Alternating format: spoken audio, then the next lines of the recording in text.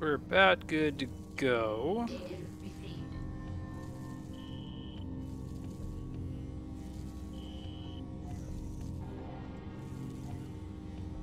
Okay, looking good. Let's do this. Metroid Prime 2 Echoes. Still in progress. It's been a while since we did this one last, but fortunately it's got a hint as to where we have to go next immediately. We've got some new skills since last we played. Hey D-Rock, how you been, man?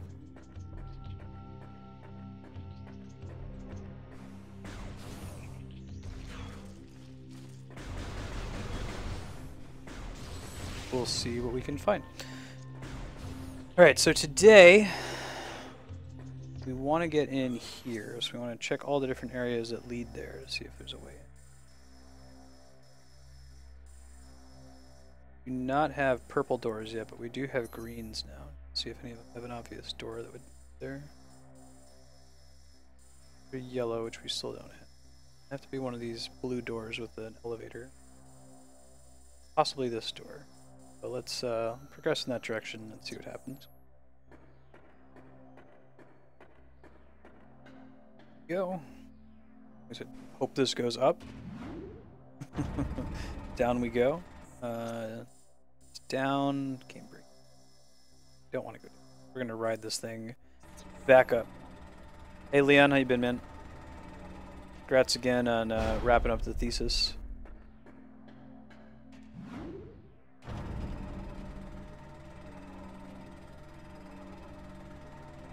Alright, we are trying to go this way. That elevator. Go left. This part of the map is pretty vertical, so I'll be likely checking the full map frequently as opposed to just using the mini-map in the corner. I know, right? I think I'm not a speedrunner.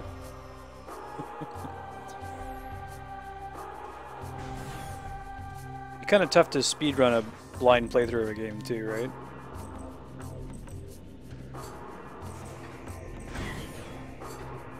Alright, let's see. Where we want to be, I think. Run across the way here and see if it lets us up.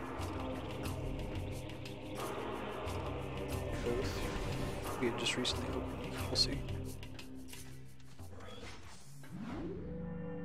Maybe we opened it but never took the elevator up? I guess we'll see.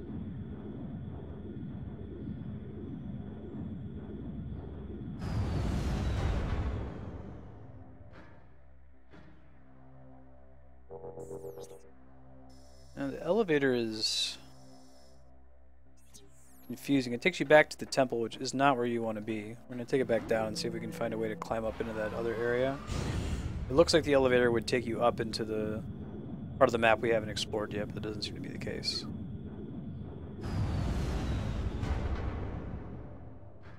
Let's take a look. See, there's like this little tube that goes from both of these directions. It's definitely not going to be that because we don't have a purple door yet. The only one it could be is maybe there's an elevator path over there that we're missing.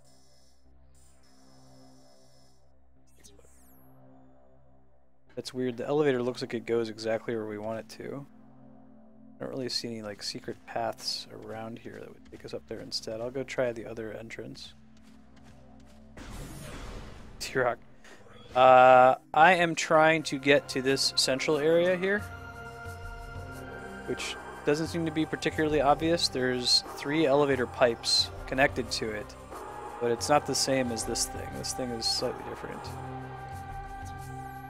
And I think I've been stuck here for a little while, so I would happily welcome a hint just to get on with the game instead of running back and forth in this area if you remember where I'm supposed to go.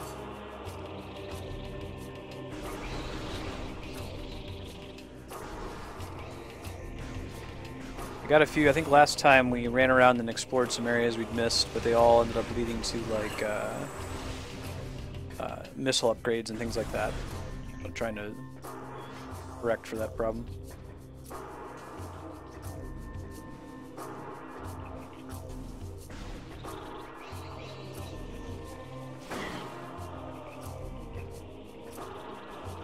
go.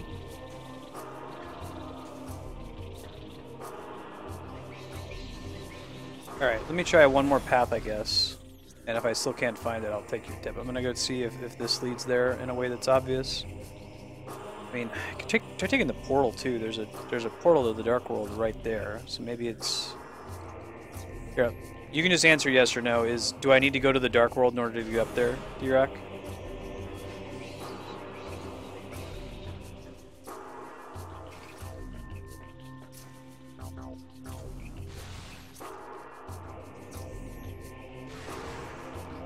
Go.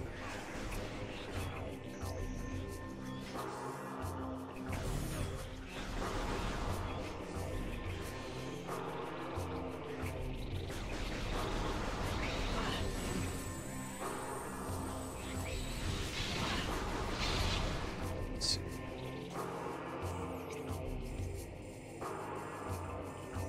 Left? Oh, we can't. That makes sense. I'm gonna keep going towards the one that has a portal in the somewhere. I'm gonna go right. No Dark World. Okay. Well, let me try this last thing, and then I will take a hit. I feel like this one's trickier than either Metroid Prime or Corruption. But that could just be because this is my first time playing it and it's live, you know? Prime, I got stuck in a couple silly places, but I ended up making through it okay. Right, so like, I go in here. This appears to be moving in the direction that I want to go. Right, and there's an elevator, but the elevator appears to take me to a completely different area. Like, it's just called Temple Transport. I don't want to go to the temple, I want to go to this other area. Oh, we'll ride it up. And I'll go ahead and take your tip, D-Rock. What am I supposed to do here?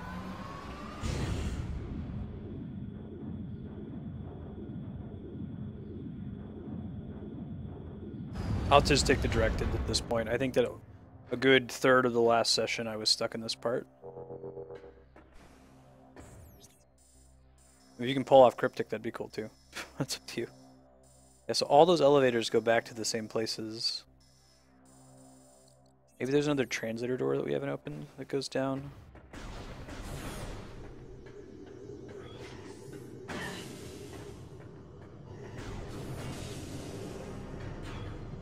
Are you serious?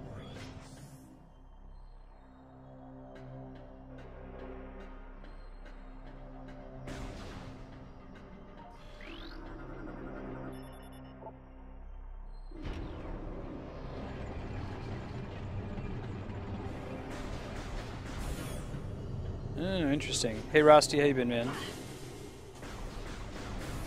I'm gonna want to take this later. This goes to this new sanctuary zone, but I don't really want to be there. That's where I save my game, so I'm just gonna reset and load it. Otherwise, it's gonna be about 8 minutes of backtracking.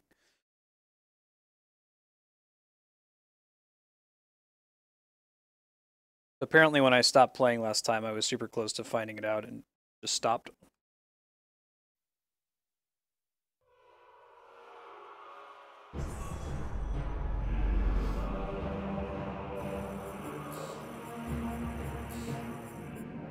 Doing well. Happy Friday. Forward to a chill weekend. Had a pretty good evening last night. Playing Secret of Monkey Island. Forgot how much I love adventure games. Hey Burner, how you been, man?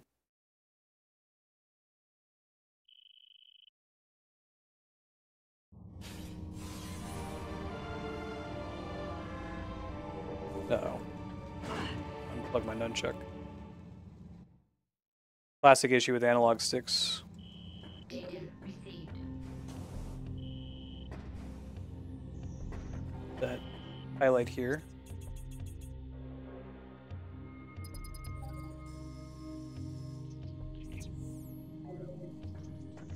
Oh yeah, and pretty much that whole series of games got me. All of the old school LucasArts adventure games.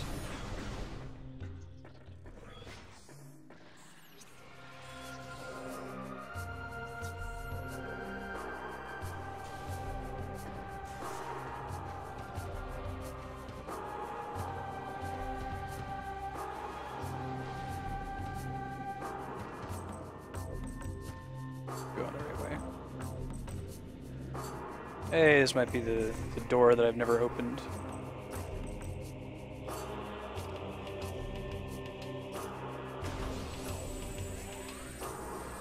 Take a look at the map.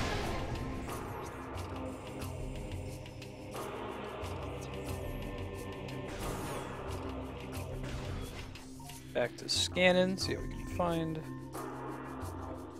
I feel like we've been here before, but maybe this is the new thing right here.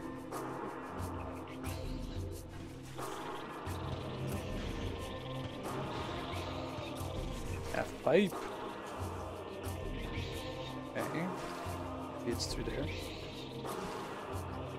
Could be the thing that's confusing for me is that you need to go through these little morph ball tunnels to get there, and they're not all obvious where they're actually leading you to. Clearly they don't show up on the map. Oh, I see. Okay, I get it. Got it.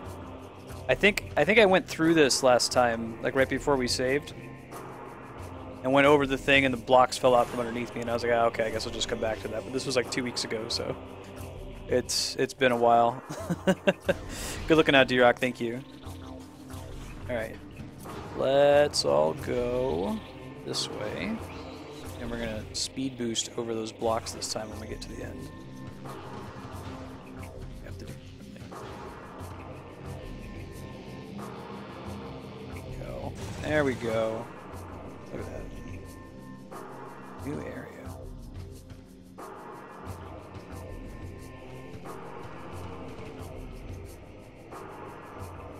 Thanks, man. And then we get to skip the purple door. See, that's the trick. That's the rub. There's really nothing on the map that shows you that's what you're doing either, and it's probably going to be the purple weapon when we get in here that lets us get out of here. Alright. Scanning. There's a cool scanning stuff. J-Gunk. The 4th Sentinel of Ether. J-Gunk was Sentinel when the Ing brought war to Ether. He died in battle while defending Greek.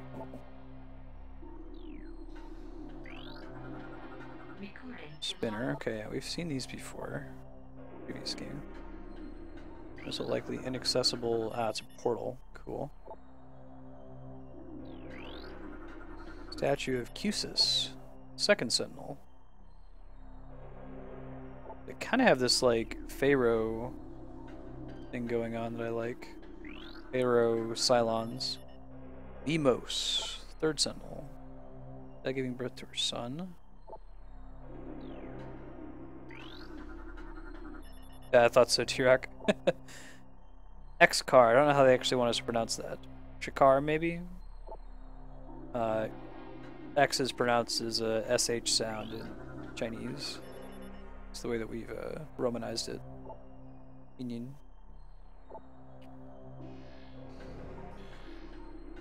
See someone whose last name is XU, it's not Zoo, it's Shu. Child will be pressed into combat duty. Wow. That's pretty scary. Game's pretty mature themes for a entertainment system. We gotta pull all the spinners, I guess. Ah, it's a puzzle.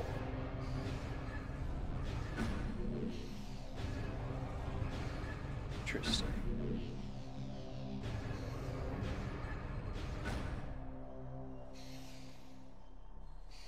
Let me try to see what it is I'm actually doing here.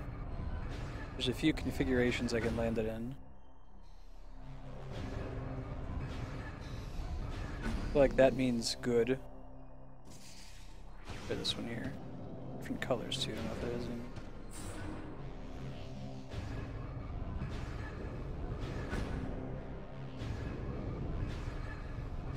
Cool. This one.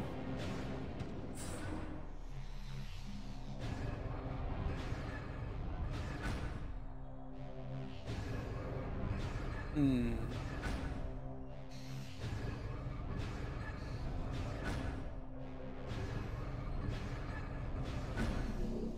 Is there one more of these? I don't remember if this is one we already did or not. Fortunately, they're color coded. That makes this a lot easier.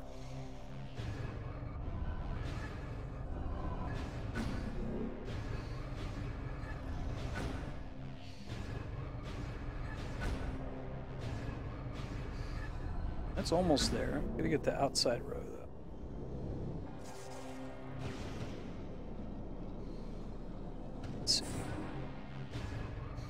So let's just start by getting the outside row, since we can't rotate the outside in any other way other than this one. Expecting I need to light all of them up, but I'm not 100% sure if that's right yet. That's a cool pack. I don't want that. I want to follow the same logic though here and do the... I want to do like outside in. Hold on. This one might do the row that I'm trying to get at. Yes, it does. Okay.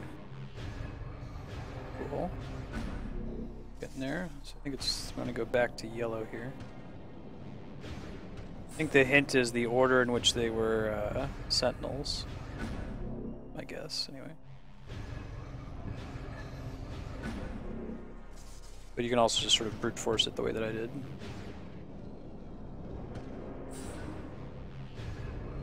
There we go, look at that.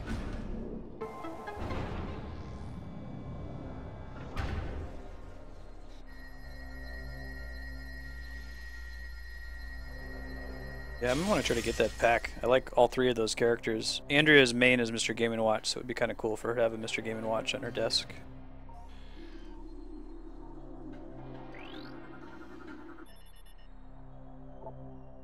Entertainment chamber. Sandbat's just chilling. Why this one is a different color? Oh, okay, because it's offline now. Sure. Seeker launcher. It's new. I have no idea what that is. Sounds cool though.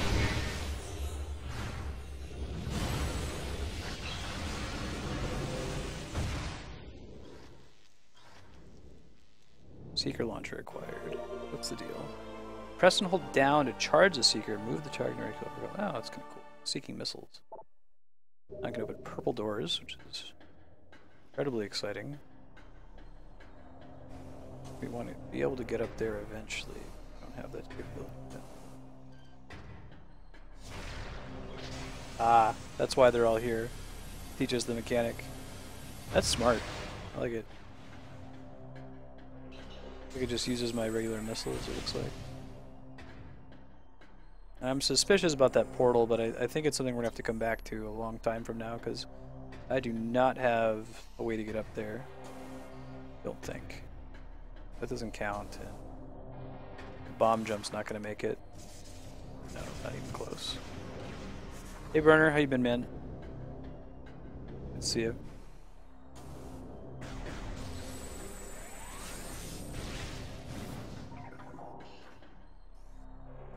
Seeker ourselves out of here. Interesting how they make do with a small amount of Oh, I get it. That's cool. You notice that was around the door. Cool, thank you for confirming that, D-Rock. I'll come back later when I get some kind of feature that lets me do that. Hey RJ Mercado, good to see you again, HDL, how you doing? Alright, let's see. We are now able to go anywhere with a purple door, which there are several. The one that I really want to go to is that new zone I just unlocked, so let's try to go in that direction first. Hey, buddy. I think I'm just going to have to walk there because I can't get back into the morph ball room that I took to get here in the first place. I already scanned all these things. Go ahead and hit save point. Awesome, HDL. Yeah, I'm playing on the trilogy version. I played Metroid Prime 1 and 3 before, but I've never beaten, or I've never even started Echoes. This is a blind playthrough for me.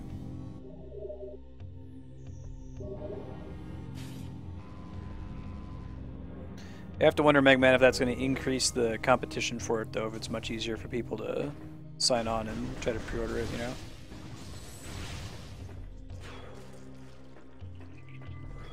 I'll give it a try if we're not streaming at the time. Okay, although that's not super critical if I don't get it. It would just be nice to have Game & Watch since it's my wife's main. Yeah, good looking out, Mega Man. Let us continue. This goes down, so we're going to skip it. We learned that lesson. last time. In-store only? Oh, gross. Alright. Retailer exclusives, man. Make me go bleh. The reason I don't like in-store exclusives is they're very anti-consumer. Like, and they try to advertise them as though, oh, it's so awesome, you know? Like, no, it's not. This only benefits those brick and mortar stores. It doesn't benefit, like, gamers in any way. I don't think I want to take that elevator. I think I want to go to the new zone that we just unlocked. I just got the Seeker Missiles HTL, but I should be able to figure it out. I'll ask chat if I'm stuck and need any help. Just got past the part I was a little stuck on. I think we should be okay now. Let's go right here. Ugh.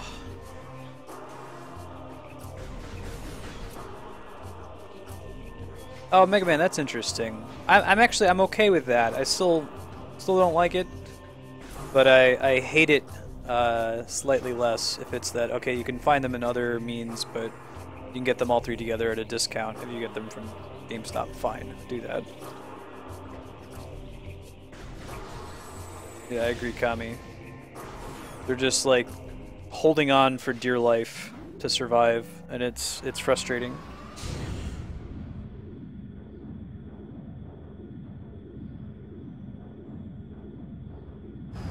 Cool, HCL.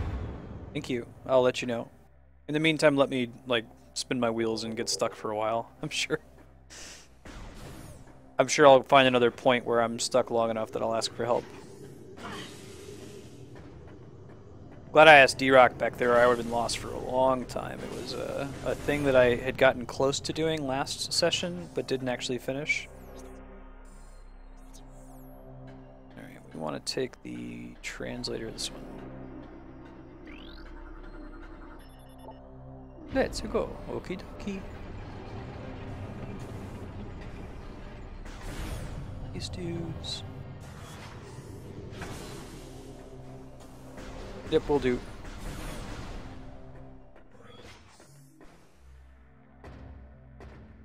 Yeah, the one thing I'd really like is if I have the right idea but I execute it wrong. That happens sometimes in Metroid. Just say it. I'm not gonna get mad. Like, you know, if I say out loud, oh, I think I have to shoot a missile at that door, and I shoot the missile, but I'm like a couple pixels off and the door doesn't open, you can say, no, that was what you're supposed to do.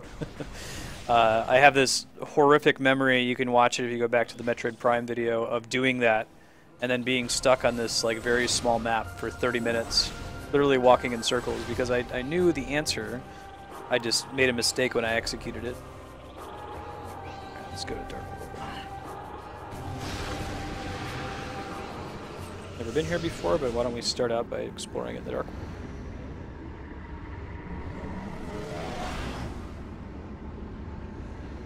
Yeah, Pixel Hunter, exactly.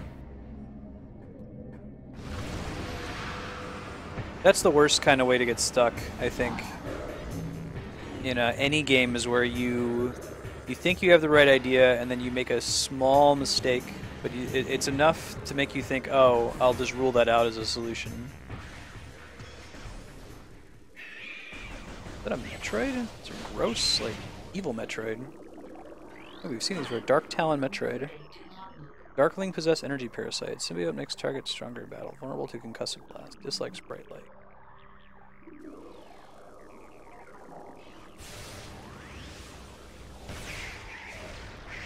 Stun it.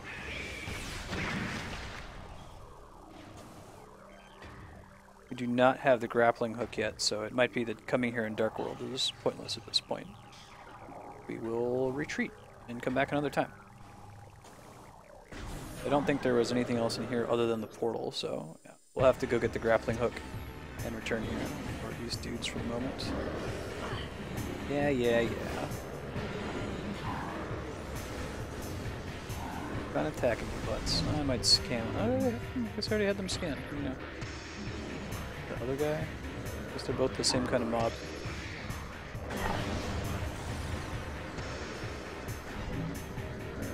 Oh, don't knock me off the wall. There we go. There we go. Yeah, I downloaded the Smash update, so we'll be ready to go at 4:30 today. I didn't get any of the DLC. I saw there's that broken me sword fighter combo. Did you check that out?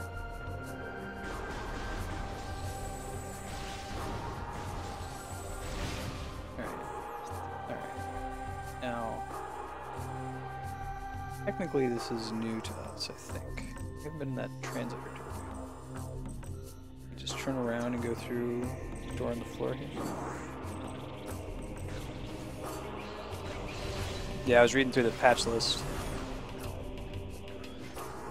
Ganondorf's down B breaks shields now. Pretty sweet. Not present in the visible spectrum or current time space. That's interesting.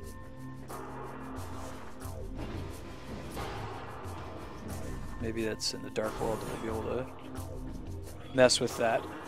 Let's keep going this way. Question mark. If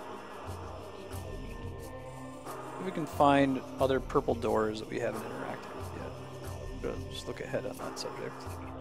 Go to the world map. Let's see. Corvus Bog. I mean, it looks important too, not just like a missile upgrade or the like. There are purple doors. There's plenty of places we haven't been to in Corvus Bog. One of them is a pretty big area. Yeah, why don't we go there?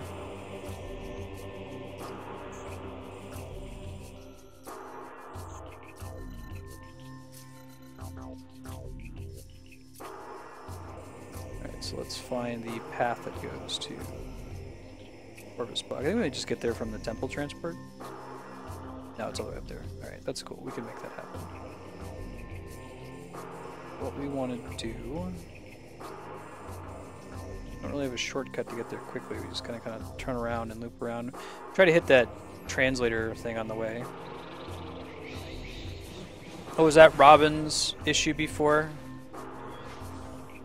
Wasn't really privy to Robin's strengths and weaknesses.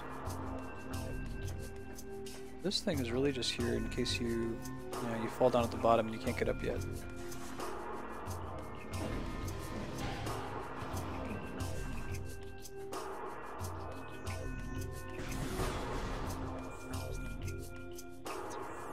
This whole area is not one we can do too much in right now. Check what's in here.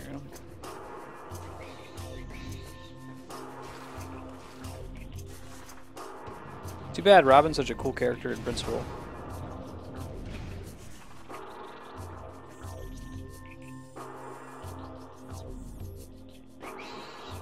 Oh, there's a missile. That's the point. Yeah. Take that. Missile upgrade, I mean like a dead enemy that drops some missiles, but not that exciting. That's the way we just came from, so I guess that's just kind of a shortcut. Get you back up top. Let's go back in the full area.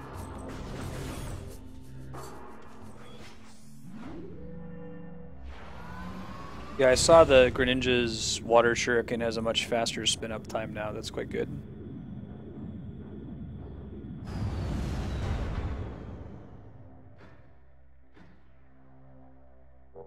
Ness didn't get too much, or at least he got some skills that I don't really use anyway. Alright. I think we want to go... I'm going to go to one of these. We want to go to the one that gets us closest to Torvus Bog, so we want to go left.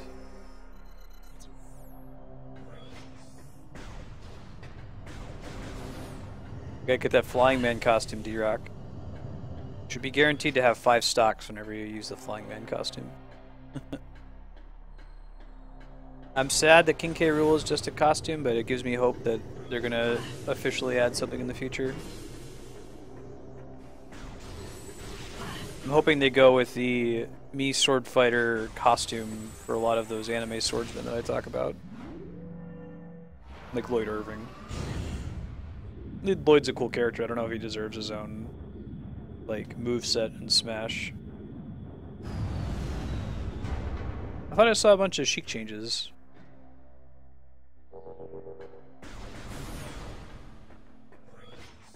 Okie dokie. Smoky. We'd go and see what the deal is with that translator bell. think it's anything important. So instead, we're gonna go to Tortoise Bog. That's Aegon Waste. Well, is there a purple door in Aegon Waste? Because it might be interesting to go check that out. If, regardless, please.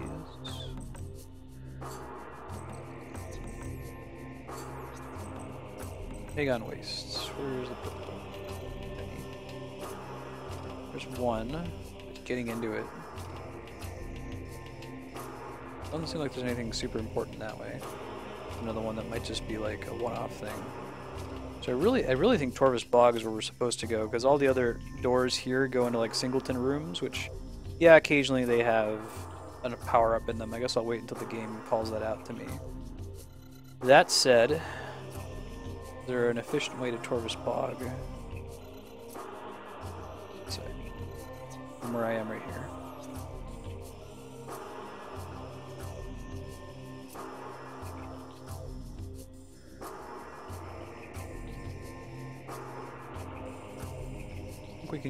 We can go back up to the temple and then turn back around to get there more quickly than if we run all the way there. I have been to Torvis Bog. I'm on my way back there now that I have the purple weapon.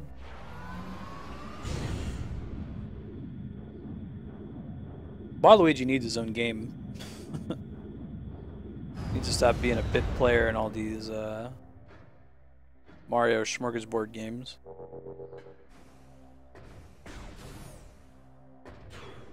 Okay.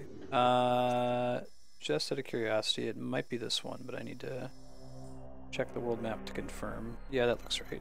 It's moving in the same direction as the Torvis Bog.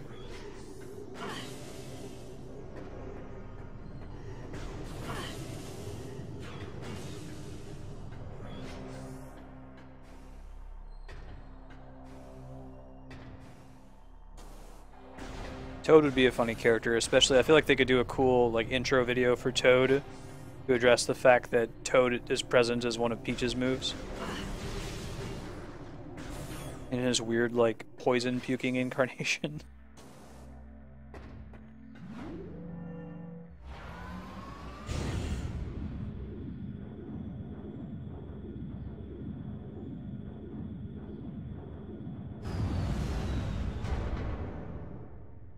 Right.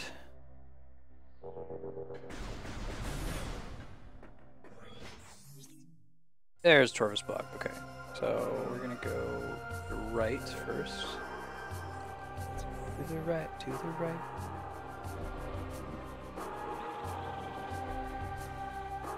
Downstairs.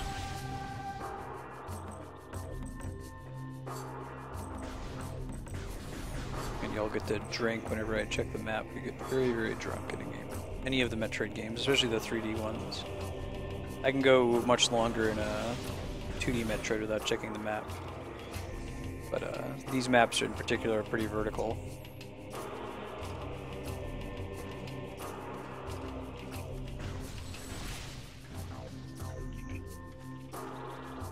Do you think Smash 5 is really going to be a thing? I get a feeling they're putting their chips in and making Smash 4 their platform and just patching it all the time.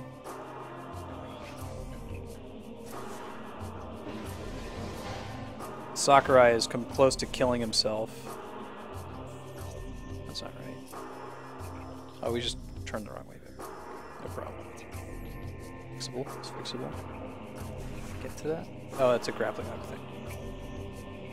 Just fall to your death if you jump there.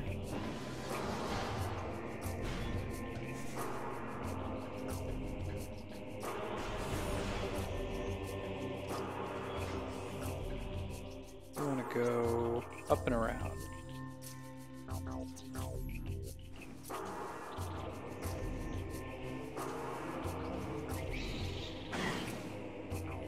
Because they keep giving Sakurai money for it. He can work 12-hour days every day till he dies. He'll sleep when he's dead. This is a problem for the Game of Thrones TV creators. HBO just said that they're wanting to do at least 8 seasons, and they want to do a prequel season afterward. And like the creators have been working non-stop all year round, whether the show is on or not. Marth got a bunch of buffs. I feel like they're like, man, Marth's supposed to be strong, and Roy being stronger than Marth isn't right. So let's just buff him up a bunch to make up for it. Alright, now we're back in Torp's box.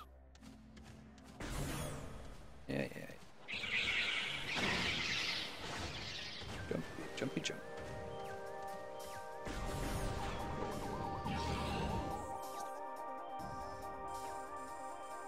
We actually don't start down.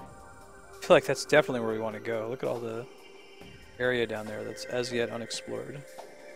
Well, there is a purple door there.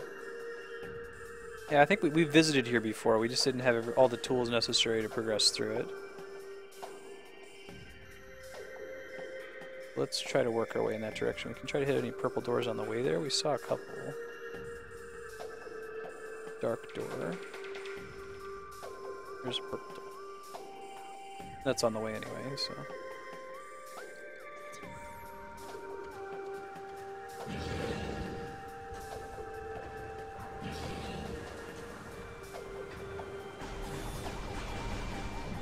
I think the problem is with the players, not the character, HDL.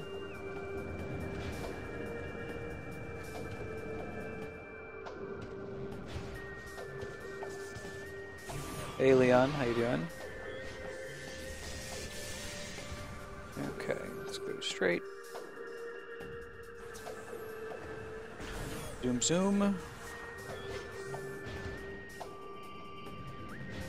Pretty good feeling about this. I'd say I'm really feeling it.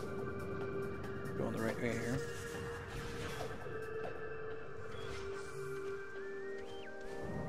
Alright, first things first. Can we get to the purple door that's visible from here? The answer should be yes.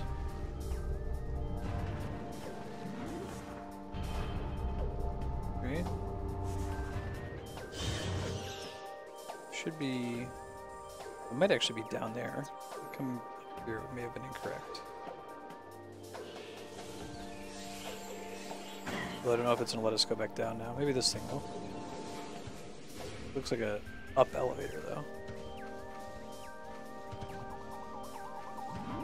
Oh god, that's not good at all. I'm surprised you're having replacement issues too. That's really shitty. Right, so I think when I took that pillar to come up to the top here, it was... I don't think I can reverse that decision. Oh, maybe I can. I just had to move far enough away from it. Yes. There we go. This is where we really want it.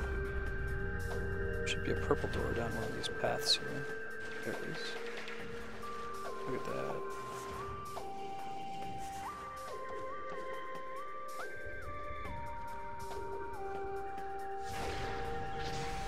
Well, I think there's a difference between, like, what everyone plays Smash at and what, like, the professionals play at. I think that's really what Kami's getting at, is that no one's going to be professionally good with Greninja because he's flat out worse than Sheik. Doesn't mean don't play Greninja if you like him. You know, play whatever characters you like. Samus is pretty low tier. If you like Samus and you're good with Samus, play Samus. Just don't expect to place in the top 8 at EVO or whatever.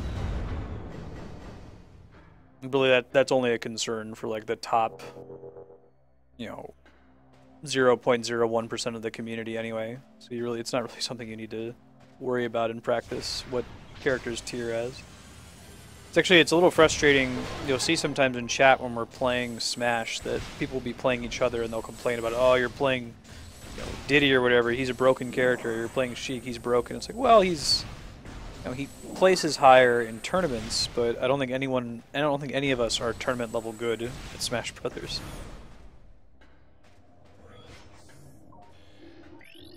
All right.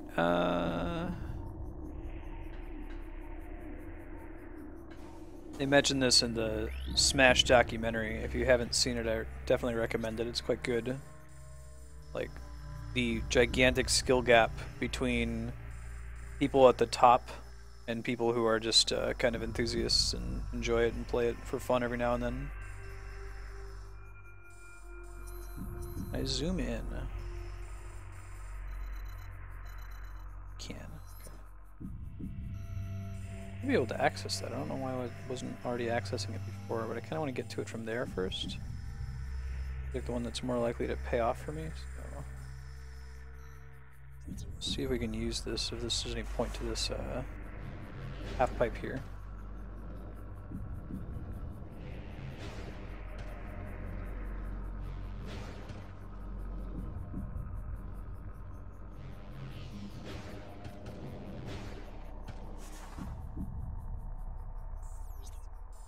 I still get worried if someone's playing Sheik.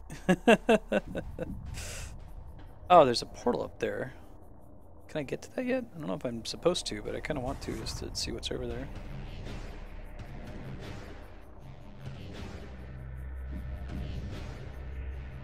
Totally get up there. I just got to time it right.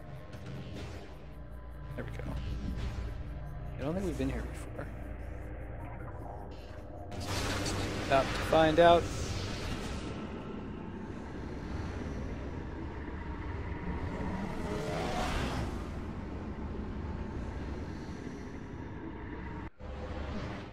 I feel like we've been here before, we just haven't gotten the missile upgrade, and that's the whole purpose of this.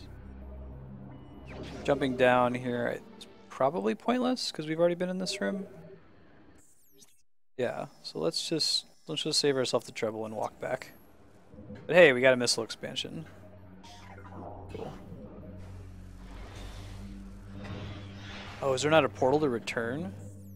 Interesting, it's one way. Okay, well that makes sense though.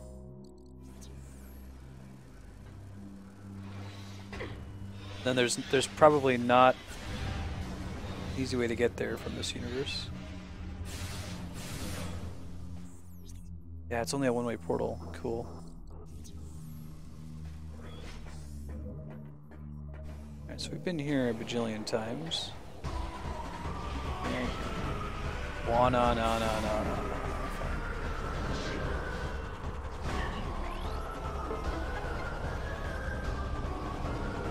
It's the one where you use the console to energize the portal, but after this, all the ones you find you can just access with your gun.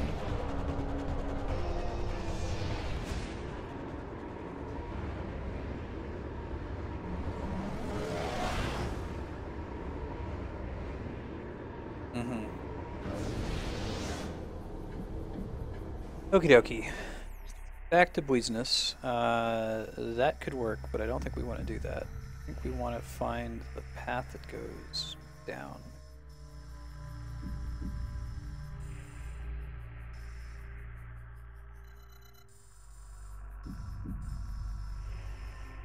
How do we transition to a gun?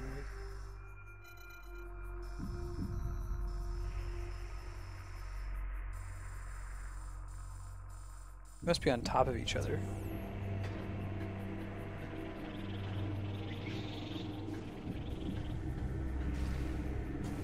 Main Ness.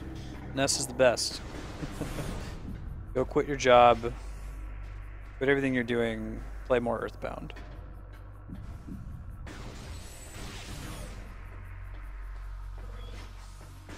Oh, Ike is interesting. That's a big change from Sheik.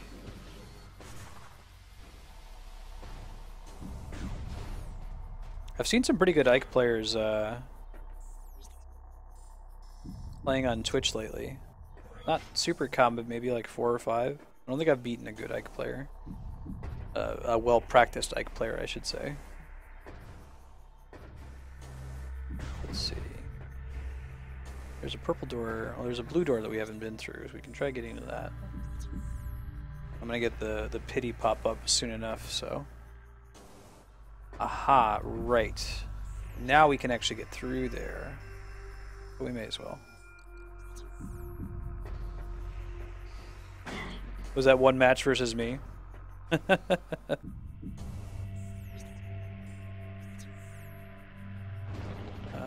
this way.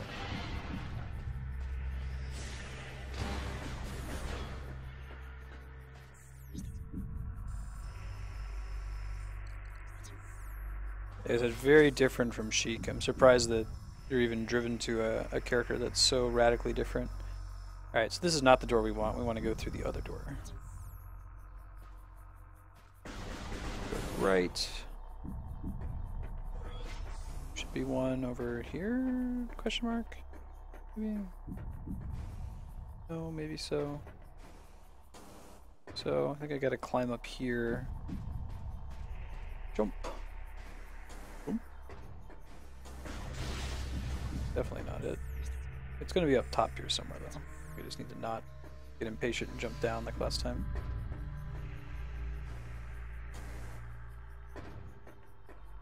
I wish I could like mark the map in some way to be like, hey, this is the wrong door.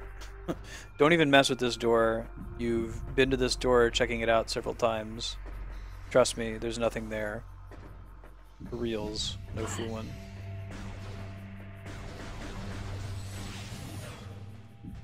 Guess it's a quality of life feature from Silent Hill 2 that I'm missing in Metroid of all games, where like in Silent Hill 2 if you get to a locked door that's like busted, it just puts a little X on the map so you don't accidentally waste your time with it. Kinda nice.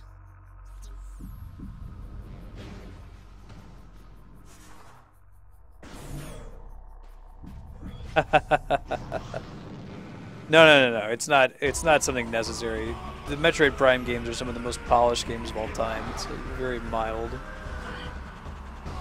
comment.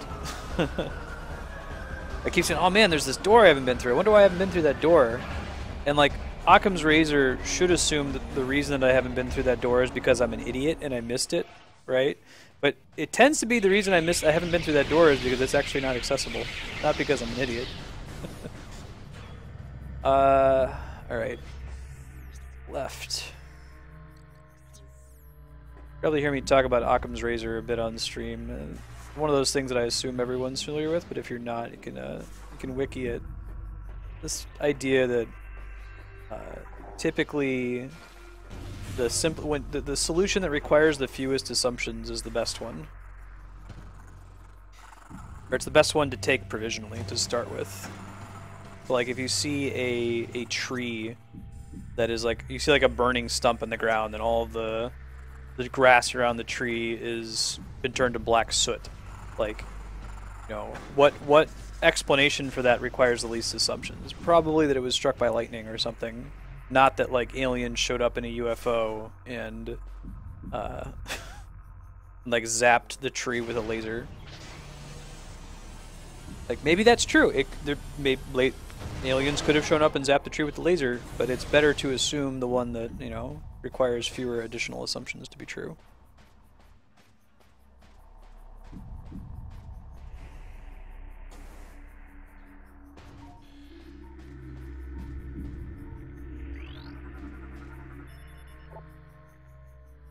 Okay, so that's to get back up.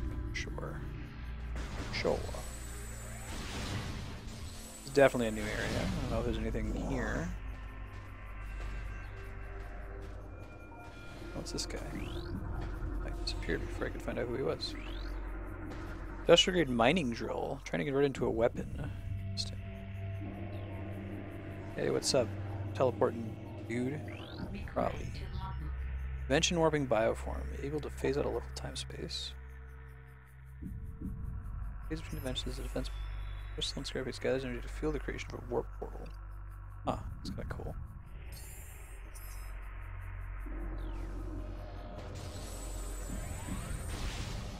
Oh yeah, D-Rock.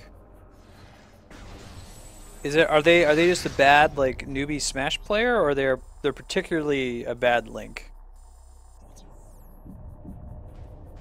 Because those are, you probably can't tell the difference, but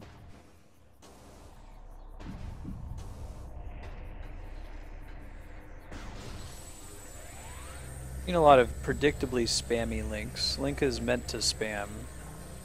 Called zoning, covering the map with projectiles. Let's see. Just go use this. Scan the guy next to him. What's up, Dead Luminoff, bro? 1.4 centicycles. It was blind, possibly from birth. Damaged cybernetic augmentation is present. Oh, that's so cool. He had a supersonic device to see the world around him. Just little bits of flavor. Oh, interesting.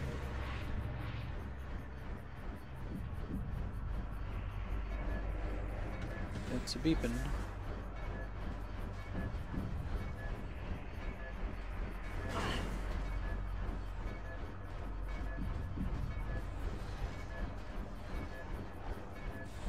means that it's eventually going to run out. So whatever solution I have to use here has to do with it spinning. And I can't, like, activate it from a distance, so that's not part of the solution. Let's see what else is in this room. Bomb slots. Is there an easy way to get into the room with the bomb slots? Huh. What is that? Dark burst? Ooh. I don't know what that is, but I want it. Okay. Hold, please. Wonder if the Luminoth being blind is more than just a nice little flavor thing. Yeah, basically, Mega Man, the guy was Daredevil. Daredevil Luminoth. Luminoth.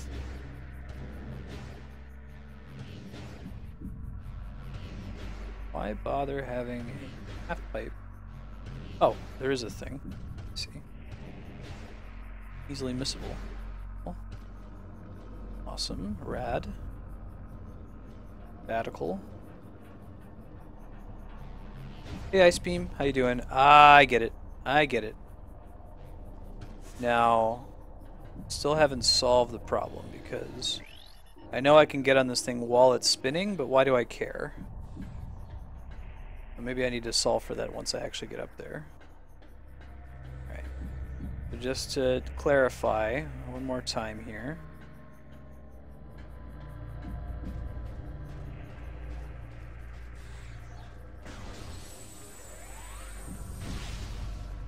Ice Beam, do you have a favorite Metroid?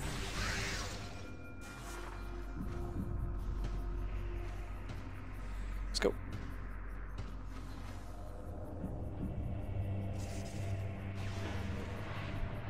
May have asked you that last time. Was it like June you were here before? It's been a while.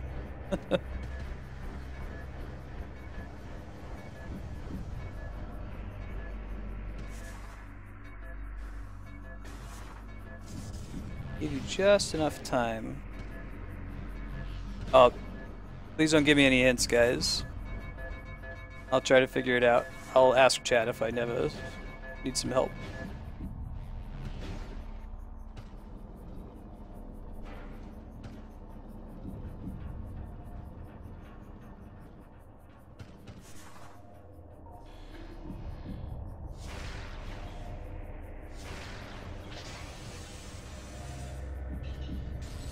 Good choice. Mine is Super Metroid and Zero Mission, I think, are tied. I think that's what I have to do. I have to get there in time to be able to land while it's still spinning, but what it's doing while I'm spinning, I'm not sure yet. You're good, HCL. Thank you for the help, I appreciate it. Yeah, if I want a hint, I'll be like, hey, chat. Or hey HDL or hey D-Rock. Yeah, what do I do here? Ah, bollocks. I think I want to start going the other way next time. No! Okay, we'll have to start this one over. We're not going to make that.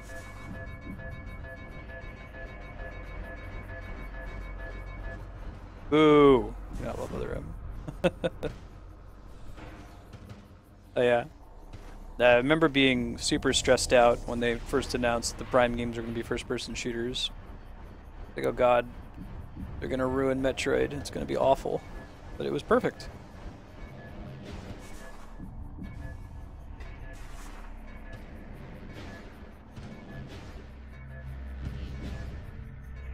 Going. There is that thing to scan. We can check that out here in a second. I guess we don't have enough time for it. Well, let's go try scanning the thing.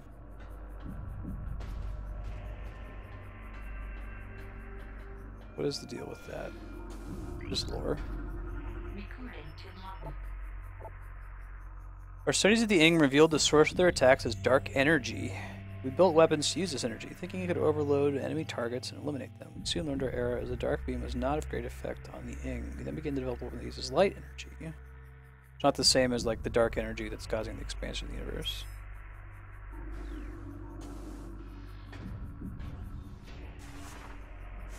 Oh yeah, I just picked up Binding of Isaac. Oh, we might need to use this. Let's see. Just picked up Binding of Isaac for the 3DS. I had played the... Oh, this is what we needed. Okay, let's see what this does. We might need to be able to like come in here and power this once we've got it spinning. Yeah, so while it's spinning, we got to do that. Got it. Solution found. Anyway, I picked it up for the new 3DS, which is really nice to have it on that console because it's the kind of game that's fun to play when you're just traveling. You can boot up a game and play it real quick.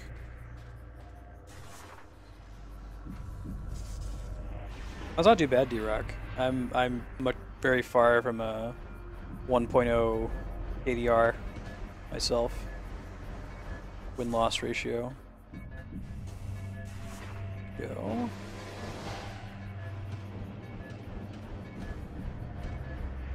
Okay, this should make it happen. It's gonna drill through something here. Yeah, there it is.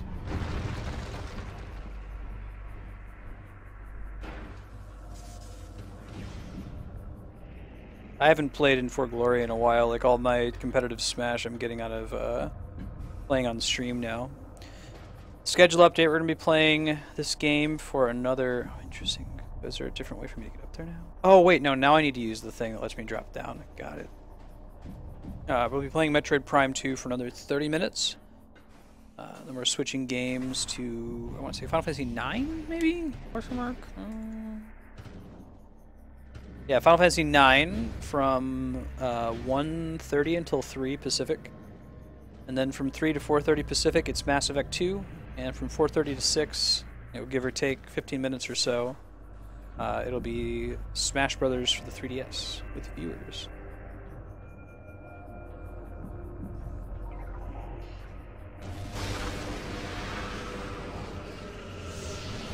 Yeah, I'm not very good at Smash. I'm good enough to, like, probably keep myself from getting too stocked. That's about the extent of it. And it's not always true, depending on who I'm playing. I think that's the way I'll start describing my skill at Smash. Like, I can probably keep you from too stocking me, but that's about it.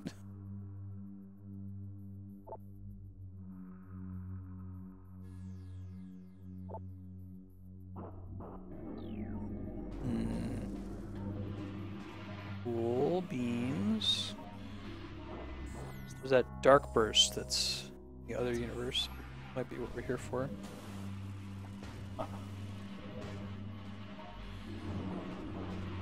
It's a conveyance there. Having enemies fly out of that wall makes you interested in the wall and wanting to explore what's back there. So let's do that.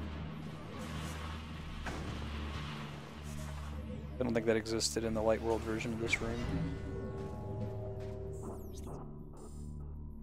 Dank Burst. Yeah, I don't have it yet. I'm excited to find out what it is.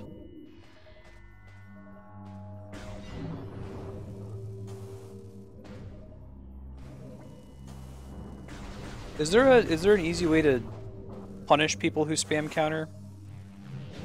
I learned the other day from folks in chat that the best way to punish people who spam dodge roll is to like down smash or up smash, depending on your character. Aha! At last, at long last, we finally found how to get to this stupid thing. It's been a really long time. I've come back to this door probably 20 times in this playthrough, thinking, oh, look. So dank. Got your dank pit amiibo? I'll have to start subbing in dank for dark for... Well, I mean, how many games use the word dark in it? Link to the past when you gotta go to the dank world.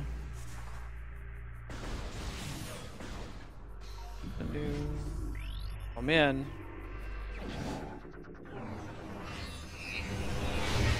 What does it do?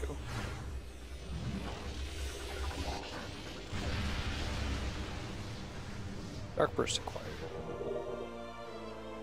Uses 5 missiles. Using the Dark Beam, press and hold A to charge and down to fire. So I'm guessing this is comparable to some of the, there's like some bonus weapons in Metroid Prime 1 that you don't need to beat the game, but you can find them. I guess we don't really need this. Whoa, cool. Makes a little singularity. Pretty sweet, man.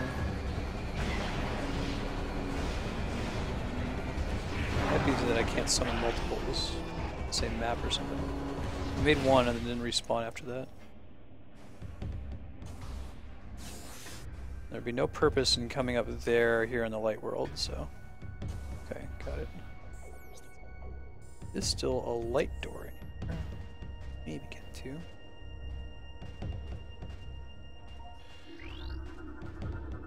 Denzium. I don't remember what Denzium is. Try all the explosives. Those are my two guesses for Denzium, so. Must be like power bomb. We'll remember that.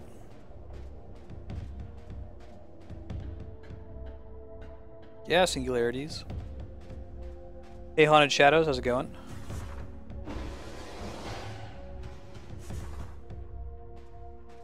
I am okay with you telling me what Denzium is supposed to be busted by. I'm bad at remembering what the different materials are and what's supposed to beat them in this game. I appreciate the effort to describe those using flavor in the scanner instead of just saying, oh, use morph bomb balls on this, or oh, use missiles on this. Much, not much. We've been here before, because that looks like that's like secret energy tank material up there. If we can pull off the morph bomb jump, try going up there.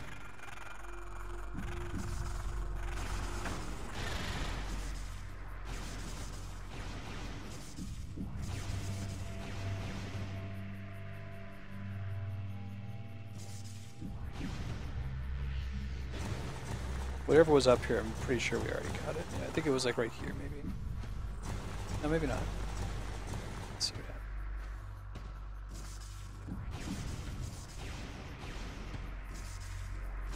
happens. So there was something there. Let's see, is it even marked on the map? Denzium is power bombs. Okay, thank you. That was my guess from the way the wall appeared. It was good to have a confirmation. Alright, let's keep going. Traipsing along. I don't think there are any other purple doors here. Can't do yellow yet. We could go check out that green room, but I'm guessing it's not anything important. I guess what else would we do? Go to the temple grounds. Go to Torvus Bog. Let's go to Torvus Bog. Pretty sure Torvus Bog is where progression is at this point in the game.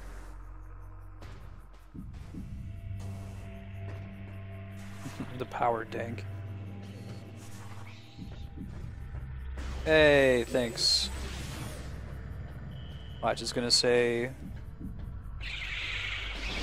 Bet you it's gonna say that it's in Torvus Bog. Right in this underwater area that we were trying to get to.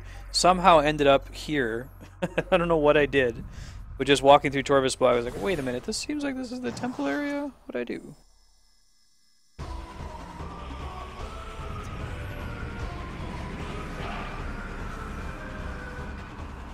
Ah, cool, HDL.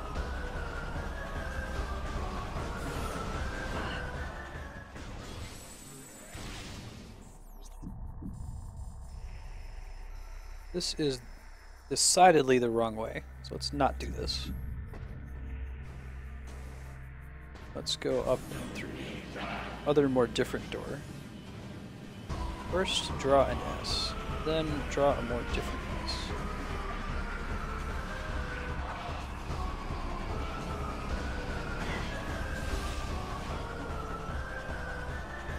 This is just dead end.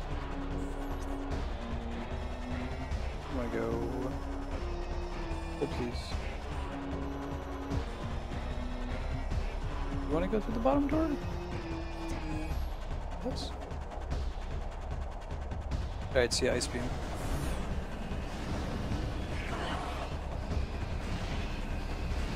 Banky Kang. I'm sure there's been people who have named their character like Expand Dong.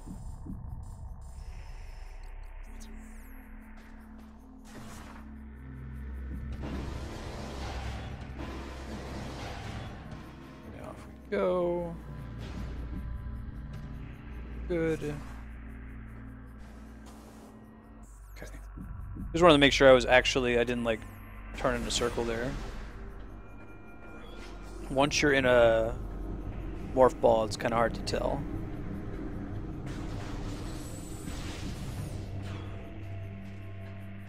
Well, that's why we couldn't fire another singularity. We ran out of dark juice. Oh, I see what I did. There's an elevator up there. Expand Kong, nice.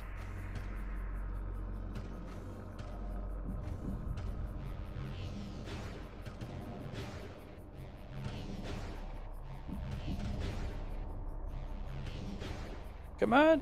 Oh! This password.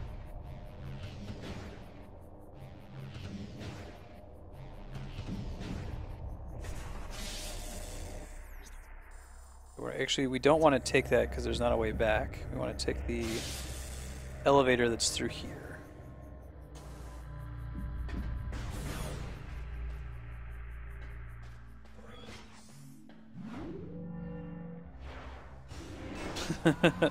Yeah, no, you can get ammo back by using the opposite ammo on something.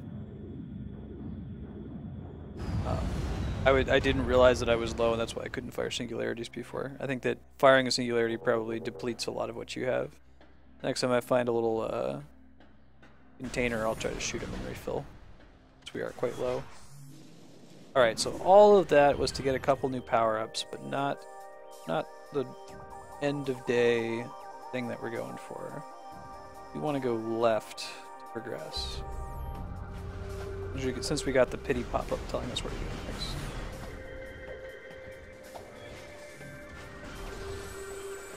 Yeah, so like if I kill these dudes with the light beam, they are more likely to drop dark ammo.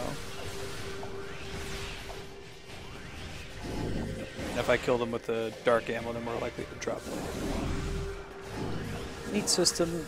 Kind of glad it didn't stick around for corruption. I feel like limited ammo should stick with missiles in a Metroid game. They're gonna do it at all. Missiles are interesting as a limited resource.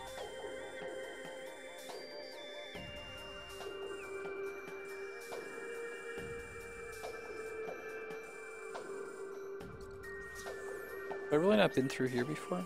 It seems like that's not, well, there's two areas we haven't been to. I guess we may as well explore if we can get to them. Oh wait, no. This is where we got the half pipe skill. The morph ball charge. So we don't want to do that because that's just going to get us further lost. We want to go right once we come out of here.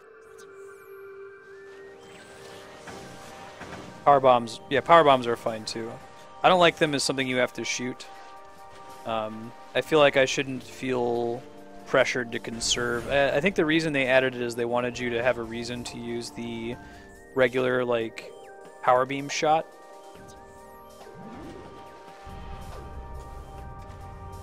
Which is fine, I get it. Like, in just about every Metroid, once you get a beam other than the power beam, there's no reason to use the power beam anymore. They kind of made it work in Metroid Prime 1, where there were certain enemies that could only be damaged by the power beam, so you'd still switch to it every now and then.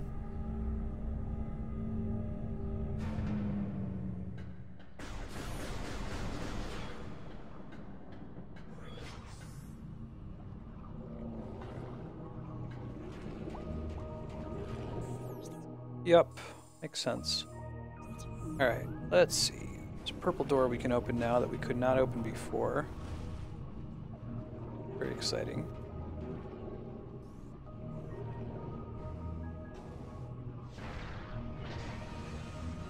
Ah! You bastard. Why you gotta be so rude? Try that again. That was super rude.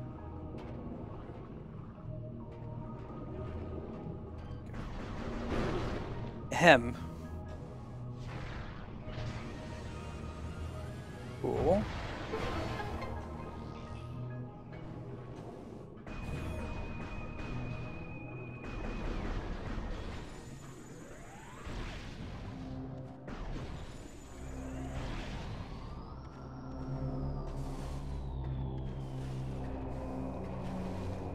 See if you run into them ever. I wonder what that light beam that was just falling around is for.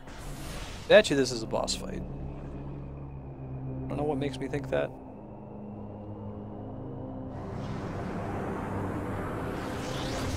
Okay. That's not a good thing.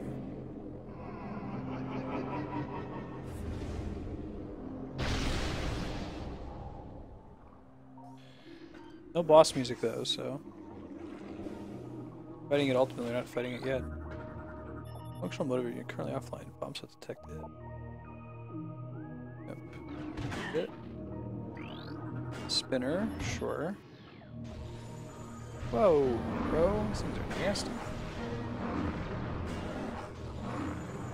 They're like way bigger than they look from a distance. I fought these things before. Must have. Put a trick on. Impervious heavy weapon is only aggravated. Its mouth, however, is vulnerable to damage. So maybe if we...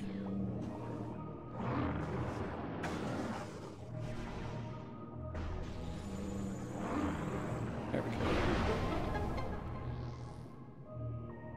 That's cool. Not usual that you have things that trigger by killing all the enemies, especially in like an aquatic room. Oh, that's kind of cool. Puzzle.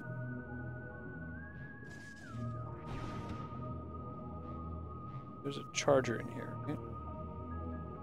Base of the statue, I think it was.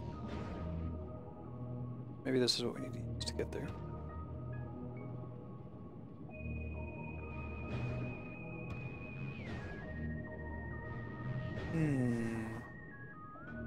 Neat.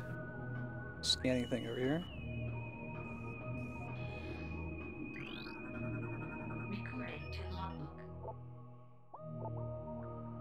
We developed crystals that brought the light of ether to the dark world. Using these crystals allowed our warriors to explore the enemy lands to bring war to the Ing. Sadly, the crystals were not enough. We needed stronger weapons and better armor.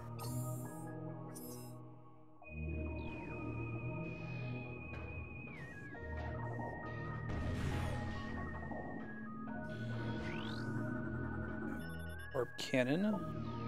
This might just be a way to get out of here. Not convinced yet that this is actually progress. We'll see. It's pretty cool though, whatever it was.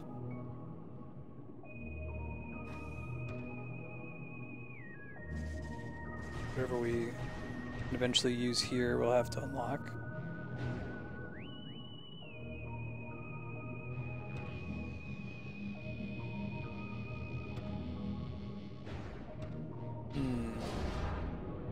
Pretty neat. So now we're up above the whole area. Storage units, right. So we can get more light energy from that.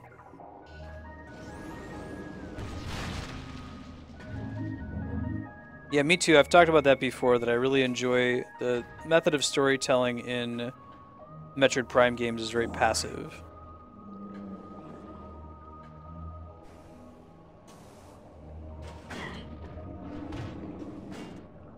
Hey Chaos, how you doing?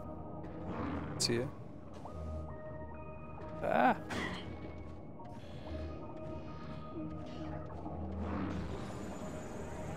Go ahead and kill these whenever we can.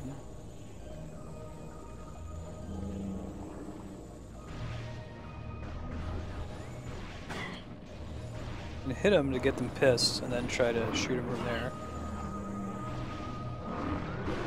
I think that's the correct way to fight them. Piss them off to get them to charge you, and then missile them. There we go. Cool, cool, cool. Yeah, Chaos. I've played 1 and 3 and really enjoyed them. This is my first time playing this one. So I am getting lost a little bit here and there. I think we're doing alright right now, though. Enjoying this one, though. The whole Dark World mechanic is pretty neat. Especially when it stops doing such an obscene amount of damage to you. Like, this game has a less of a difficulty curve, difficulty drop. Right, let's see. Try this door here, although I think this is just taking us back. There's like a shortcut to a room we've already been to. About to find out what this guy's in, apparently.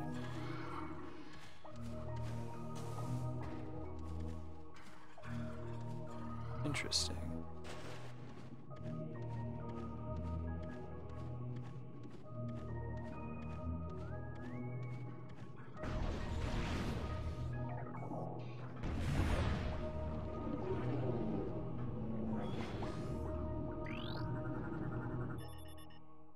Yeah, 3 is really, really good.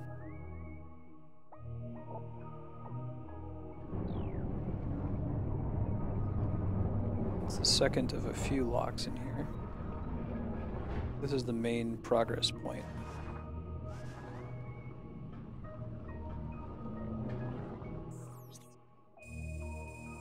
There's another door we can get to now that we previously were unable to access. I want to say it's the white door over to the left. Yeah.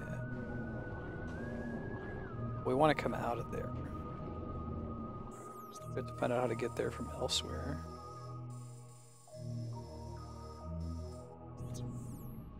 Dropping down is not an option. Did just move one of these doors that wasn't previously accessible. It may have just been a shortcut though. This one right here. I think this is just a shortcut to take us back to where we just came from. There's really no need to take that one. We can go this to go back in the room we were just in. We have to find a way to get into the room with the white door.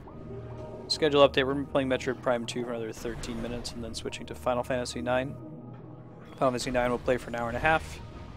We're switching to Mass Effect 2. Then Smash Brothers 3DS starts at 4:30 Pacific.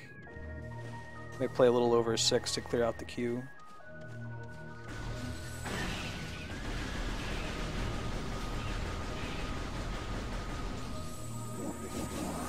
Okay.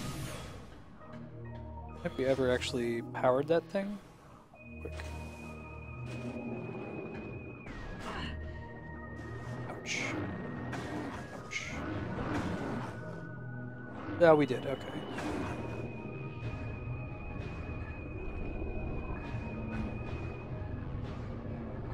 Now and then it goes blue, that's neat. This one might get us out the other door.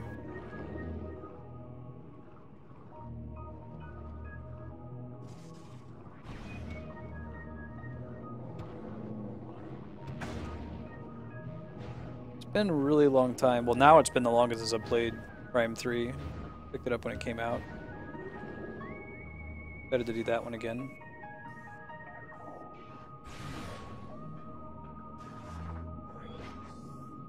We'll probably just keep subbing out Metroid games for more Metroidvania games. Had a lot of fun with Ori and the Blind Forest. If you haven't picked that up yet for PC, I highly recommend it. I think it might be on Xbox One as well. It's either on Xbox or PlayStation, but not both. It's really good though.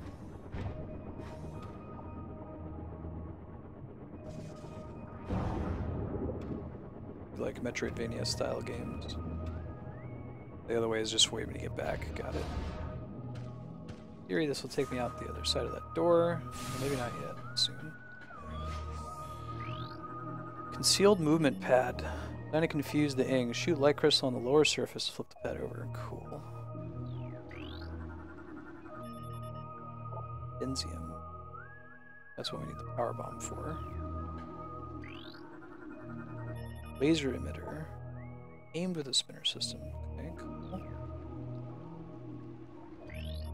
Don't remember if we have the spider ball yet. I don't think we do. This is a pretty crazy room though. A lot of stuff going on in here, huh?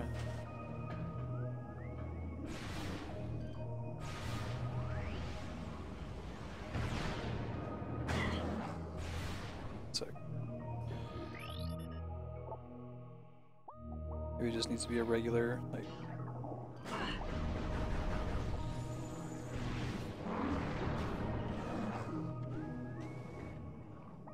Kill these things. They're annoying.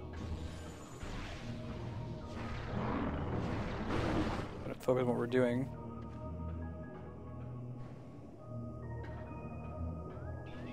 We get to Dust. Gotta do that one. Do Shadow Complex, the Xbox 360 exclusive. It's a good game. What's the crystal? Maybe we need to hit it with some. Ah, got it. Or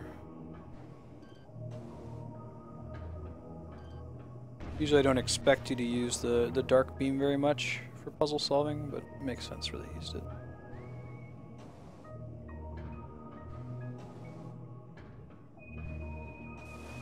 You have to do a blind playthrough of Journey as well. I don't know why I associate these two in my head. I know they're very different games.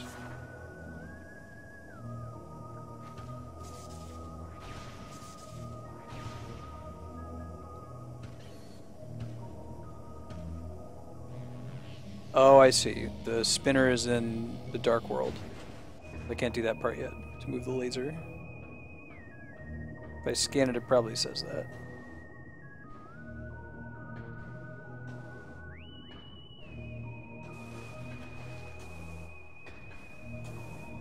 Right. Yeah. Not entirely in this dimension. Got it. Well, there'll be much more to do in this room in the future. Can't quite be done just yet. What does that do? It's a portal to... It is a portal. Well... It's like locked or something? Blast shield. A mix of light and dark energy may damage it? Weird. Alright, so we're not done yet. Final Fantasy VI, hands down, HDL. After that, most of them are tied for me. Probably 9, 4, and 5 are all tied, and then 10 and 7, and then all the other ones after that.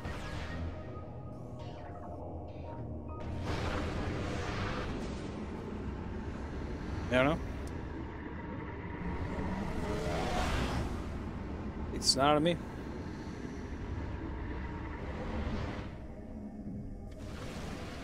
Oh, what's up, buddy? What kind of dude in here?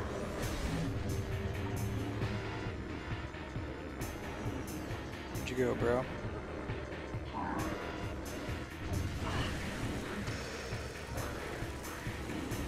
There he is, I'm trying to scan him. Finding his control crystal and deactivate. Use a space battery. Not all that exciting.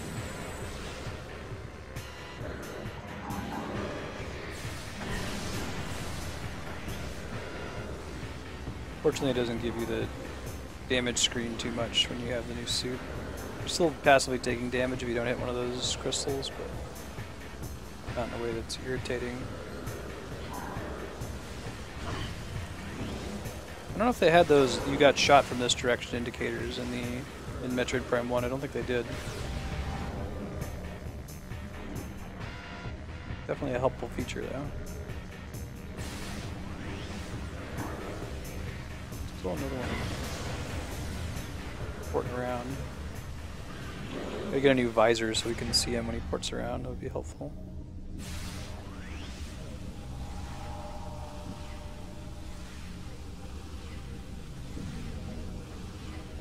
Where are you at?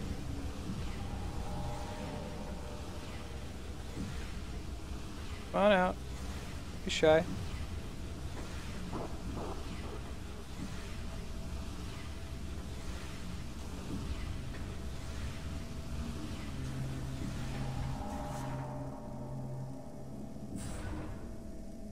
Alright.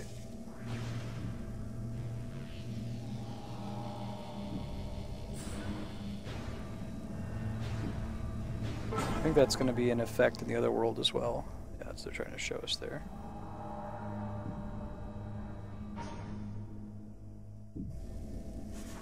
Hey, don't tell me what like upgrades are coming up because I haven't played the game before.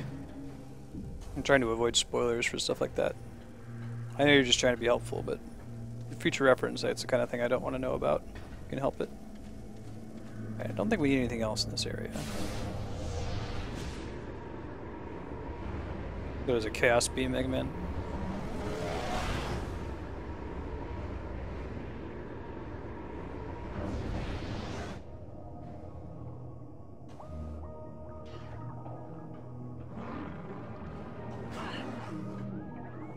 Alright, let's see. Can we get up through here?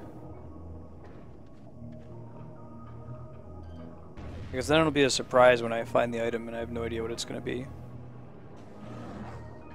I know a lot of the stuff in this game doesn't carry over into Metroid Prime 3 since it's unique to this Dark Ether world.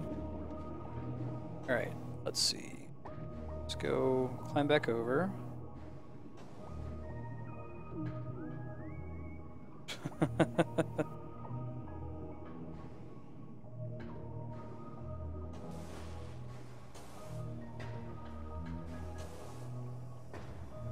I always make that joke when I see somebody with a spoiler. My wife's Ford Focus has one, not because she cares, but because she bought like a used car that was essentially a police auction.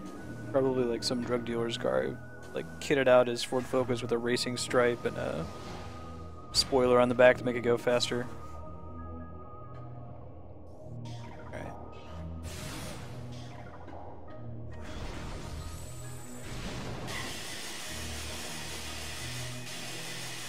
That does seem to be true. Like the standard core of Metroid upgrades persists throughout the games, but they're pretty good about keeping their unique upgrades between them. You don't really get the Zero Suit outside of Zero Mission. Right, Leon?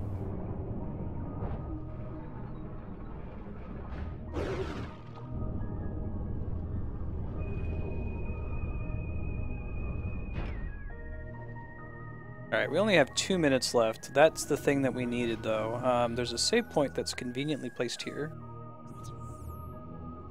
So, I think that when we play again, since we have a little pop-up telling us where to go, I don't think we're going to get stuck, because we have the whole thing set up. I'm going to go down and go to the save point, and then we're going to switch to Final Fantasy IX. Find the most efficient save point.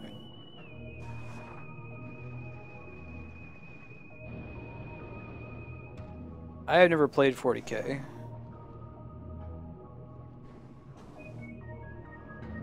I've never really played a...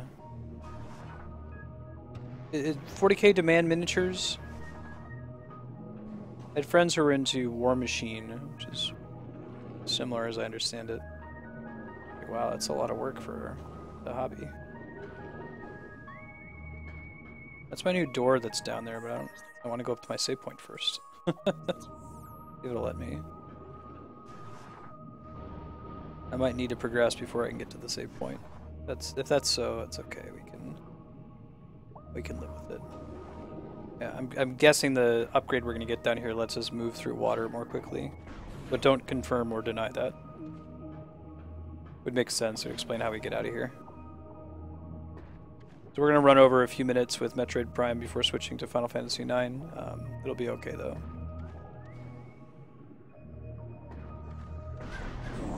We're done with Chocobo Hot and Cold for a little while in FF9 until we get the airship. We have to do a little bit more of it.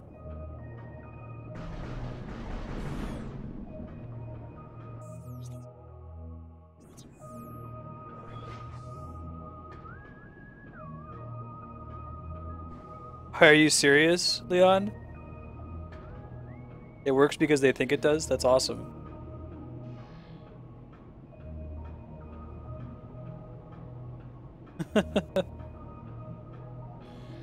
Leon, have I told you about the, or I don't know, maybe Matt's told you about this, the glow-in-the-dark mushrooms in Metal Gear Solid 3? I don't have spider ball, not yet anyway. Here's the thing we're getting. Oh no, that's a door.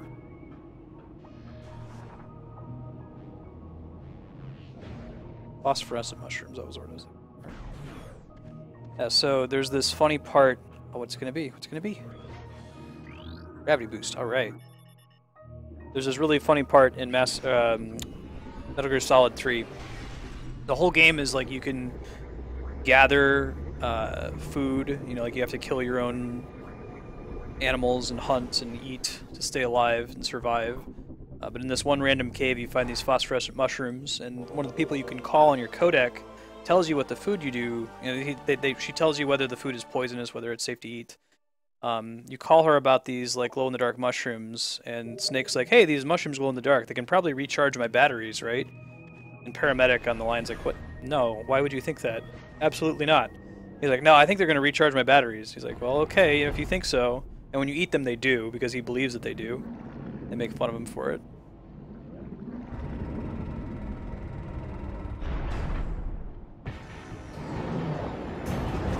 Man, boss fight.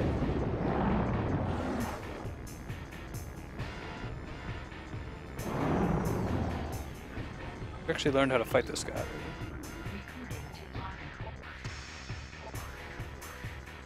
All the strengths and weaknesses of this one. You want to shoot it in health.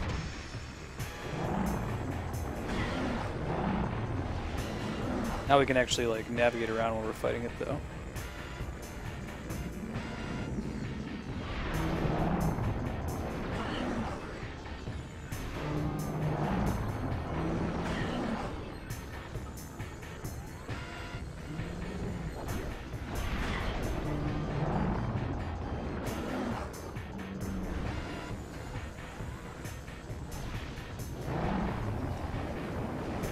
I don't think we've made that happen before. That's funny.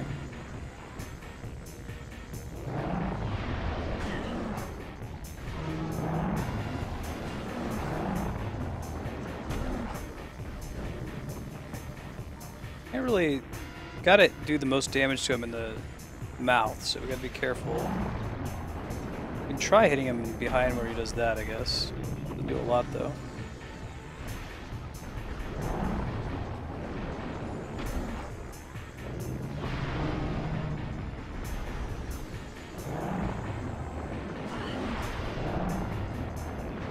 Buddy.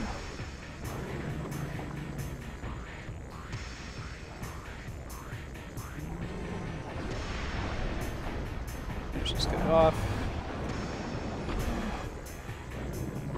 Take a tip if I'm fighting this guy suboptimally, by the way. Like, what I'm doing seems to be working, but it's very, very slow. Like, I see that I can get him to charge into a wall, which is the most, like, classic video game boss mechanic ever, right? Maybe it's the charge one. Yeah, it's probably that one. It's silly.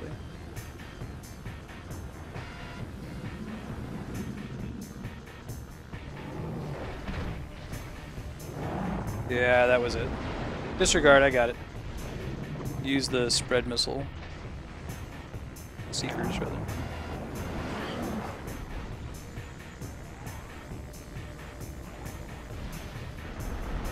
I can get some more missile power-ups. I wasted all my missiles on super missiles. I haven't tried bombing him now.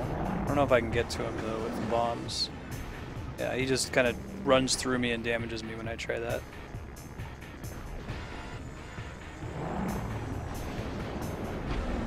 So I know what the answer is for the future if I ever have to fight him again. The answer is, use the seeker missiles. Don't waste your super missiles, they're not as good.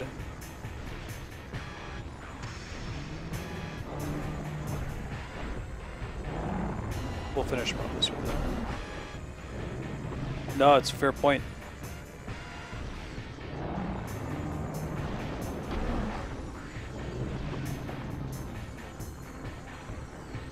You can pre-piss him off, I think, is part of what you want to do here. Like, when he gets stuck in a wall like that, you can shoot him to piss him off, but you still have time to charge up another shot. He's just automatically going to come attack you. Yeah. That's what you gotta do.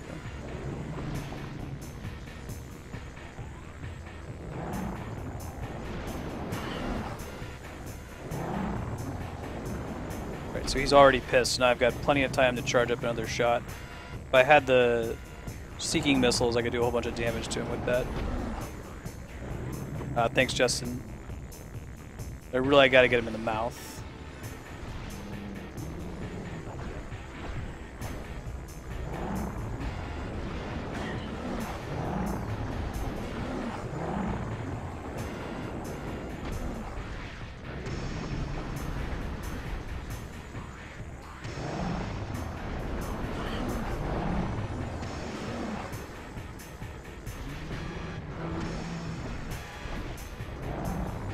I gotta get at least one shot off on him while he's charging me. Let's see if we can beat him here before he kills us.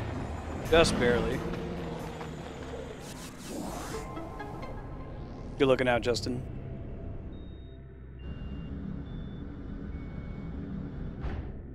Alright, Alpha Blog defeated. Let's get out of here. Should be able to get to the save point now. Which games? I will probably not get into speedrunning. My intent with this channel is to do kind of a casual, one complete playthrough of every awesome game ever made at least once. So I want to have a lot of room to revisit old games. Are you yourself a speedrunner? I take it you are from your name. Do you stream on Twitch? There's gonna be another way out of here. One of these, I think. Cool, I'll shoot you a follow.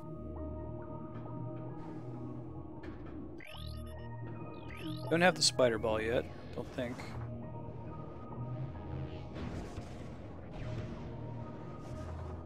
I love watching speedruns, I just don't think I'm the material for a runner.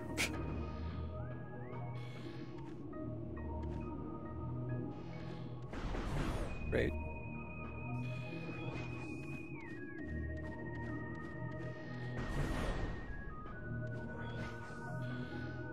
Oh wow, Justin, that's awesome. Yeah, let me shoot you a follow. I'd love to watch.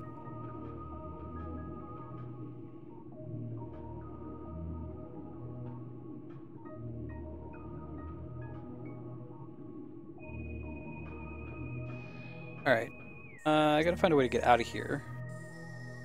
Whatever it is, it's not obvious to me at the moment since I don't have the magnetic rail. I don't have the spider ball, so I can't climb that, and I don't see any other way to get out of here at the moment. Well, there might be something obvious that I'm missing.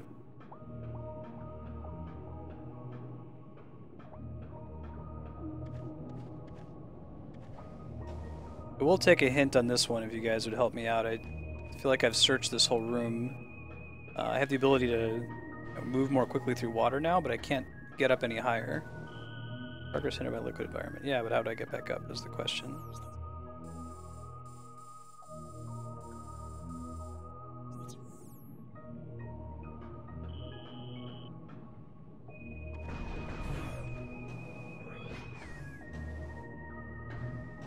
Hold on one sec. I think I'm not using the gravity boost correctly. Problem. Hold on. It doesn't just make you jump. I think you can like use it to climb up too. One sec.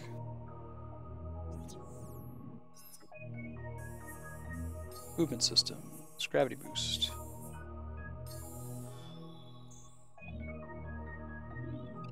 Doesn't hold B after double jumping. Okay, I missed that. I thought it was just you move faster underwater. Nope.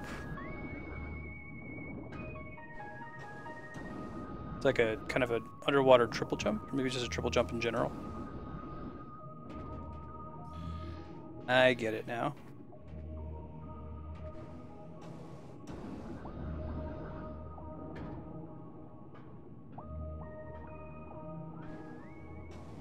I like the way that there's kind of a delay on it. It's a cool power-up. It's different in many other ones, like getting the suit or the gravity boost just kind of lets you move freely through water, which this one also does, but I didn't realize it gave you a triple jump as well.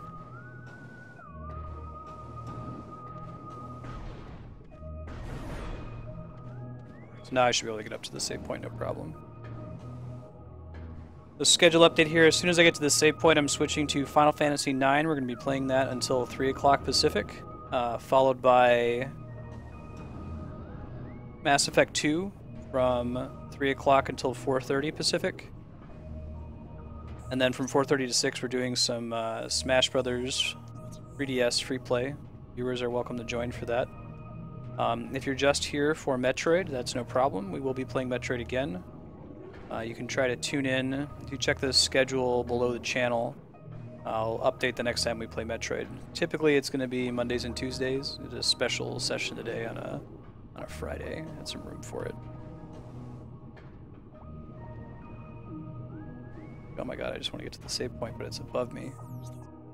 So I can take... I want to take the white one. Oh, really? The triple jump is only underwater. That's interesting. That's so different from the other incarnations. Which is why it kind of like has you fly forward like that. I see.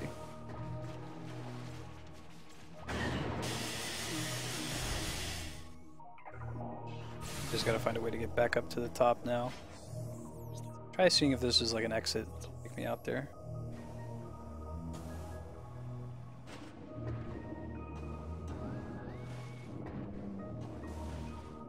Oh yeah, you're right. I can't even use it to like climb out of the water onto another platform. Huh. Interesting.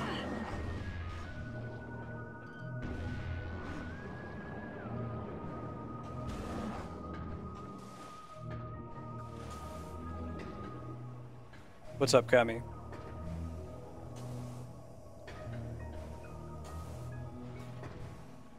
Okay, alright, I still can't get through that door. What's the card?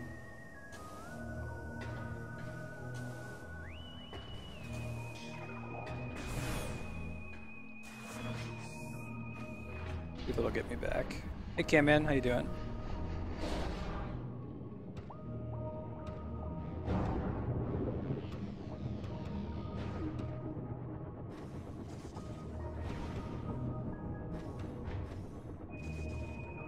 Should be able to get out of here now.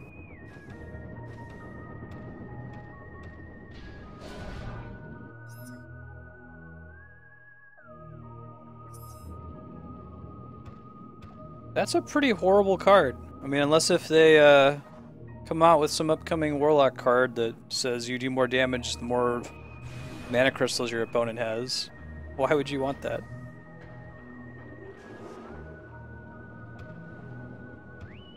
If it said give a creature throw 3/3?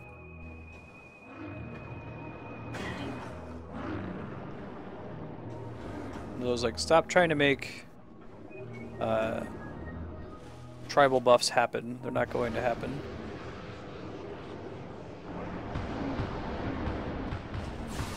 Scan those things. I need to fight them.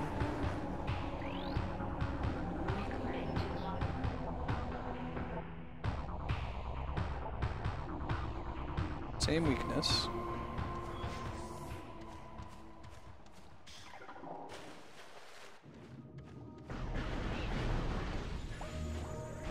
Okay. Now we can get to the save point, right? Can I make the thing go back down at least? Nothing else?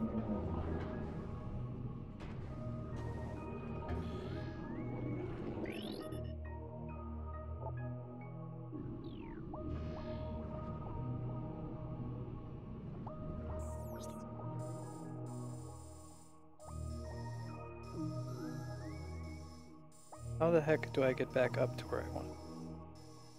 Take the portal, that seems excessive.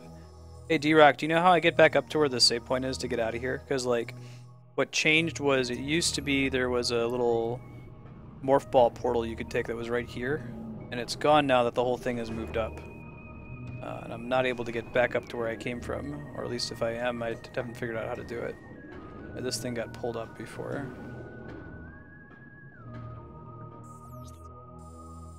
But I'm just trying to get to the save point.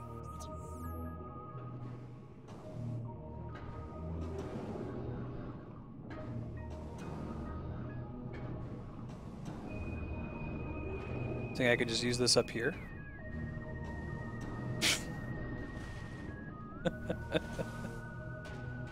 Man, I'm gonna have to get used to that ability. It's not quite a triple jump. It lets you go a little bit further. You get some like lateral movement. Thanks, man. Ah.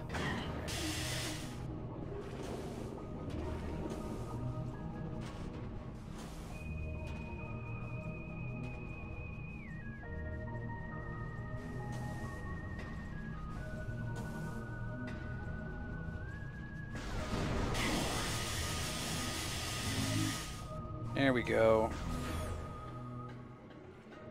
Only 16 minutes late.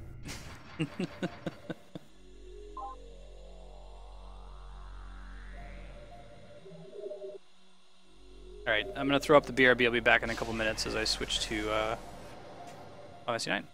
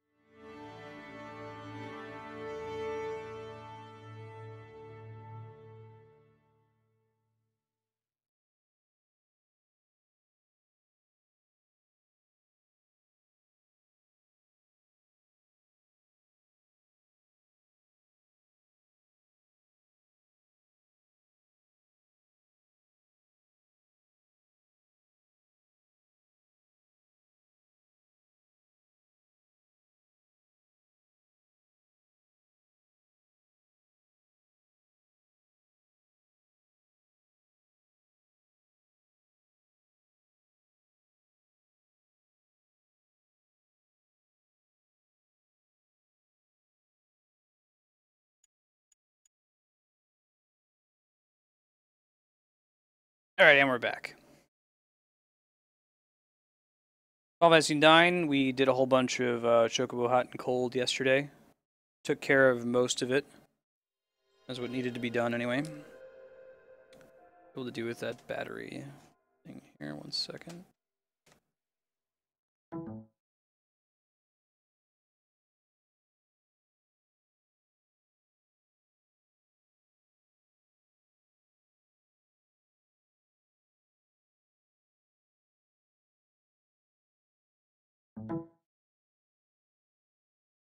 Un momento, por favor.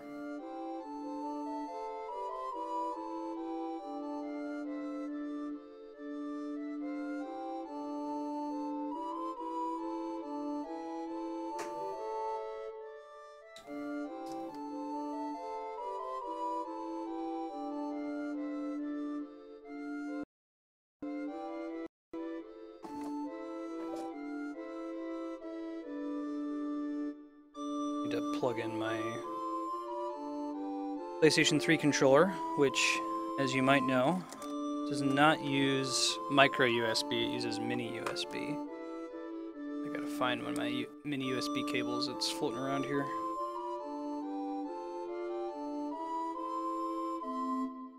Well, you're fine, HTL, no worries. You're just trying to help. Okay, that's not it, that's not it.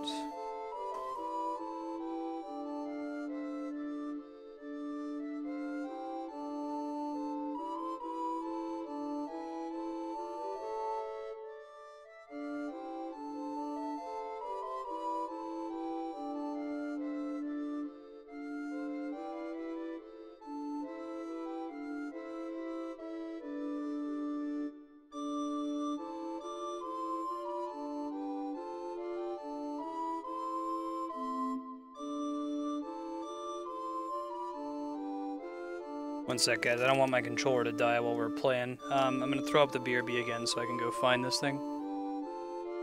Yeah, PS4 uses micro.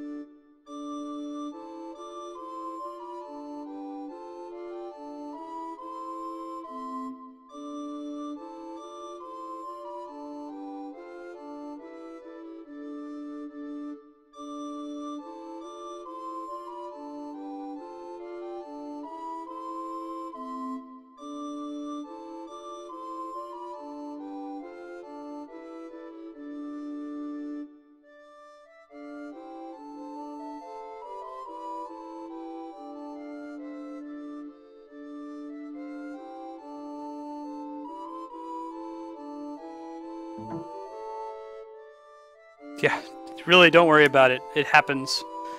Part of streaming, part of it too is that you've got a lot of people in chat sometimes who have played the game and want to talk about it together, but they don't want to spoil it for me. And it's really hard even to just talk in code. We'll talk about this on stream quite a bit, like the challenge of being a smart person and like concealing things from other smart people. It's very hard. You might think you're good at like being sneaky and not spoiling stuff, but you'll slip every now and then. Yeah, thanks for hanging out, HCL.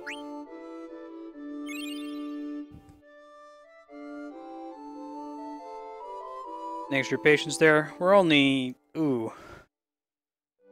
good 22 minutes late. That's okay, we'll get some important story stuff done here.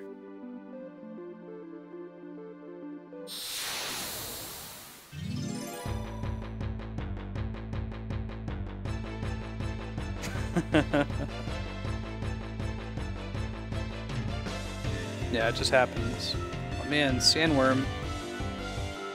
I need to have aqua breath for this guy. Leviathan will work too.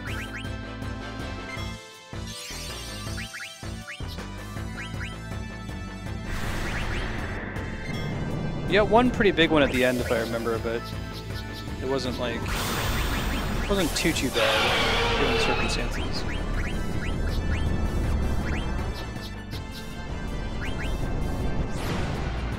Yeah, Chaos. This game is outstanding.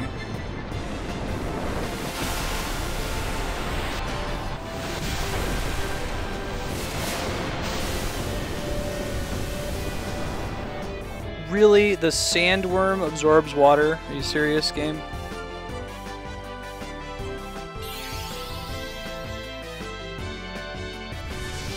Maelstrom is its classic incarnation. Oh, it's a little bit nastier than normal. Now, she has the healing rod, so I wonder if she hits Vivi to heal him, if it will still remove his confuse. Confused characters in Final Fantasy games are noted by them spinning around like that. And if they're spinning, that means that on their turn, they will attack you instead of attacking the enemy. Something clearly we don't want.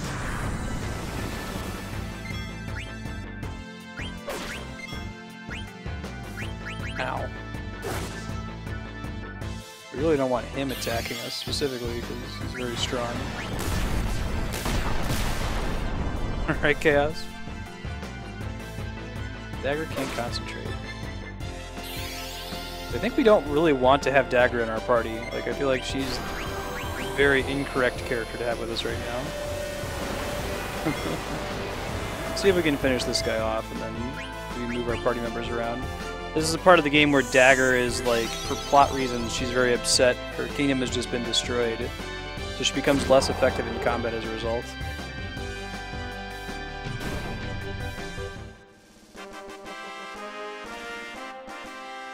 After I've already passed it, feel free to tell me whatever you like, HCL.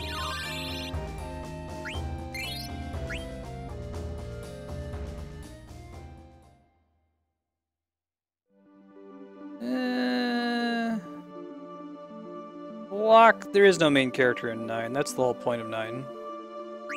I will stand by that. Don't think we're actually going to get to keep whoever we put in our party with us for a long time, so I'm not going to worry about subbing her out, but if we get another choice to bring her, I won't. I'll bring Eiko instead.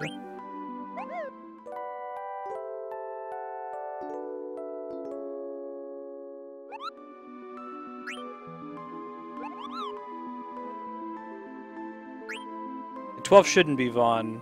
I don't consider Vaughn. Vaughn is the, like, he's the camera that rides in that game. He's there to be a cameraman so you can see the main story about Bosch. You gotta love the victory theme. The classic.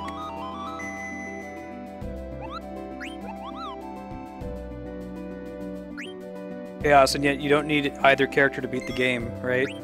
And the characters you use to beat the game aren't even necessarily particularly important.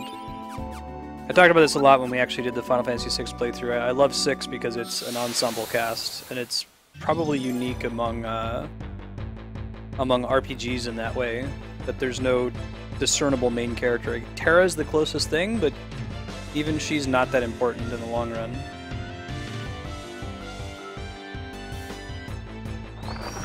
This was a boss originally. Now we're way more powerful, and it's not a big deal.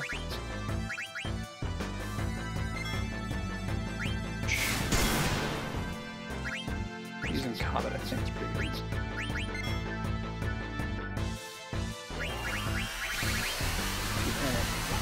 Do it to all enemies that do less damage. I think his trance abilities are based upon the skills we've learned so far.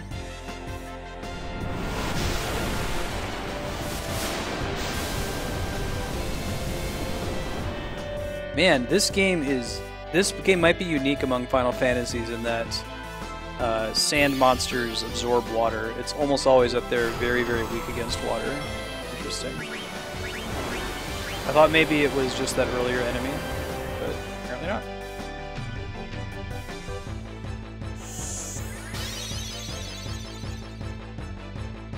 And yet Setzer is one of the only characters you need to have in your party to beat the game, D-Rock.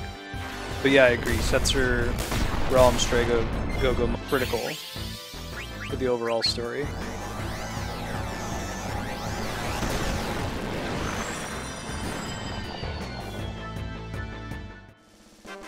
Matt. I don't use song requests, but I'll add it just for enemies that use Sandstorm against us. Doot.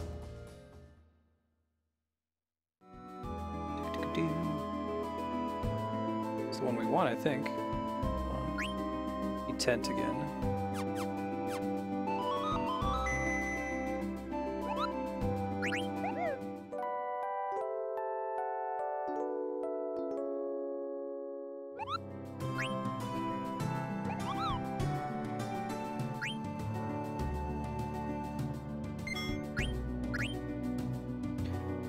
D-Rock, I'll save you the trouble because it's very, very short. There's a...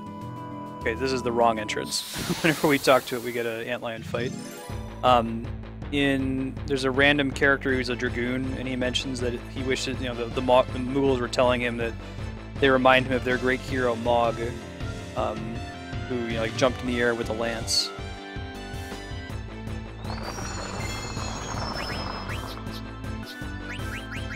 Comet. Not gonna use Leviathan, apparently. Can try Ramu, excuse me.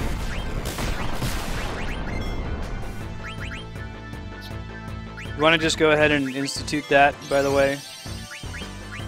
If you guys catch me mispronouncing Ramu as Rama, I need to give everyone in chat, I don't know, 5 sure points.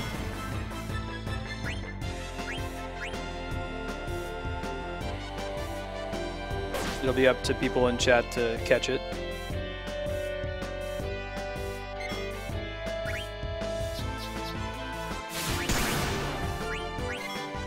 Yeah, the mechanics of Comet are that, I believe this is true. He like roll. It's like the equivalent of rolling 20d6 in Dungeons and Dragons. So they could all hit and they could do a ton of damage.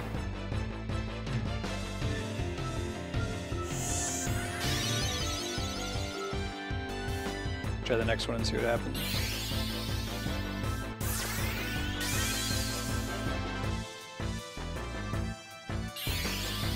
So they could all whiff. Still not super great, right? Yes, I've played every main Final Fantasy game except for 13. And Final Fantasy 7 is a really good game. Not my favorite. I think it will benefit from the remake that's coming out soon, assuming they don't change too much with the battle system. I haven't met. I sent him an email this morning.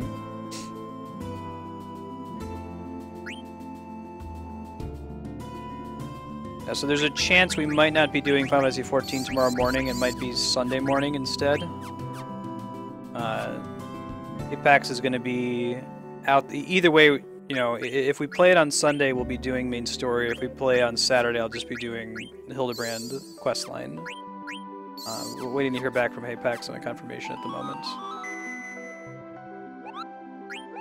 Yeah, if you want to watch, I have all of Final Fantasy VII is on YouTube. I can link the whole playlist. Good looking out, Matt.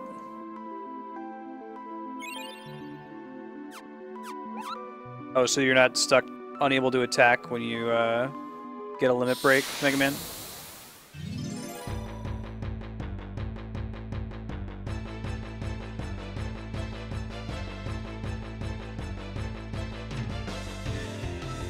If you wanted to check it out sometime, here's our FF7 playthrough that we did live on stream.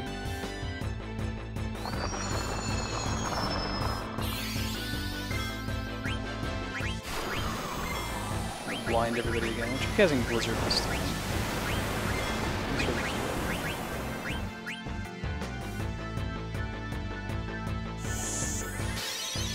I liked FF10's. I think Final Fantasy X had the best limit incarnation. Whatever else you think about that game, limits were handled perfectly in it. Yeah, well, that's gonna kill A. Don't physically attack. Lesson we should be learning here. If it's weak against ice. A lot of these games treat water and ice as different elements. So it's weak against ice, interestingly.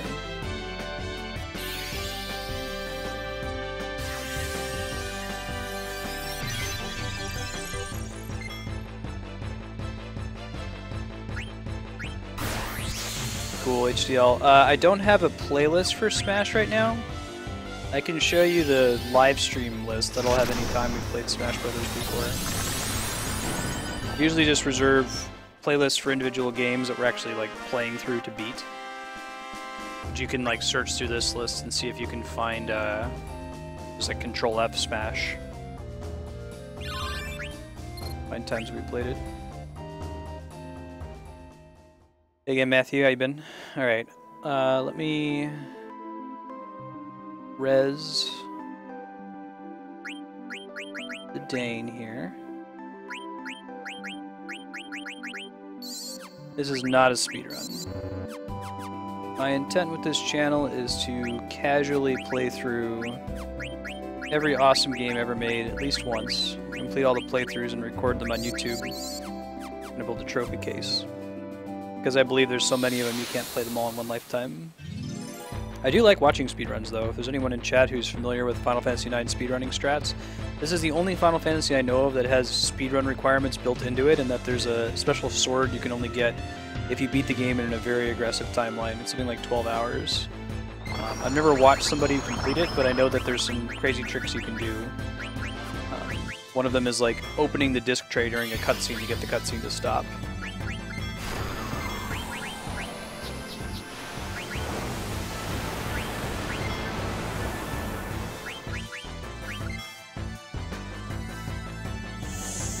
No Excalibur 2. I am almost, yes, I am certainly going to play Super Metroid 2. It is an awesome game, so we'll be getting to it.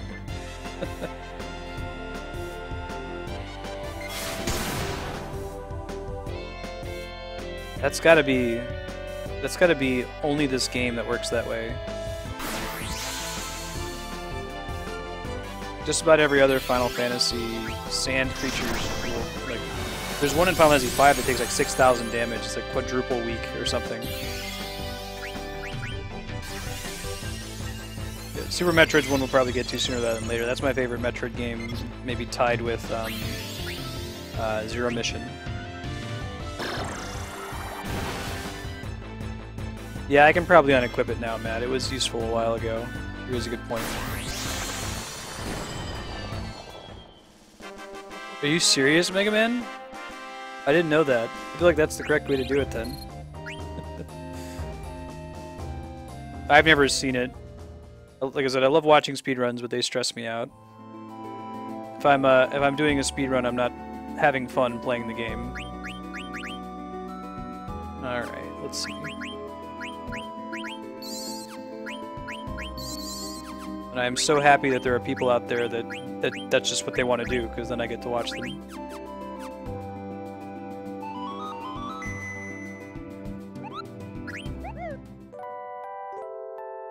Unequip auto potion here. Save again. I think each of these little holes, the one that doesn't have an antline is the correct one.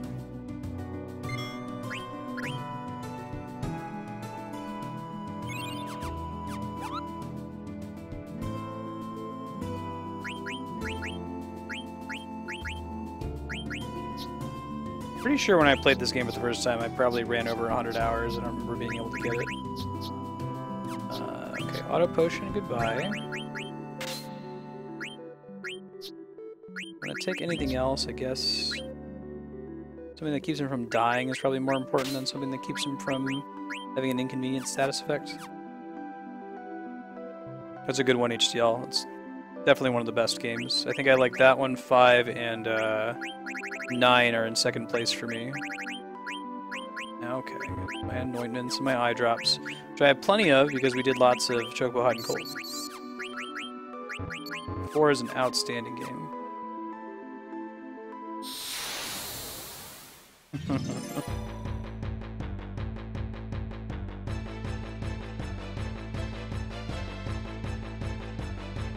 If you haven't played Earthbound,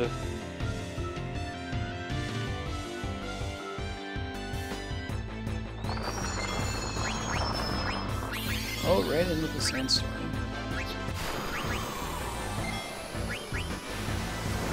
See if thievery provokes a counterattack or not. Probably should just give them. I think we might have the skill that makes them immune to blind.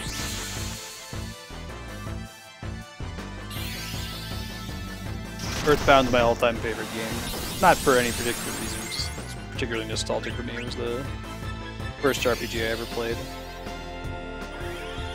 Awesome HDL, yeah, it's so good. I'm so glad it's on the Virtual Console finally. Best RPG.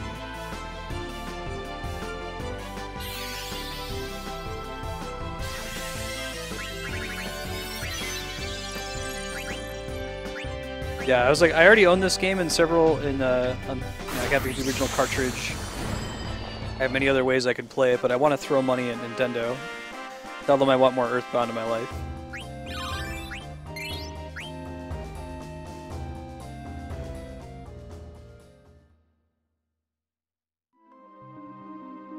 Alright, it's not that one.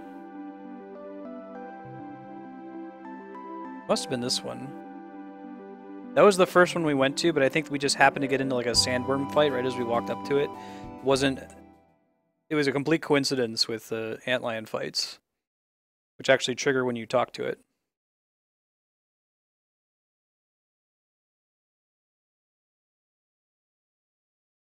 I could see that, D-Rock. I might even agree with you. It's like I've said, I think that Super Metroid might be the greatest game ever made, but it's not my favorite game of all time.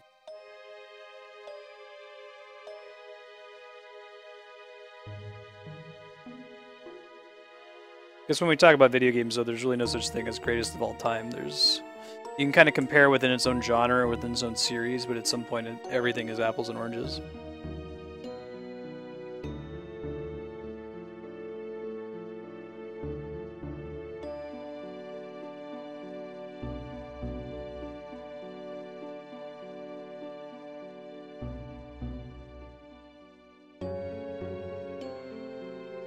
Oh yeah? Yeah, it's pretty bad.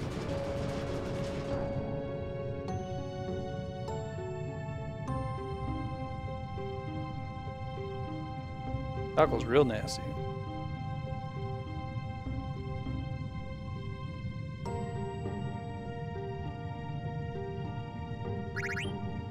No choice. This isn't one of those ones where you want to say no several times.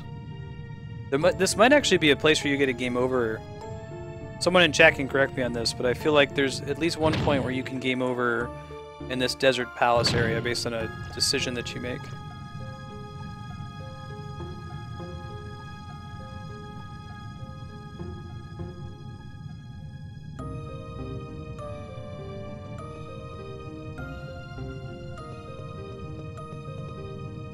Oh really, Megman? So it's not 100 hours, it's some excessively long time. Whatever, 6,535 seconds is.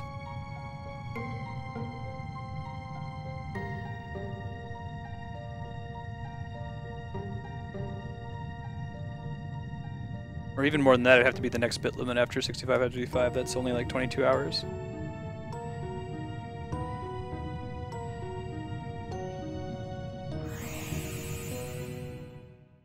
The HDL is quite good. He kicked my ass when we played last week.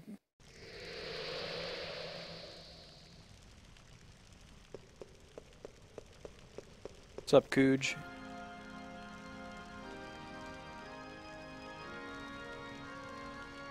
So it is a bit limit.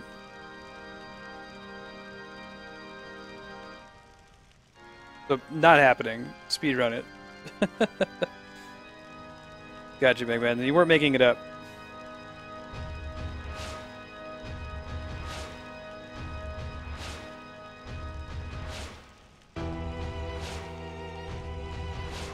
That makes sense, yep.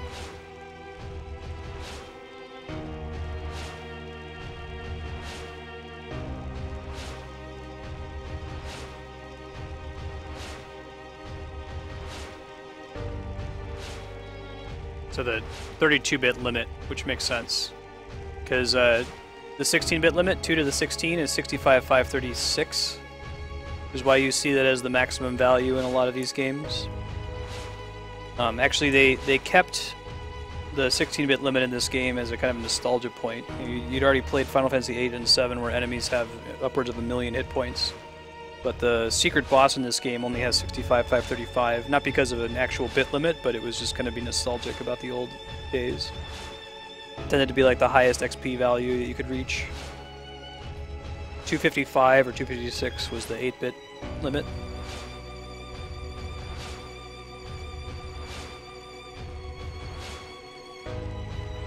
Yeah, no, this is one of the last games made for the PS1.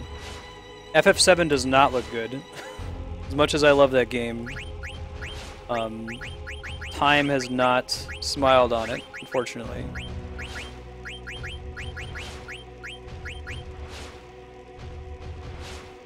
This is after Square had gotten proficient at the character design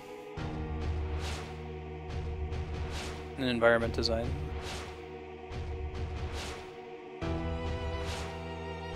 Yep. This is one of the best looking PS1 games that tries to go for a 3D style. I mentioned before that I feel like the PS1 and the Nintendo 64 have probably aged the worst of any system after the Atari 2600. Through no fault of their own, it was just, you know, now we're doing 3D for the first time.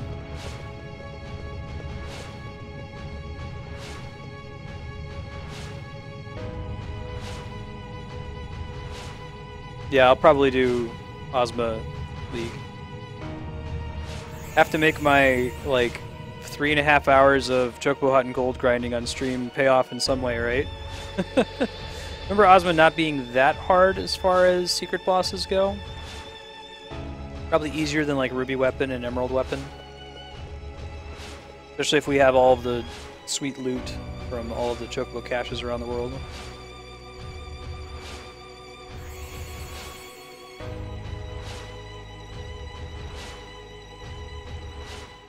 Yeah, we'll at least try. I don't know if we'll give it more than like 2 solid attempts, but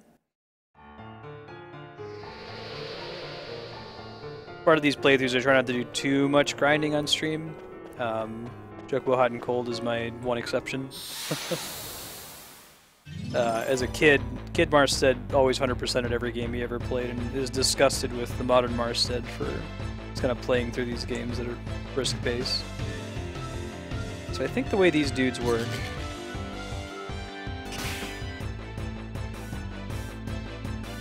You know, I think I might have brought a bad party, because I think where we're going... Maybe this is later in the game. We're eventually going to go to an area that deals with magic. But I don't remember what it is. It's either that, like, you can't use magic at all, or you can only use magic. It's one of those two. But I guess we're half and half, so it could be worse.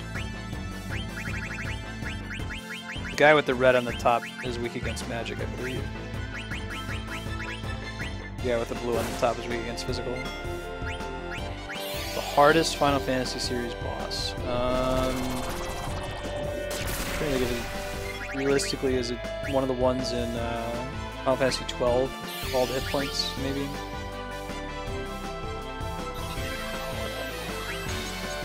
Stop is the same as death in this game. That's not true in all Final Fantasies. You'll get a game over if your whole party gets stopped, although I'm pretty sure Vivi is protected against it right now, so maybe we'll look about giving locomotion to some other people.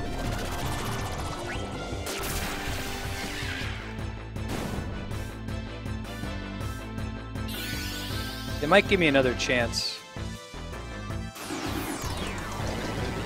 There's like two places. There's one where you think you can only use magic, and there's another one where you want to use the weakest weapons in the game, because like the damage of your weapons is inverted, because it's this in Ibsen's castle, I want to say.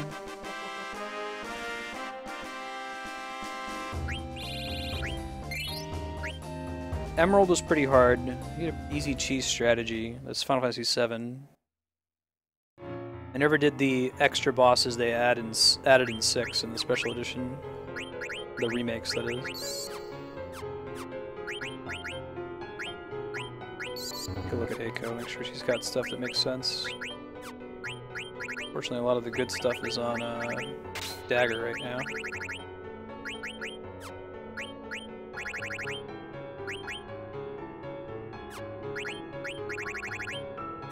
A couple things should be here. One, I don't think she's going to use it very much. And I'll take Phoenix.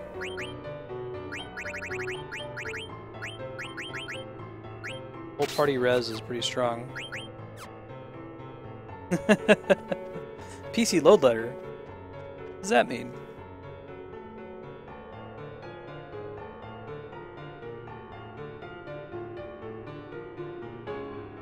Guard 1. Ibsen's castle is a pretty cool part of the game.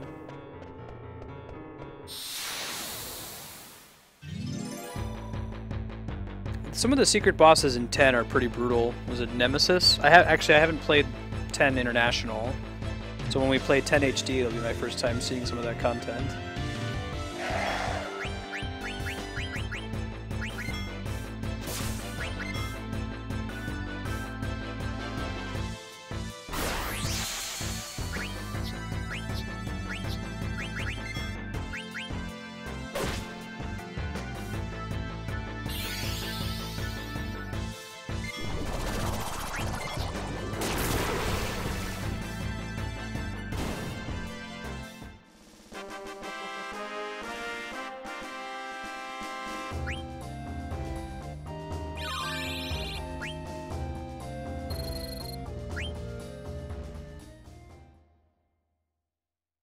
Probably actually the hardest Final Fantasy boss, if you want to count the MMOs, would be Absolute Virtue or Final Fantasy XI. The 18-hour boss fight. It wasn't really hard though. It was just nonsense.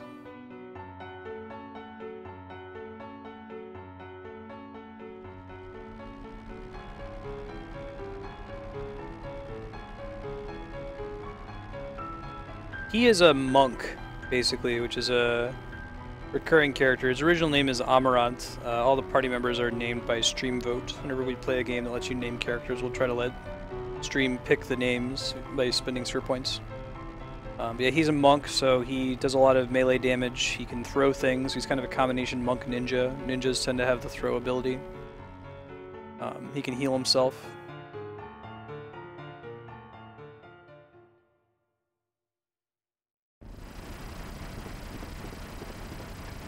Yeah. He's a little angsty. He's genre savvy though, he doesn't really get why all these characters are so plucky.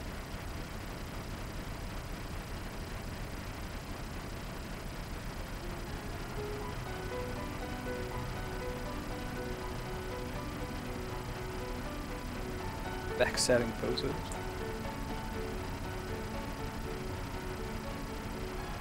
He's one of the few, like, hybrid characters, I guess.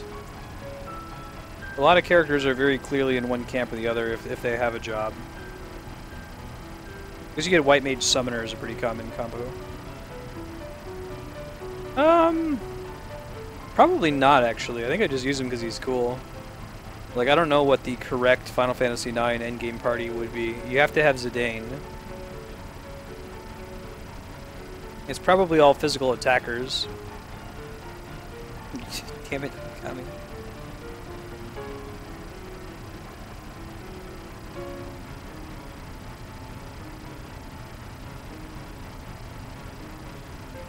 Zidane. So we're gonna be able to get some extra stuff on this continent because we went to the trouble of doing all that chocobo grinding yesterday. That normally we wouldn't be able to get for a while after this. I think we can actually do a little sequence breaking If you go into, you can go into Ibsen's castle before you're supposed to be able to if you have the mountain chocobo.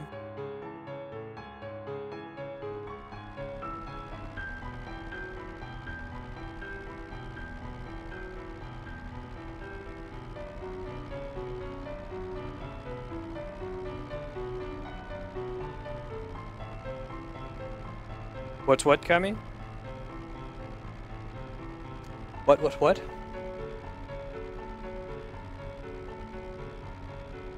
don't have Quina with us to eat the frogs. Let's see if we can go find some chocobo tracks. I'll save since that was a really long cutscene.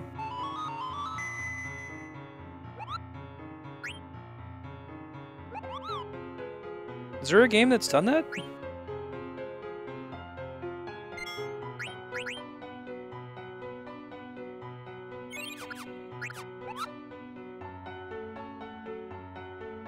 Where dragoons get max damage on dragons right away.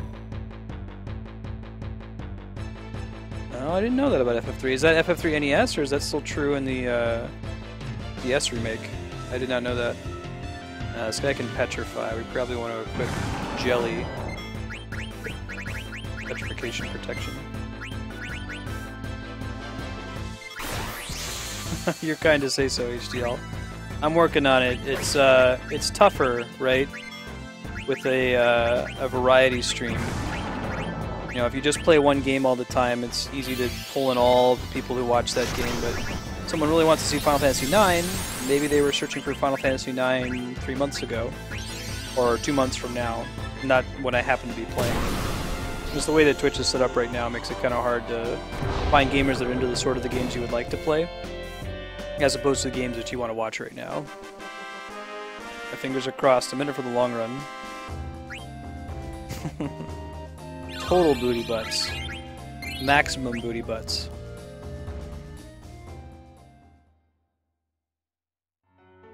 Two turns, Mega Man? Wow.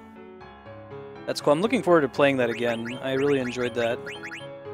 Since we can. Alright. I probably don't want spare change. We'll just jump over to the Dragon's Claws. Got those from Chocobos a little while ago.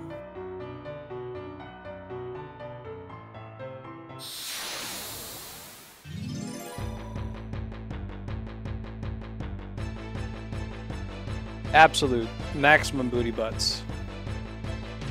You can add that as a quote if you want, from Matt. This is such a weird enemy. This isn't the first Final Fantasy it's been in either. There's a similar enemy in Final Fantasy VII. Sector 5 slums, I think. It's weird, like, house with a cannon in it. What were they smoking? This game would benefit greatly from an ability to mess with the random encounter rate in some way, whether it was an accessory or anything.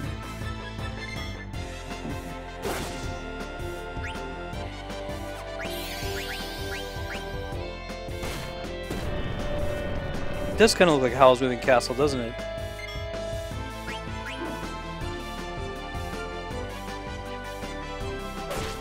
Andrea's favorite quote. Andrea's my wife. I found a chest. I found a chest. I found a chest. Hey, hey, hey, hey. What did I end up going with the VV? Does he have his best staff right now, or does he have a staff that we're just learning spells with? Let me double check. I should have him learning spells, but... We're gonna finish out Comet, and then we can switch to his really good one. Then he'll get Meteor. Historically, either the ultimate time magic or the ultimate black magic, depending on which game you're playing.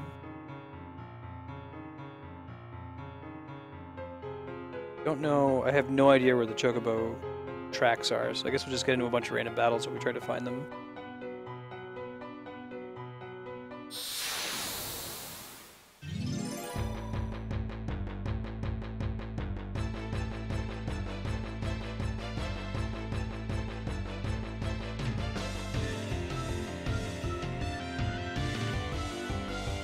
Man, Jabberwockies, right? Everyone light. Oh, that's cool. Thanks for making me float, dudes. Good looking out, Jabberwockies.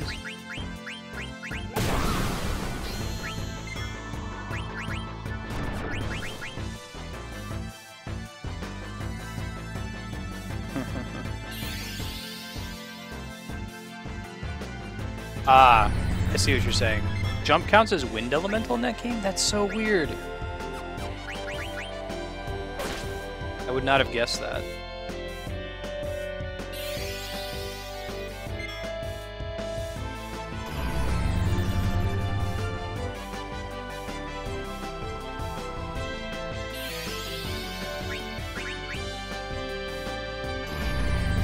Yeah. They're lizard witnesses.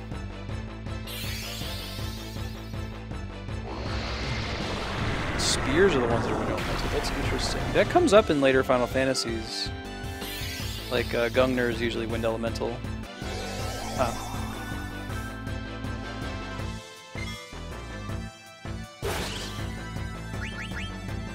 Yeah, FF3 is the game where they know enough about what they're doing, but they can't blame it on we don't know what we're doing. Like with Final Fantasy 1 and 2. So their decisions are like, that's a really interesting decision, Square. Miss! Bollocks to that.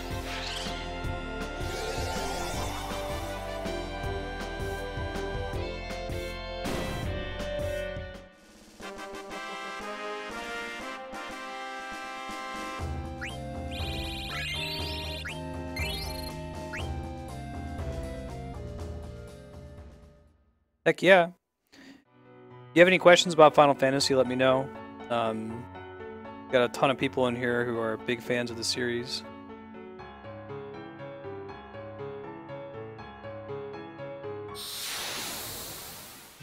It's a pretty cool scene. Is the DS version just as grindy, or did they help that in any way? I don't remember. Oh man, get hype! Get hype! Cactuars are a recurring Final Fantasy enemy. They've been in the series since, a really long time. I want to say at least Final Fantasy IV. And that's their thing that they do, is they cast 1,000 needles that does exactly 1,000 damage to you. If we had our blue mage with us, she could learn the ability if she gets hit by it.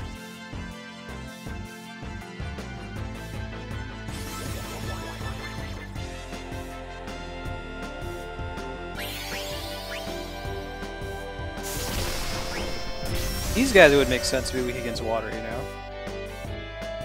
Okay, cool. Get a sense how much health they have.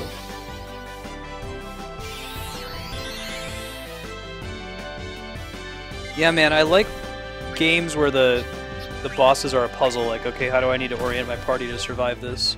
Final Fantasy V does a lot of that, actually. Okay, so they only do 1,000 needles. Maybe if you physically attack them when they're underground? I guess we'll find out.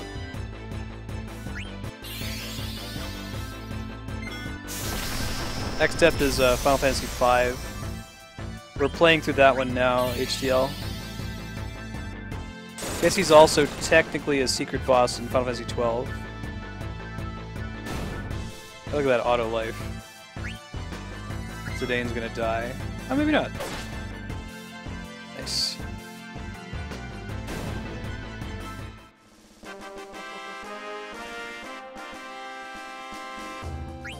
Oh yeah, that's stressful, Mega Man.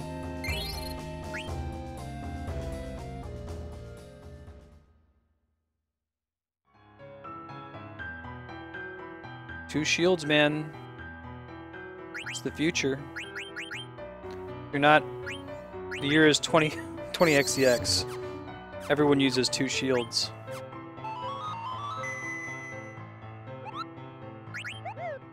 Save since there's a lot of enemies out here. I think I want to start throwing jelly on people as well. Or I have room for it. Don't really have room here.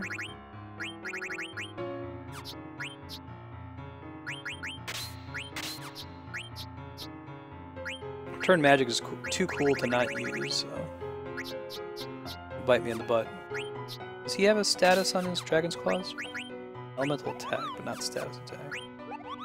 That was unnecessary.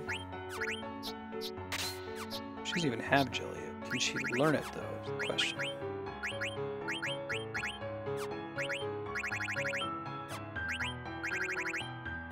Yes, she can. Jelly. And one has room to equip it and needs to have it because jelly prevents some of the nastier status effects.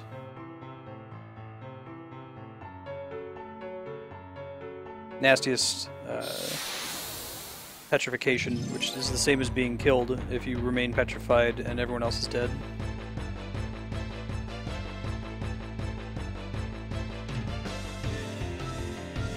The year is 20xdx. The Final Fantasy meta has evolved that the perfect party is 4 Vikings with double shields. Victories come through attrition alone.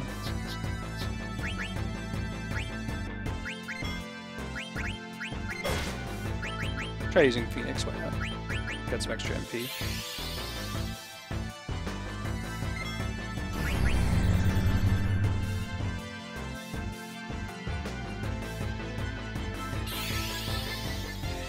Yeah, I don't know, I don't like stats having anything to do with, like, I don't like it when level ups are variable, I guess, you know?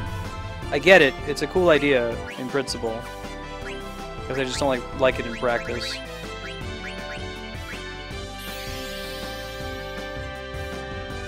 Oh, really?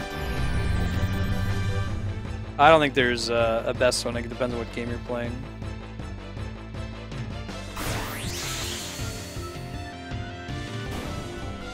You have one game where Black Mage is really strong, like 5, and another one where it's garbage, like 10. Phoenix. But also res any dead party members if we had any.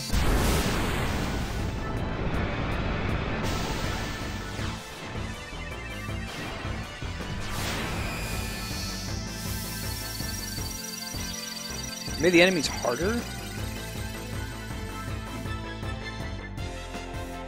It's just been a while. Calculator is probably the most OP class, if you're willing to put in the trouble to figure out how it works and use it effectively.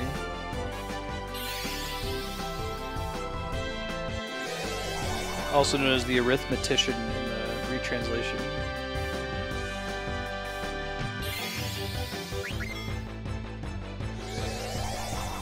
He doesn't really hit you, does he? He just kind of makes you float a bunch.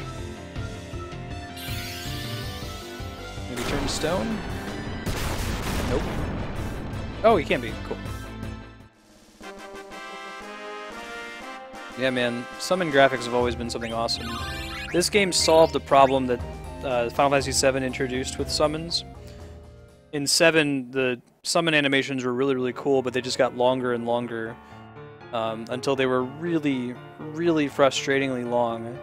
So I was like, okay, how do we fix this? Like, we want to have cool summon animations, but we don't want, like, half the battle to be you waiting on your summon to do something cool. But this game shows you the full animation the first time you summon them, and then occasionally shows them after that, but otherwise they do a shortened animation most of the time.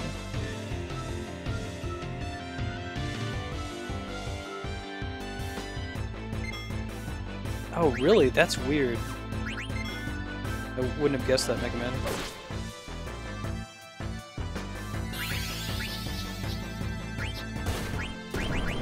That might be water elementals, so that may have been a bad decision. I guess we'll find out here in a second. Makes sense, he's like a big boat. Oh, damn. Disregard. Water did a ton of damage. I don't know if he's actually weak to it or not.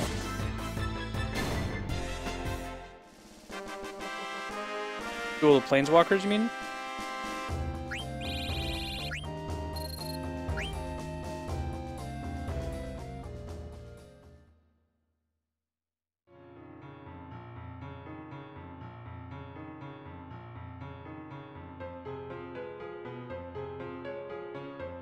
My favorite thing about X-Death is the whole, like, you know, you have this classic fantasy trope that, oh, there's got to be this like ancient tree person and they're like a force for good in the universe, but not so much with X-Death.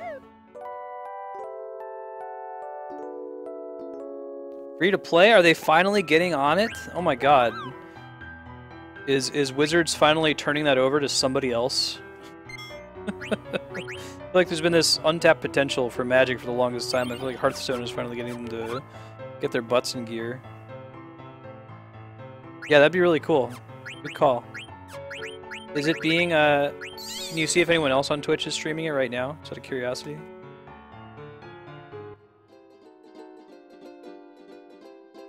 Chocobo! One of these we can get rid away, I think.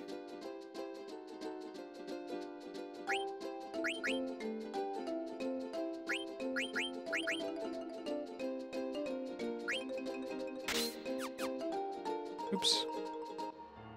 This one I'm pretty sure is near Ibsen's castle. Yeah, it's like right here.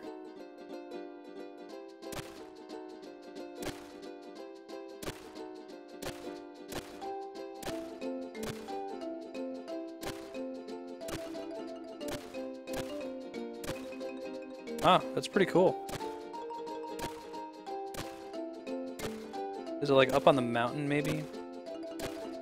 Makes sense if they did that, since like this one I think you can only get once you have the mountain chocobo. There we go.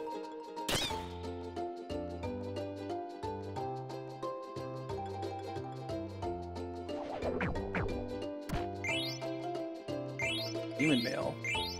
It's a thing that we could have gotten a really long time ago from that boss fight on disc 2. Or the second attempt at the same boss fight on disc 3.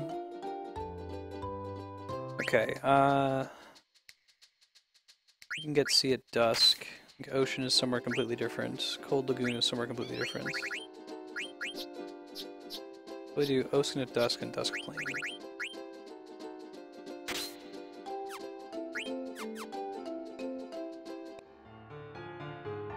Yeah, so like normally you can't get down here, right? Because you need to actually have command over the airship, but if you have the chocobo, you can. Now I'm not going to go in there because I think it causes problems. Like you can bust the game up if you go in there before you're supposed to be able to. Because it's kind of unusual for someone to have been like, oh man, chocobo, chocobo, chocobo, immediately as soon as they got the boat. I don't think it breaks the game, but I don't think you're supposed to be able to go there yet.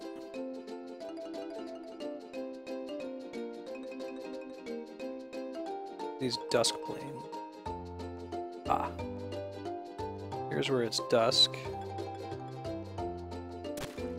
It's gonna need green though.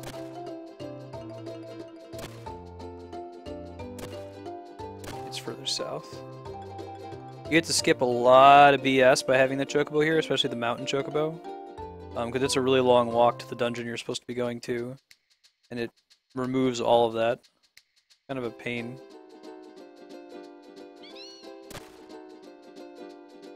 No, that doesn't look right. Oh wait, maybe it was. Here somewhere? Another mountain chocobo one. Oh, I see. This is right. Okay. Find where it wants me to do it, though.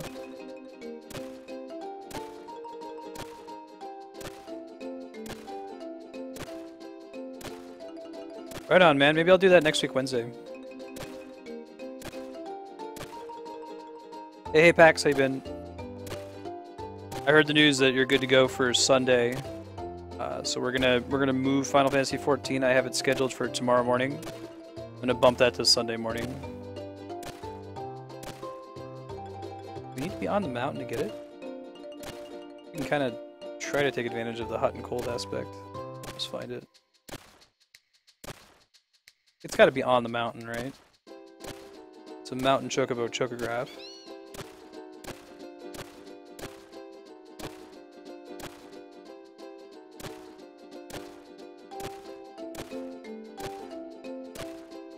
Maybe it's not. I'm second guessing myself on it. There we go. Damn, it took forever. Yeah, exactly, Mega Man. Kaiser Knuckles.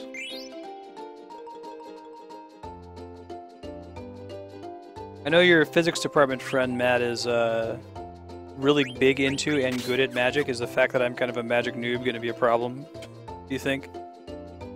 For my blind playthrough of Duels of the Planeswalkers. This one I think is actually in the water, so I don't think I can get it from here. Pretty sure there's some areas where I can dig in the walls of the mountains. I'm gonna go see if I can look for those before we go into the next area. The schedule update, we're gonna be playing Final Fantasy IX for another 18 minutes. After that, we're switching to the next game, which is Mass Effect 2, from 4:30 to 6. Votes today for what to do next. They're starting to shrink way, way down. We got Garrus's loyalty mission is the last loyalty mission available to us at the moment. The vote will be between that, side quest, Citadel exploration, and DLC missions. So I'll put that vote up in, I don't know, 10 minutes or so. If you want to try to pre-vote. Smash Brothers starts at 4:30 Pacific. I'll open the queue for that maybe 10 minutes before I switch the game if you wanted to try to get in early. We'll run until 6. We might end a little early, depending on time. By end early, I mean end a little late. We might run a little late. Totally, there's got to be a crack around here. Remember this pretty concisely. It's not something that's on the chocograph. You get these things called dead peppers that let you like dig in certain areas of the game world.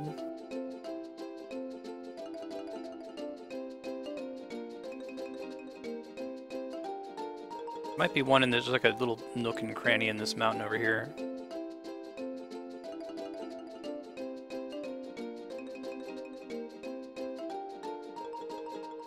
There, yeah, so that's what it looks like. That's one. Mass Effect 2 is outstanding. Sounds good, HDL. You're gonna kick my butt. As I said before, I'm not the best at Smash. Mostly showing off how rad other people are at the game. It's a little bit easier to see when it's not that dust color. There's another one in this area.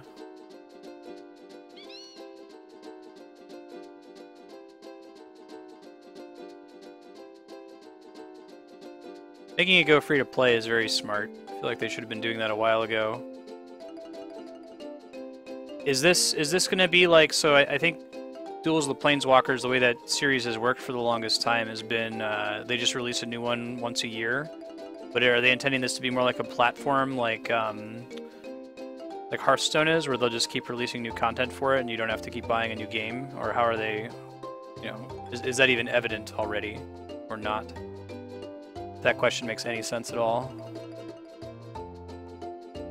I know there's one more crack. I just gotta find it. If you see it 20 minutes in the or 20 seconds in the past, you can stop me and try to tell me. We saw what one looked like a second ago. Is that it? Yeah, it might be it. The PS1 graphics aren't helping me.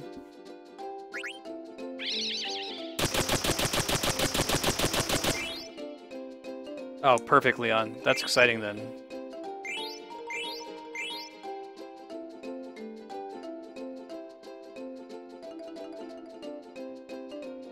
Might be my ideal way to experience Magic. I really like the rule interactions, but I don't like the resolution of the rules. So like having a computer that would do that for me would be outstanding. Okay, so we got a bunch of cool stuff. Let's see what it all does. And we'll go ahead and start this dungeon up. We're only going to get maybe 14 minutes into it.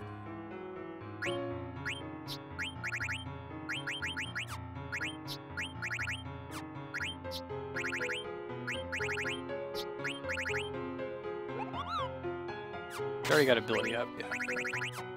Well, that's his best thing we can equip, so. I'm trying to learn auto haste, then we're gonna pass that around to everybody else. Auto haste is my favorite power, pretty much in all of Final Fantasy. If they give you any kind of auto haste, I will always jump to equip it. Go out of my way to equip it.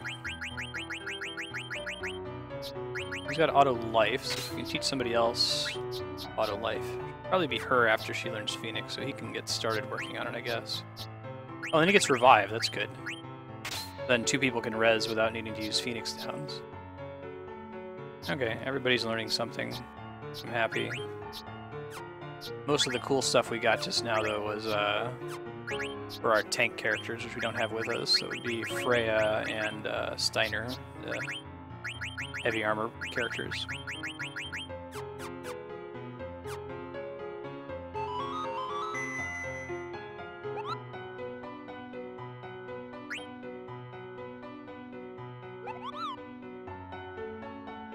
Yeah.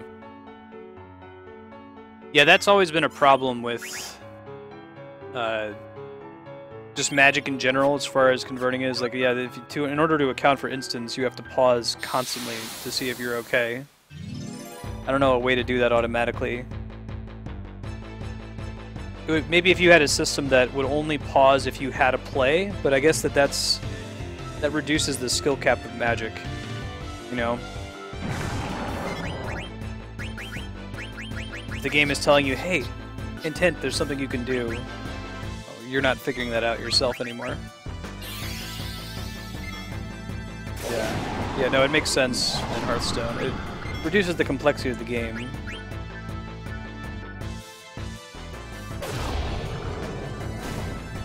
But I guess you could do something where, like, you know, suppose that you have a hand, you have like one land on the board, and no conceivable way to play any of your cards in your hand, then it should just auto-pass your turn. Although that could be a problem too, right? Because if your turn ends that quickly, that is information to the opponent that maybe you don't have anything in hand. Never mind, it's a problem that's too hard to solve.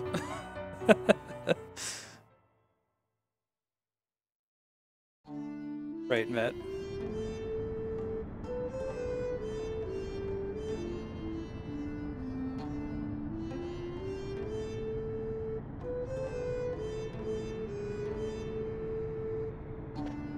Smoke shop. FF8 is my least favorite Final Fantasy. Although I have beaten it, so I might like it better than 13. I haven't beaten 13. There's the fairy flute that we were trying to steal, the 1 in 128 steal. All this hot stuff they sell.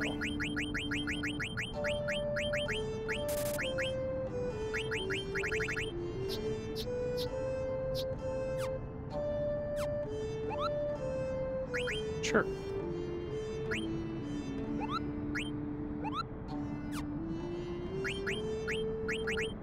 Still working on return magic. Suit uniform? Distract. Alright, that's fine.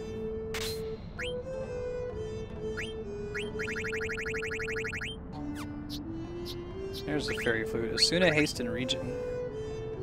Really good skills to not get for such a long time.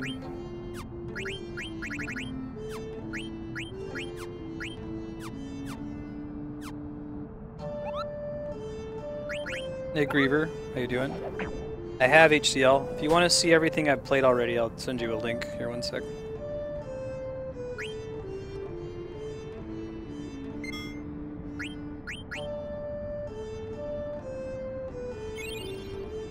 Yeah, D-Rock, let me know what you think of it. Have you ever played Magic before, D-Rock? Or are you going in complete Magic virgin?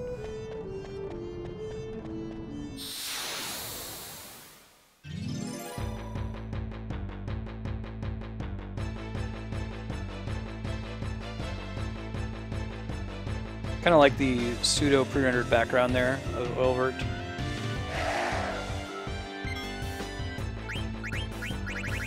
Sure, sure.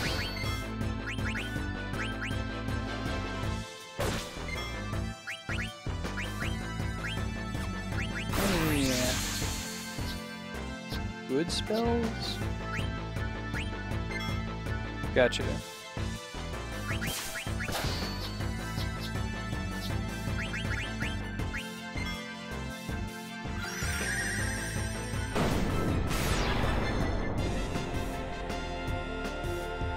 Oh, you stream Final Fantasy IX too? Actually, don't stream this game exclusively. Once we beat it, we'll be swapping it out for another game. But I'll shoot you a follow. That'd be cool. Are you saying that that's something you can do with like a code or something, or something you wish you could do? I certainly like Beatrix a lot.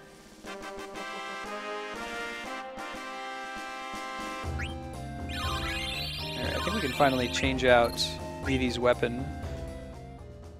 been a while since I did this. I think the deal is the reason Kuja sends you here is because you can't use magic inside, or magic is nerfed or something like that. And he's a mage. You're supposed to pick a party of all physical damage dealers if you do it right. I did not. That's okay.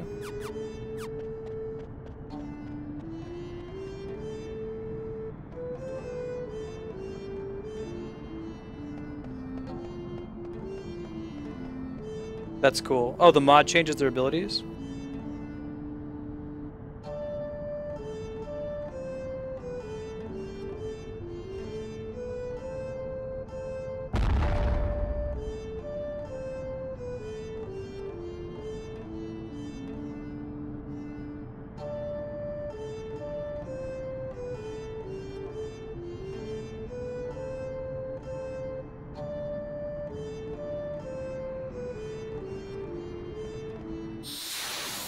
Yeah, I haven't heard of any mods for this game.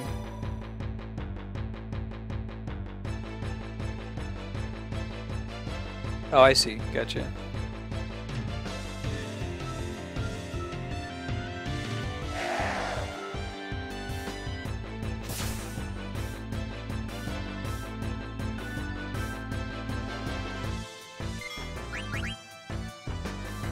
Very good. I'll check you out sometime when I'm not live, man.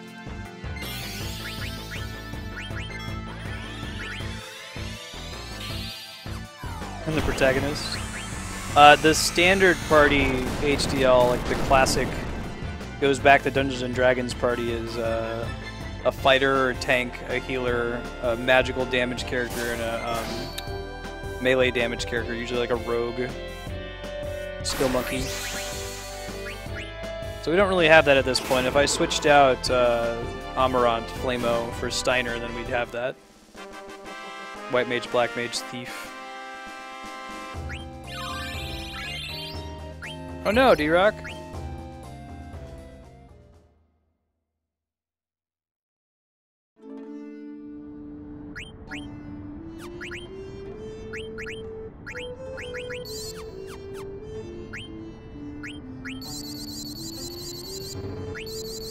Never need to use these potions regularly, right?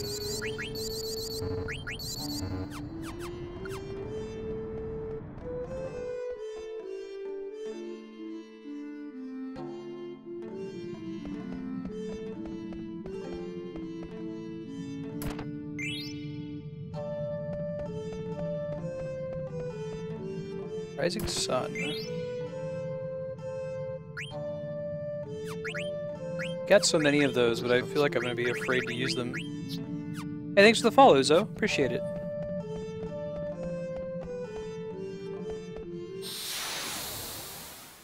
Is that a common problem? I've heard about this before with pads. Is this something where your hardware is never going to be upgradable, or? You might be able to. This enemy is made out of stone. In some Final Fantasies, you can just use a soft on them, which is the item that removes petrify. Aha! That's why we equip jelly. It will be an instant kill. Became too soft to live. Look at that. Very nice. There's an equivalent trick in a lot of Final Fantasies where undead enemies take take damage from healing magic. So if you use a Phoenix Down, which usually does a resurrect effect on an undead enemy, it instantly kills them.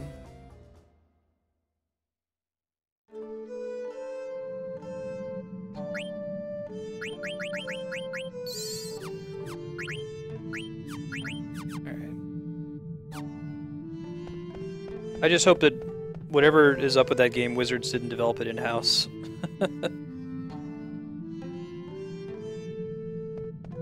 They're really good at designing systems and writing rulebooks and making magic cards. They're very bad at software. Okay, so I have a crystal whose colors I can change.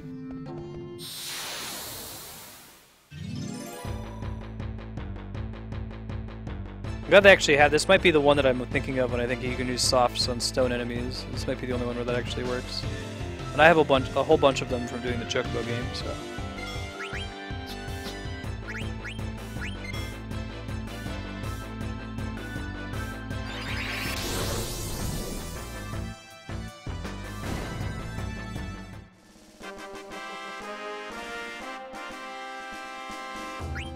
that auto float though. Technically, we could start using Meteor with VV, but I don't think it's really necessary. Overkill. And he's got auto float. Is there anything else we really want? Auto reflect, maybe.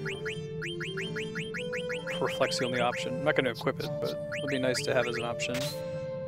Maybe we'll get into a fight later what will be relevant. He got auto haste, so let's give him something else to learn so someone else can learn auto haste. Accuracy plus sounds great. Let's do that. She was going to take... we'll let him finish learning revive first. Guess we'll give auto haste to VV for now. Don't think we have room to equip it though. I'd have to dump a whole bunch of things. We'll come back to it though.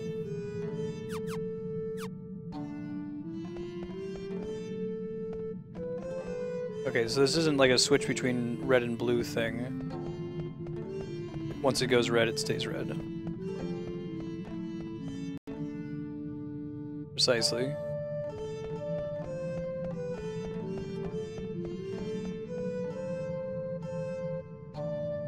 Hey Ryan, how you been, man?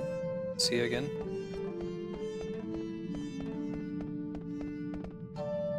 Diamond sword. Oh man, gonna get some important story here. It's a planet?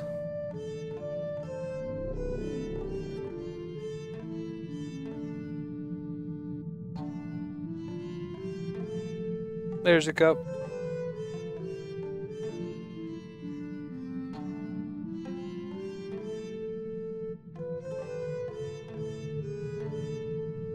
Interesting. For some reason, Zidane's able to read that.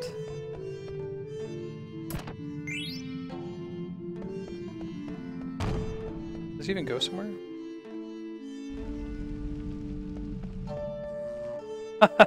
Awesome, Ryan.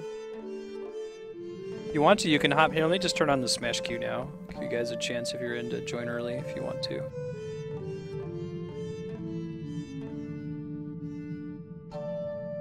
Let me change the max length.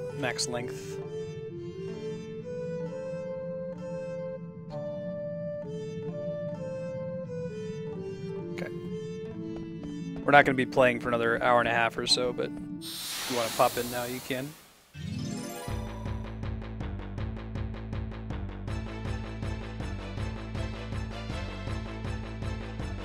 Shield armor, although we don't have a character that can use it right now. I believe that's for our tanky characters.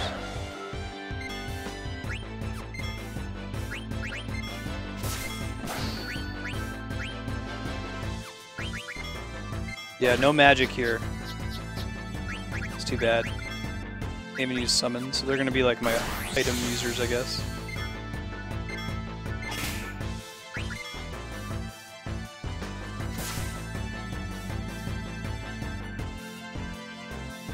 Ryan, what's your friend code?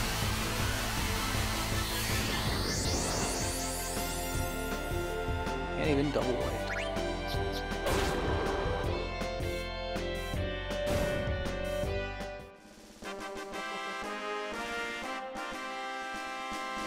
Perma silence while in here. Yeah, that's why Kuja needed to send you here, because everything he does is magic. I'll post mine if you want to go ahead and add me now. Like I said, it'll be about an hour and a half, but...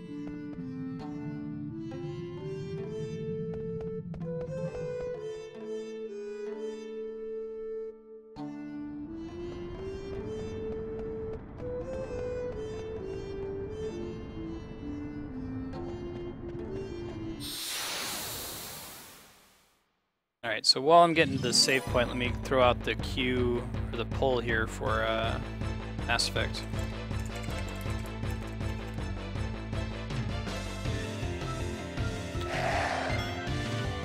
He should be able to cast magic as long as he's out here. I don't really need it. Need overkill.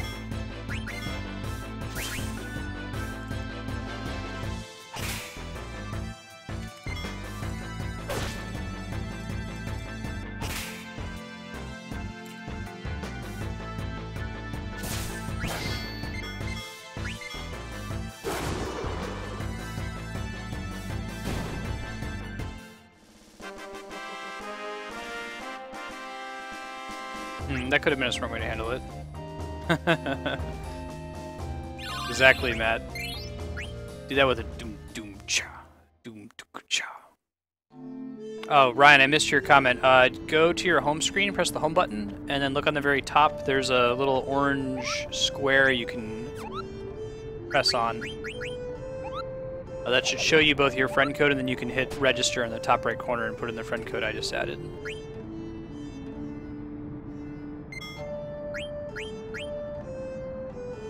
Alright guys, I'm going to throw up the BRB for a couple minutes as I switch the Elgato capture card over to the 360 for Mass Effect.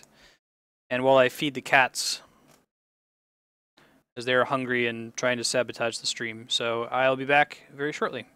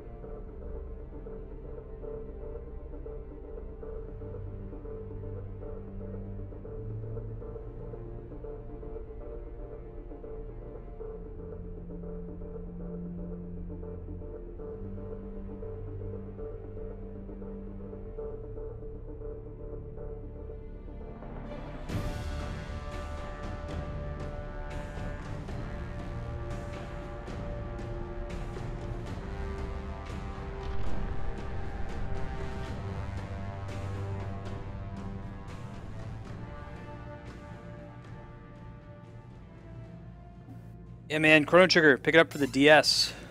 You can play it on 3DS. I don't know if it's in the eShop, but you can probably find a cartridge not too expensively.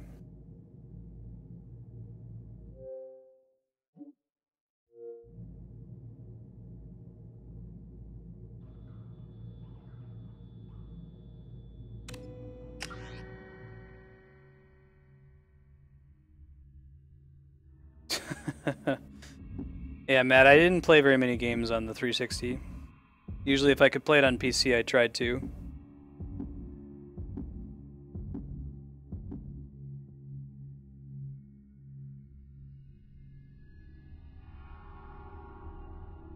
Cool, cool. Looks like the vote is Citadel exploration, so let's do it.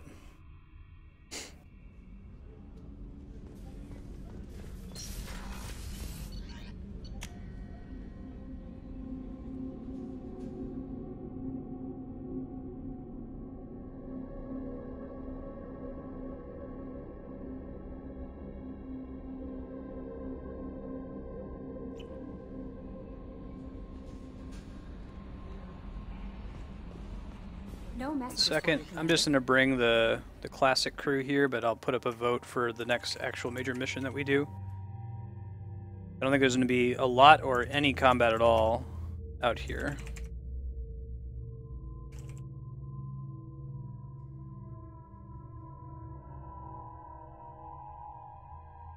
Right. Zaid, Morinth, Tali, Morden, Garrus, Miranda, Grunt, Jacob, Thane, Jack, Kasumi. Vote for the ones you want, and the ones with the top 2 votes I'll go ahead and take. Or we'll, figure it out once more people come in. I will play Zelda Twilight Princess. HDL, we're doing a full series playthrough of all of the Zelda games. We're trying to go in chronological order according to Nintendo's published timeline, so we started with Skyward Sword. We're playing Minish Cap now. Twilight Princess, I think, takes place after Ocarina of Time and after Majora's Mask. So we have maybe 3 or 4 games before we get to it, but we're going to play every Zelda game in due time.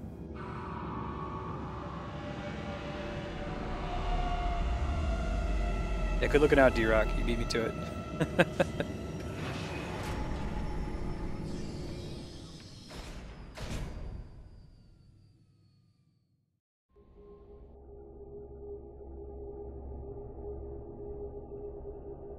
Garrus. Yeah, so vote 1 for Garrus, vote 2 for Grunt, vote 3 for Tali, 4 for Morinth, 5 for Mordin, 6 for Miranda, 7 for Jacob, 8 for Thane, 9 for Jack, and 10 for Kasumi. And next time it matters. I mean, I'll go ahead and pick the top 2 right now, which are Mordin and Grunt.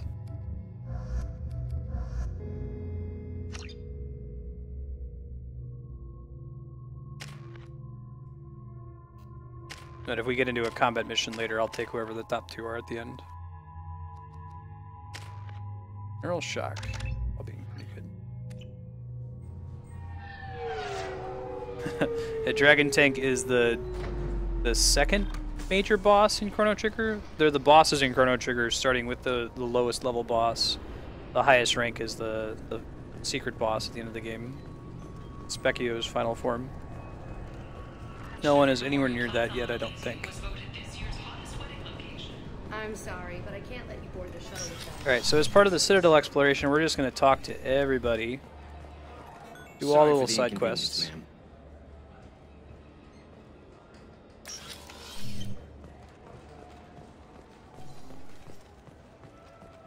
No worries, Chaos.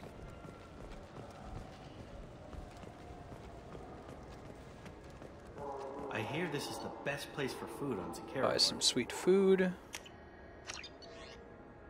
I don't know how I feel about this. So these are 2 actual books. Mass Effect Ascension and Mass Effect Revelations. They're real Mass Effect books that you can read in real life that are actually written by Drew Karpyshyn. But they write them here as actual in-universe books too. I think it's just kind of like a little Easter egg. I recommend you read them. They're good. I like the Mass Effect books. You heard wrong. This is the best place for food on the whole damn Citadel.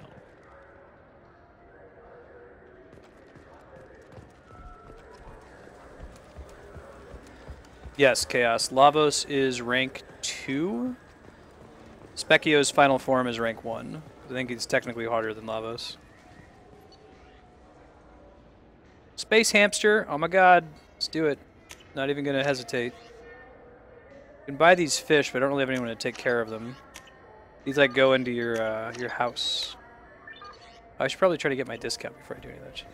Good day, my friends. Welcome Oh to man, the Citadel. here comes a classic Mass Effect meme that scumbag Renegade players have never heard before. Since these stores are owned by the council, do government employees get a discount? Yes, in fact. What's your position? I'm a former Spectre. My I'll turn that goodness. cooldown off. I didn't know I didn't Spectres realize it quit. affected multiple people. I One don't sec. believe you qualify for a discount, though. How about if I throw in an endorsement from the woman who defeated Saren? You are Shepard? My goodness. The increase in sales would You can try certainly using be level up worth now. offering a discount. What do you need me to do? Just voice your endorsement into my console. I'm Commander Shepard, and this is my favorite store on the Citadel. Excellent. I will get my clerical VI to add it to our advertising immediately. I'm Commander Shepard, and this is my favorite So do you store want on to the get one of Citadel. the fish, or maybe a model ship? Discount. That's not a huge discount, but it counts. How is a You can do that as a Paragon as well. These stores are owned by the Citadel, right? That's correct. Citadel souvenirs outlets are owned by the council government. The profits generated by sales are used to maintain the station. We offer an assortment of decorations suitable for display in your personal quarters.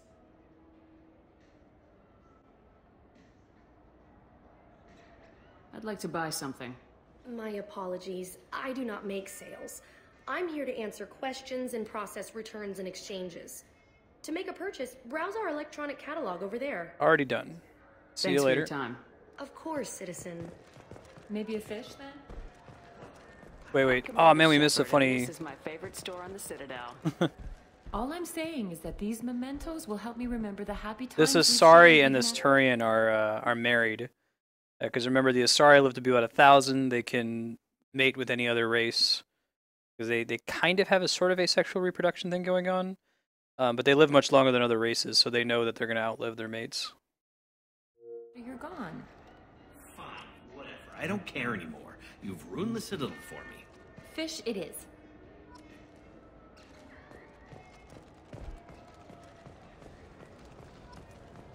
Welcome back, Shepard.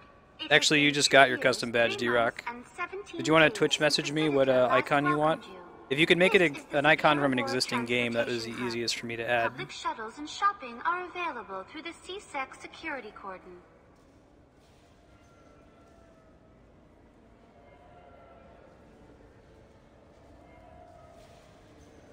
There seem to be a lot more CSEC officers than the last time I was here. In the wake of the Geth attack 2 years ago, additional security precautions were implemented for the safety and security of residents. In addition to increased CSEC patrols, weapon carry restrictions... So this is interesting, how charmingly fascist. If you choose to instate a human council, then this is even more exaggerated. But it's one of those things where, like, you benefit from not being aware of what happens in the other playthrough, right? Because, like, if you played this as a renegade and you made a human council in Mass Effect 1, this is kind of shocking. You're like, oh man, there's really severe consequences for me putting in a human council. They really, like, put in these really heavy restrictions. It's kind of like 9/11. But it still happens if you do it the other way. It just is a little bit more muted. So I feel like your first playthrough of Mass Effect, where you're just doing it completely blind, you have no idea what's happening in the alternate situation, probably going to make you the happiest. The same thing happens in Mass Effect 3. There's a specific mission involving Grunt that only really makes sense if you made a specific decision in Mass Effect 1, but it happens for you whether you made that decision or not, and I think that the impact is kind of blunted depending on what you did.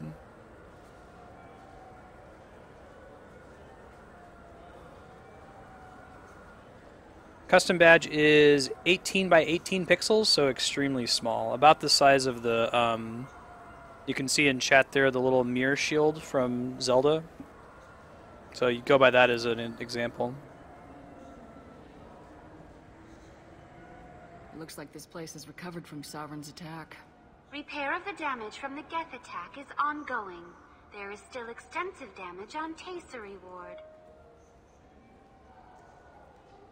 Geth. It was Sovereign who led the attack. A Reaper. I have no information on a Reaper. References to the term exist in some parahistorical theories on galactic extinction cycles. Memetic engineering. Council blames Geth. Lies to cover up Reapers. Keeps Ooh, I'm glad we got panicking. Morden. That's all for now. Thank you for using Avina. Have a pleasant day. Might be able to do NES Link, maybe. He's about the same size. We'll see. Hey Senfa, how you been, man? Good to see you. Explorer ships have reported seeing vessels of an unknown make, but whose silhouette Ooh. strongly resembles ancient Rachni ship profiles. The few ships sighted have been small scouting vessels that rapidly retreated. The Council has pledged That news report is in reference to the stream's decision to save the Rachni Queen in Mass Effect 1. Sources say that the Asari Shaira, more commonly known as the Consort, may be leaving the Citadel after years of bad press and rumors of intelligence leaks. Doing well, there's just a 20-second stream delay. Senfo, sorry. How's it going? Yeah, Morden's the best. I love his voice actor. Said there was a used ship salesman there. Greetings, Earth Clan. You will find many excellent ships for sale here. Only slightly used, yes. Yeah, I'll see what I can fit. I could probably do like the Mega Man head if you wanted Mega Man X. Like the little, the extra life icon, I'd probably get that to fit. Yeah, we want to get the discount Welcome first. to Sarenus Applications. Can I interest you? Ah, Shepard. Do I know you? No, but I know you. You killed Rex, Even a Ryan? senile Oh hammer man, would even remember Andrea the and her human who Renegade fought off the playthrough didn't do Geth. that. I thought you were dead. Yeah, I've been getting that a lot. Please, look around the store. It's a pleasure to have you here.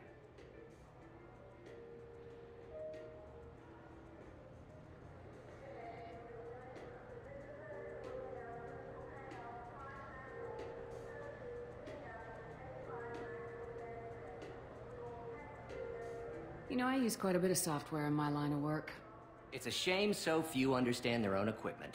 Besides the most obvious point-and-go nav interfaces, anyway. You wouldn't believe how often I hear, "Why is the ship turning around? We're only halfway there." Oh, I would. You know, I like your products. Any interest in an endorsement from the human who defeated Saren?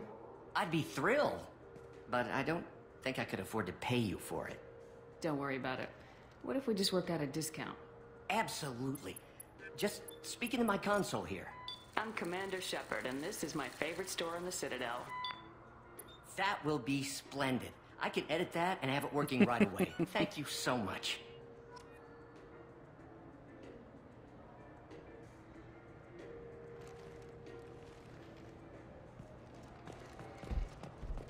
If you do !SP Mega Man, it's like 251, I think.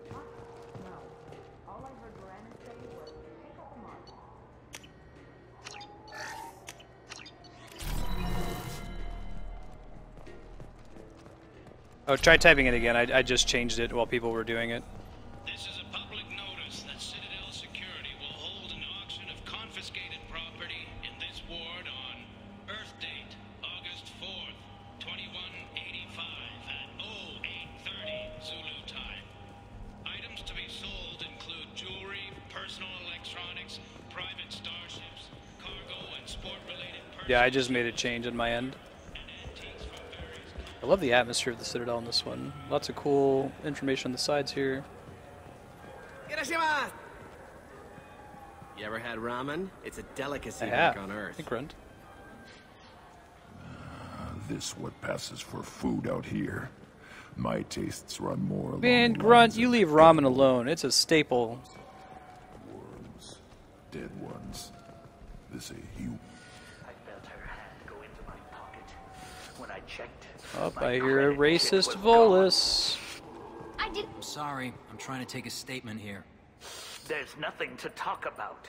She stole my credit chit. Arrest her. I did not! Just because I'm a Quarian! I need you to stop and take a deep breath. You're mocking me, Earth Clan. Just because the Vol Clan need... It was a poor choice of words, sir. Like I said, I'm happy to add people's badges, like, manually right now. If I get to a point where it's too overwhelming for me to add badges for everyone who has more than 250 hours watched, I think that's a good first world problem to have as a streamer. You'll automatically get some other badges when you hit certain tiers. When you get to 30 hours watched, you get the small shield from Link to the Past. At 60, you get the red shield, and then at 120, you get the mirror shield. And I try to update that at least once a week, whenever I notice you break it. Walking to the used ship dealer when he barged into me outside the Serta Foundation. He didn't stop or say he was sorry. A minute later, he runs up with C-Sec and accuses me of stealing his damn chit. You ran into each other outside the Serta Foundation. Is it possible the chit fell out of his pocket there? I guess. Sure, all I know is I didn't take it. What's wrong, Jay? You say she stole your credit chit? She must have. When I left the Certa Foundation store, she ran right into me. Are you sure you didn't leave your chit at the Certa Foundation? Of course not. You think I'd make a mistake like that? I didn't even buy anything there. That chit stayed in my pocket. I love the Volus. I'll see if I can find out what happened. Ma'am, this is a Space CSEC economics. matter. We'll do all we can to resolve this. We don't need civilian help. If you do happen to find the chit, please. If I had already gone and been reinstated as a Spectre, I'd have another option here about being a Spectre, so let me go ahead and just make that happen. Let's just get that over with, because it's going to change some of our options elsewhere in the Citadel. That's part of the Citadel exploration, so. That's Certa. I gotta go find a teleport button. You know what Quarian.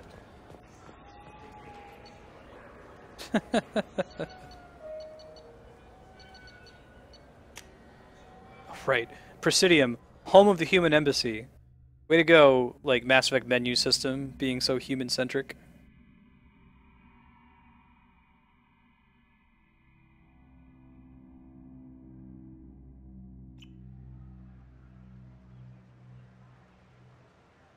This meeting would be more productive if Udina was to join us. Councilor Udina. So this is going to be a little bit different because we chose to save the council. That's what Stream voted on. Pay attention from the Turian Council to make a kind of funny hand gesture. See you, D-Rock. But as his top advisor, I speak with his full authority and approval. Shepard will be here and... Oh, Commander. We were just talking about you. It's been a long time, Anderson. I hope the last couple years have treated you right. There have been some rough spots. It's good to have you back. We've heard many rumors surrounding your unexpected return. Some of them are unsettling. We called this meeting so you could explain your actions, Shepard. We owe you that much. After all, you saved our lives in the battle against Saren and his Geth.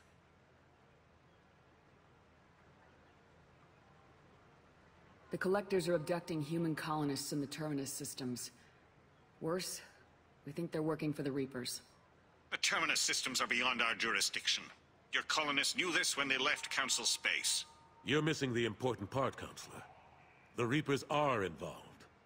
Ah yes, Reapers. The immortal race of sentient starships allegedly waiting in dark space. We have dismissed that claim. Shepard, no one else encountered the hologram on Ilos that told you the truth about the Reapers. Only you and your crew ever spoke with Sovereign. I believe you. But without evidence from another source, the others think Saren was behind the Geth attacks. You bastards. Ah, yes, Reapers. We have dismissed that claim. Oh my god. Right, Cat? Go back to Ilos and talk to Vigil. Or just look at what's left of Sovereign. It's obvious the technology is more advanced than ours. The hologram on Ilos is no longer functional, and we have found nothing to suggest that Sovereign was not a Geth creation. The Geth are capable of remarkable technological achievements. This is probably why Saren recruited them. This Reaper theory proves just how fragile your mental state is. Oh my god, I'm glad I saved you. By Cerberus, and before them, by Saren. Saren was an organic. The Geth would never accept him as their leader. They only followed him because he was Sovereign's agent.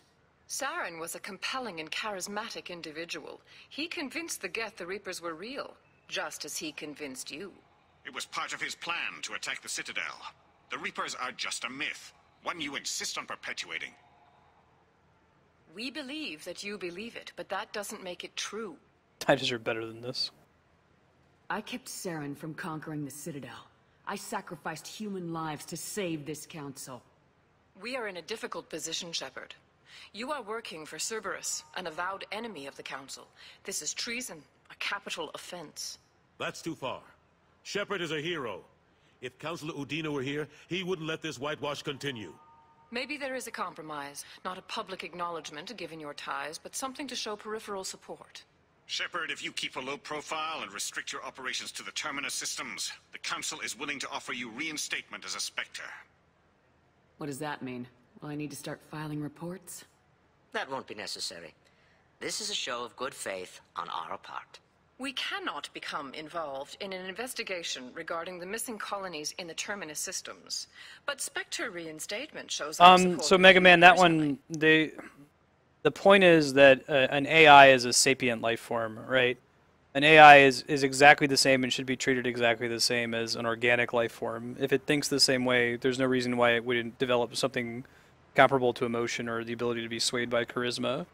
That's what makes the Geth so dangerous, is they weren't designed as true AIs. They're a bunch of VIs, which are more like the computers we have today that grow smarter when they're in close proximity to each other. So they're kind of an accidental AI.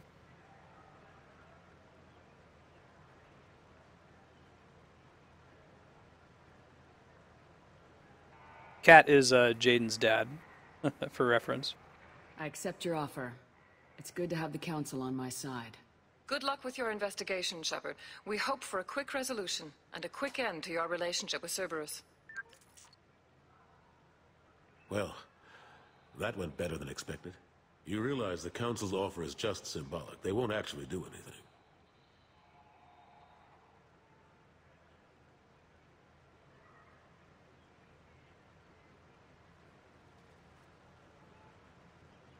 Even if they don't help, I might as well stay on good terms.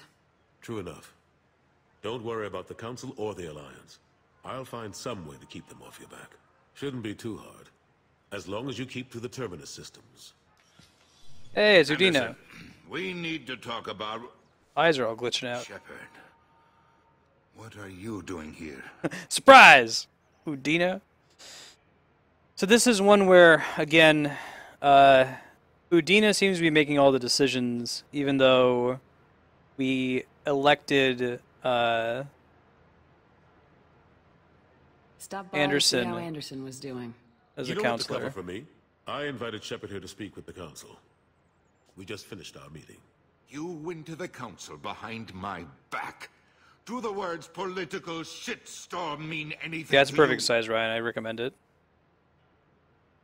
The Council reinstated my Spectre status.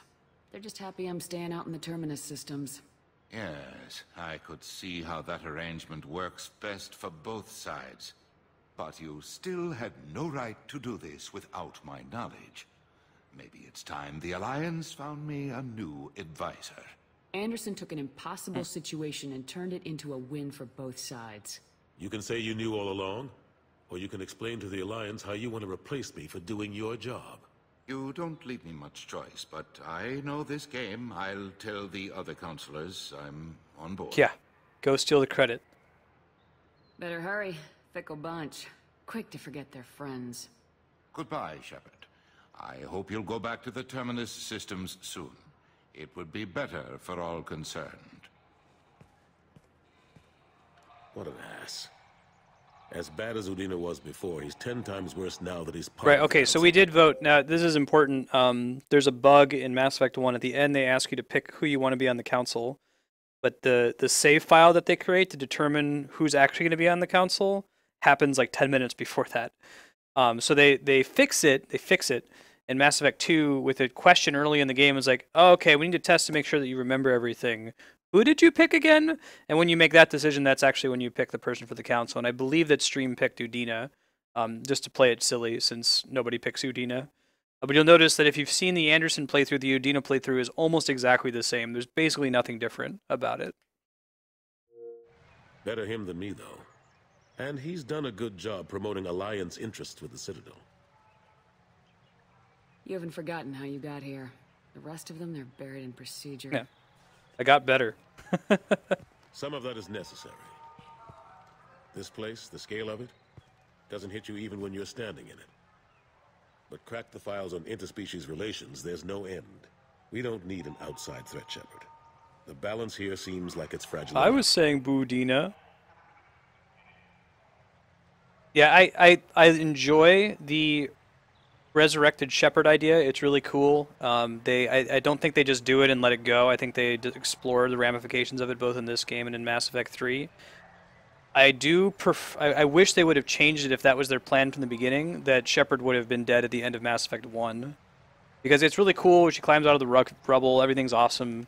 But like, I feel like it would have had more weight if that was how Mass Effect 1 ended, with some kind of self-sacrifice thing, and then it comes back in 2, instead of it just being, oh, let's just do this in the opening cutscene and then fix it immediately. You know, you would have been waiting, wondering, man, what are they going to do? How is this going to change? Caden Alenko was on Horizon. He said he was looking into Cerberus. I know. I approved the mission. We had to find out if they were behind the missing colonists. I couldn't tell anyone without compromising the investigation. I'll explain what Kami means by that when we get to the point where it's relevant in Mass Effect 3. We're not quite there yet, but he's right. Picking Udina makes more sense the way they ended up handling either decision in Mass Effect 3. I'll explain it when we get to it. I thought we were friends. Never expected you to go behind my back. We didn't know about you at the time. And I wouldn't have told you if I did. What if the elusive man was manipulating you, lying to you? The report actually confirmed your story. I still don't trust Cerberus. But they were right about the collectors abducting the colonists. Unfortunately, Alenko didn't find anything to convince the Council that the Reapers are behind this. Or even that they exist.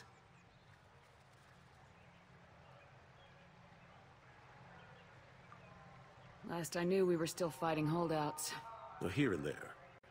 But they are increasingly disorganized. It's long since stopped being called a war. More like cleanup. Not that you can ever discount them. But we haven't had serious casualties for months.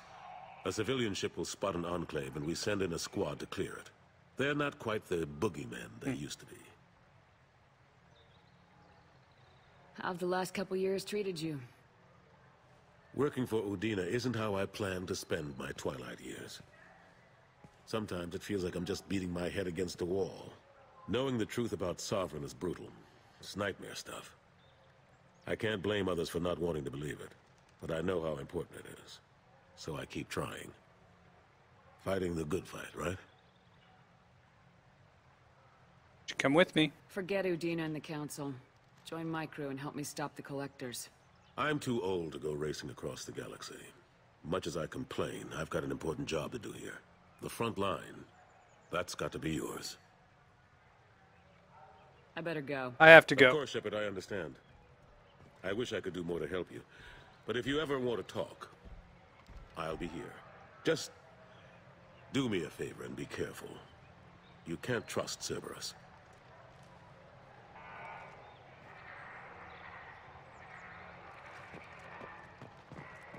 Alright, all to do here. Keep exploring. Yes, in the opening cutscene, Shepard gets knocked out of the Normandy and is just like suffocates in space. That's like the very first thing that happens in this game.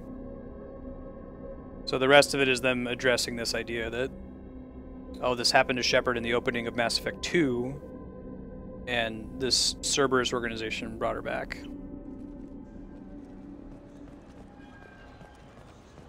Emotions at Shepard's rumored survival are mixed. While some are overjoyed to see her return, others believe her false Betrayal? What the hell was I supposed to do with that? Oh, I got another vote coming up for you guys. One sec here. We're definitely bringing Thane and Mordin on the next mission. But this next poll is going to be...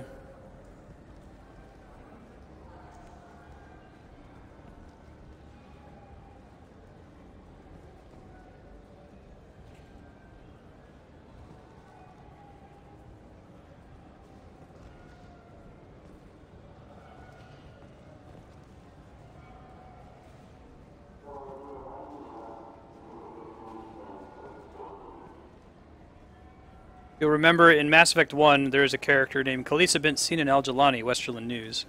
She is a newscaster who asked very rude and personal questions, kind of like a TMZ reporter, and Stream voted to punch her in the face in Mass Effect 1. She's probably going to mention the fact that we punched her in the face. There's three things we can do. We can punch her in the face again, we can try to cool things off, or we can just yell at her as a renegade. In the first one, she said, I've had it up to here with your, was it disingenuous assertions? Snide accusations. Mass Effect 1, she says, I've had it up to here with your snide accusations. The people want to hear your story, Shepard. Khaleesa been seen in Al Jalani, Westerland News. I interviewed you 2 years ago when you first became a Spectre. You punched me when my questions hit too close to home. Do you have a minute? What, so you can try to do another smear job on me?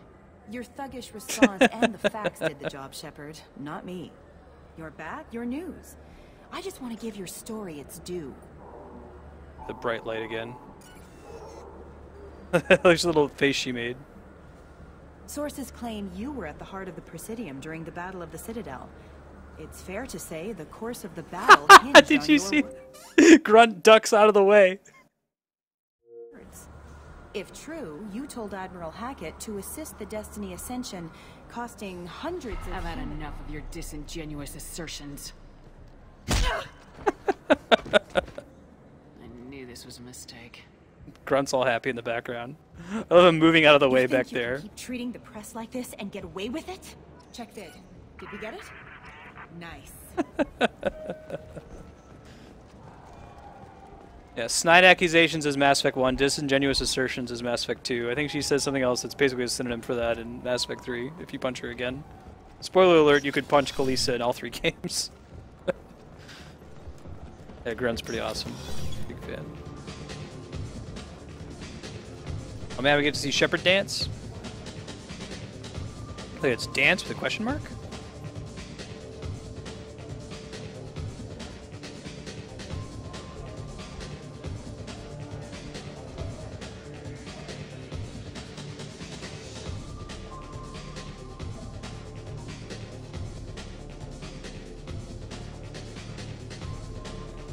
Kapow! Spleech. What's up, bartender? Oh, you're not the bartender. Hey, it's Darkstar. What'll it be? Hear about anything interesting going on around here? I serve drinks. You want to know what's going on? Check the news. I don't know why humans always intimidated. So this line here is kind of an inside joke. Specifically, I think it's going to be about Bioware games, but the fantasy trope in general of going into a tavern and like asking the bartender for tips about hot quests and things. I don't know why humans always ask me that. Hear about anything interesting going on? Serve drinks. You want? Let me know if you change your mind. Always cracks me up.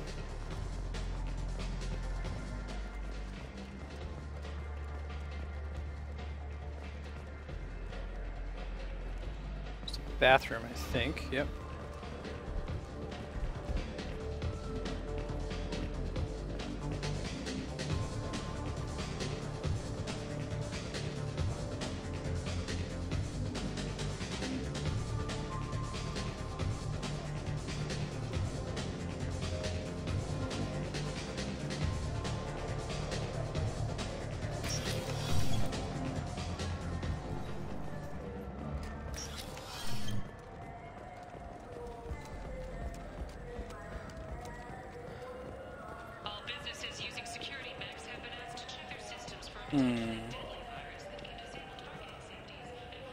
You guys kind of set us up for the whole friend or foe identification.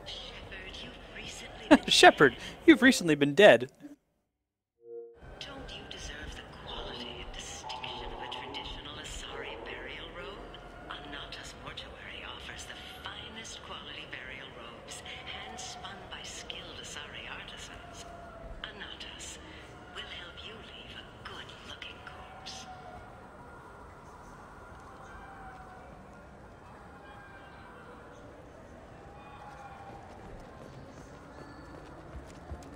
There's more to be done in here. Let's talk to this guy. I think he doesn't like humans. What can I do for you? He's really nasty to you if humans control the Citadel, but if you save the Council, he's a little more chill with you, I think.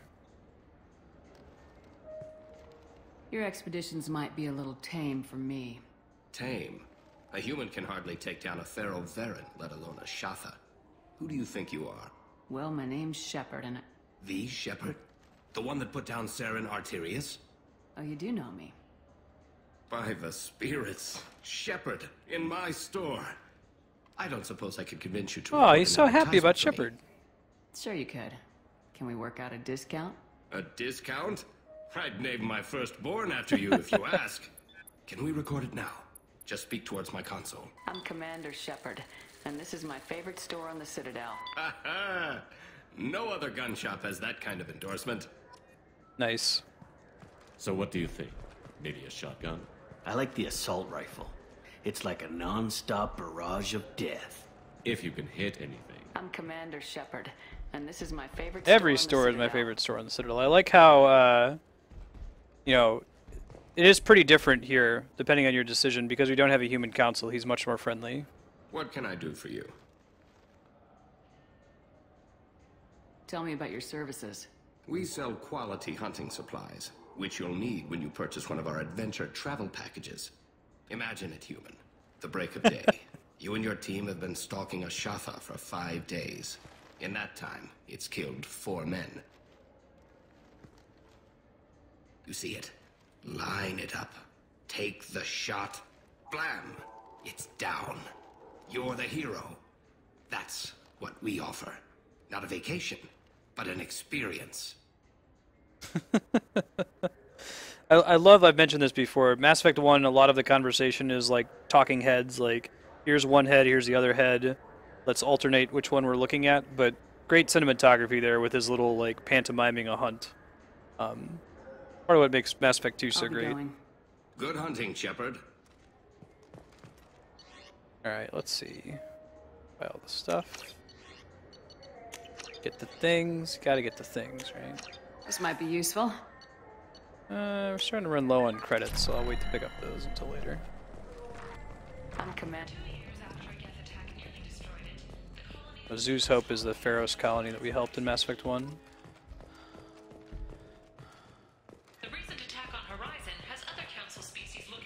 So it's not just that it feels like they had a spreadsheet of all the decisions in Mass Effect 1 and making sure that they covered all of them in at least some way. They literally did. That's also how they made a bunch of fixes to the content of this game. Shepard, and this is my favorite store on the Citadel. Talk to her. We can go do the Serta quest now that we're Shepard. I heard that those lakes up on the Presidium are filled with fish. No, they're not. You ever been up there? No. CSEC won't let me. They say I'm a risk. They think every Krogan is dangerous. Damn Turians. We should kill them all. This Krogan's so cute. He's like, I bet there's big fish up there. Up on the Citadel and the Presidium. I'm Commander Shepard, and this is my... Welcome back. These stores are owned by the Citadel. I already asked about this. We offer an assortment of Thanks for your time. Of course, it's... So do you want to get one of the fish, or maybe a model ship? How is a model ship supposed to remind me of the Citadel?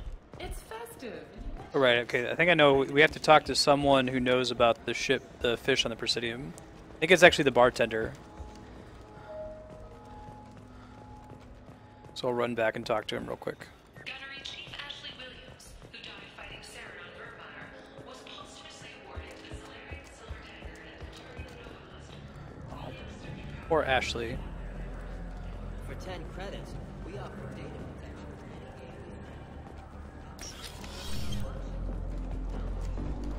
protection. And you see the GameStop parody. Will it be? Hear about anything interesting going on around here? Serve drinks. You want to know what's going on? Check the news. I don't know why humans always ask me that. It's the Asari. Thing you have. Easy enough. They look to be about 1,000. They're mono-gendered. If you're interested in this game, I highly recommend you give it a playthrough HDL, or if not... Guaranteed to knock you on your ass. Unless you're Dextro DNA like me. If you aren't, it'll kill you. We also did a full playthrough of Mass Effect 1, so you can check that out on YouTube. Anything else? I think that It's Green is a Star Trek reference. It's green. I'm done for now.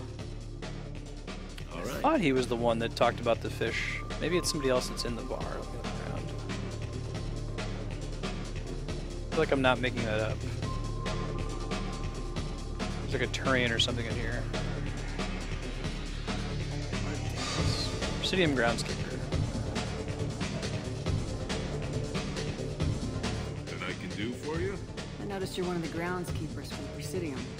Do you know if there are fish in the No worries, welcome back, my man. I get that question a lot. I think it's right behind where's the restroom. Those are reservoirs, the Presidium's own supply, independent from the water storage tanks in the woods. The only place I know of on the station to get a live fish is the Leosanisi's gift shop. When I pour a glass of water, it's the same stuff tourists throw garbage in. No, they purify it first. If some Solarian or human bacteria gets left in, and a Turian or Quarian drinks it, they could die.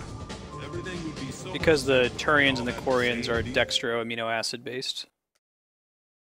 But no, the universe loves diversity. It's like the chirality of your DNA. It doesn't matter which one it is, but once it lands one way or the other, like they become incompatible. So that comes up a couple times, and Quarians and Turians can't eat the food of everybody else in the galaxy.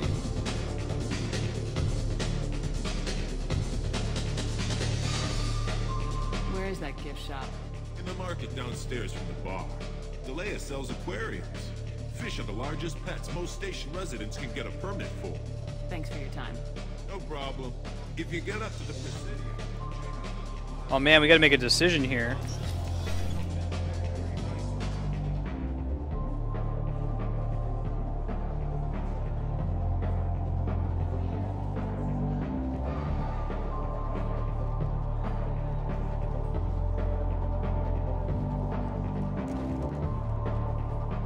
How do we handle the Krogan and the fish? Vote 1 to tell him the truth, there are no fish in the Presidium Lakes. Or vote 2 to buy him a fish and tell him that there are because he was so excited about it.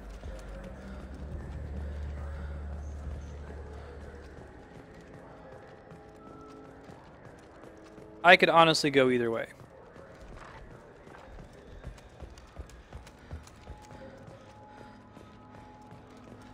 Man, 1 versus 2.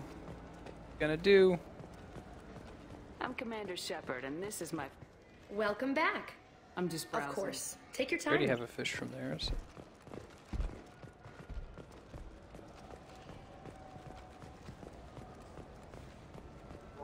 It's 2 for buy him a fake fish and tell him it's real. Fine, fine. I just need to pick up some spices. Aminodextrous and aminosinister if you have it. You don't mix your spice chirality. What Hey, they cooking just school used my did you say fancy you word. went to? I don't go to cooking Chirality school. is a fancy I just word that want means something tasty to handedness. put on a steak. Just Why means don't whether you just go to it's Fish Dog left Food symmetrical or Factory? right symmetrical. It's on level 23. Ask for their tummy-tingling tachanka sauce. It's only really relevant when you're, comparing things to one another.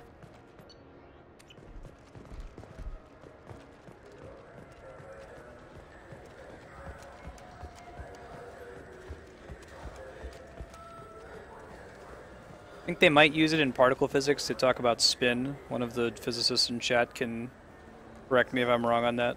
Use chirality to say whether it's a left spin or a right spin. Alright, looks like Lai takes it. I have a Presidium fish. I overheard you talking about the fish on the Presidium. What, you mean there actually are How some? excited he is! Sure, I just got one. I have it with me now. I'll pay you for it. What, you don't think I'm hungry? I went all the way up to the Presidium for this. Why should I give it to a random Krogan? I'll pay you a lot. Oh, Kargash is so excited. All right. It's obvious you really want it. Here you go. Weren't you saving that money for a new gun? Who cares? They wouldn't let me use it here anyway. Thank you, human. Many Krogan must have dreamed of this day, but I get to be the first. It's just a damn fish. Guns are... I don't know, man. We should have gotten Paragon for that. We made him so happy, and now he's not going to buy a gun and do violence. That was the Paragon option in disguise. Shepard, are you looking to continue your education? It's one thing to know how to shoot a gun, but do you have the career skills to deploy and manage today's high-tech network infrastructures? Okay, I think that we might have tapped out the Citadel. I'll check a couple more things on the bottom floors. I guess we still have to do the Certa Foundation quest. Today we interview Counselor Udina. This relentless advocate for humanity has ruffles and feathers and has no plans to stop. Tune in and learn with her. He called a diplomatic incident waiting to happen as to think of humanity's role in galactic affairs. How excited he was. He just wanted to fish. Every Krogan's dream. I'm Commander Shepard, and this is my favorite store in the Before I Citadel. talk to that person, No memento.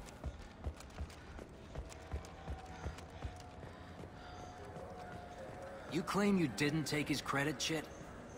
Please move along. You say she stole your credit chit? Oh, it's too late.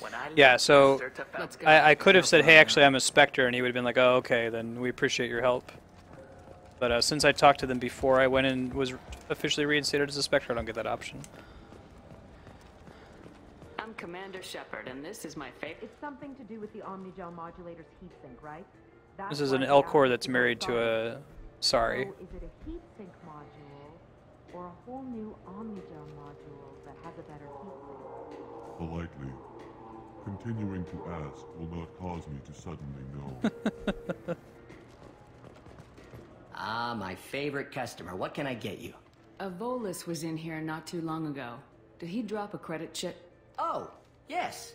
He bought some environmental system drivers, then left without his chit. I didn't notice he'd left until he was already gone. If you see him, tell him to have it here behind the counter. Thanks for your time. I'll be here if you need anything. Commander Shepard, and this is my favorite store on the Citadel. Hey, Xenopixel, how you been? Good to see you. The schedule update, we're going to be playing Mass Effect 2 for another 37 minutes, and then they're switching to Smash Brothers 3DS for the rest of the day. We'll likely be playing until about 6 Pacific. The queue is open. If you would like to join the queue for Smash, type !Smash followed by your friend code, so I can get you added. Please move along. You forgot your credit chit at Saranus Applications. The clerk's holding it for you. Oh. Well, the Quarian could have stolen it. I'll close this event report, but I'll be watching you. Get a permanent residence, or I'll run you in for vagrancy. Are you two serious? What? You falsely accused this girl of stealing from you. All you have to say now is that she could have stolen it? Now, just a minute. And you. She gets harassed and insulted by this guy, and you throw in a threat to arrest her for vagrancy. How about if I run you in for obstruction of I'm justice? a Spectre. I guess he wouldn't say that if I'd already said You think you're there we gonna go. run in a Spectre? I think both of you should get out of here. Son of a... Thank you. I wish I could give you something more than Yeah, words. D-Rock, technically it's supposed to be at 240 hours that you just hit. I think I mushed the ranks a little bit. But 240 hours or rank 30, whichever one you notice first, let me know and I'll give you your badge to everyone else in chat. Can you take care of yourself from here? I guess. I mean, most nights I eat nutrient paste in a Turian shelter, but I'm surviving. Thanks. Sounds pretty shitty. The reason she's in a Turian shelter is because they have the same kind of food. This is the warehouse where Garrus set up a meeting with the Forger. If you wish to find Fade, Garrus should accompany you. What do you think, Michael? Maybe the immunobooster? It's supposed to help with alien bacteria.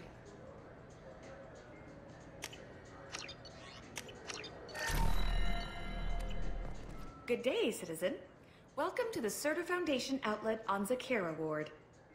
Oh, I bought that stuff too early. That's okay. I couldn't help but notice your prices. They seem a bit steep. With respect, the Foundation is not concerned with profits. A portion of our sales funds research to cure genetic diseases. You know, it would make your services more popular. An endorsement from the woman who defeated Saren. Oh my! You're Shepard, aren't you? I would be glad to give you my employee discount if you would do that for us. It's a deal. Here we go. Just speak into my console here. I'm Commander Shepard, and this is my favorite store on the Citadel. I'll work it into our advertising at once. Thank you.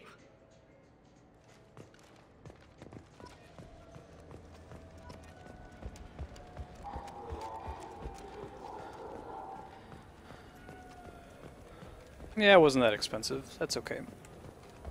I feel like there should be some consequences for going to every store in the Citadel and saying that it's your favorite store, but oh well. Cool. So that's the Citadel, and hope you enjoyed. I'm not going to put out another poll for the next mission because we only have about 30 minutes left, so I'll just continue doing some of those random side quest planets until we hit Smash time. You're welcome to join the Smash queue in the meantime.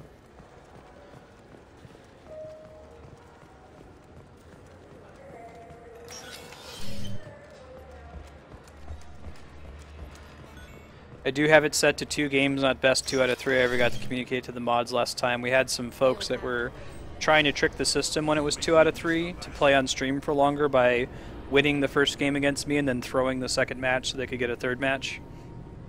It happened a couple times previously, and it happened again on Wednesday when we played, so I think 2 games is fair. You know, if you beat me twice, great. If not, hey, we tied.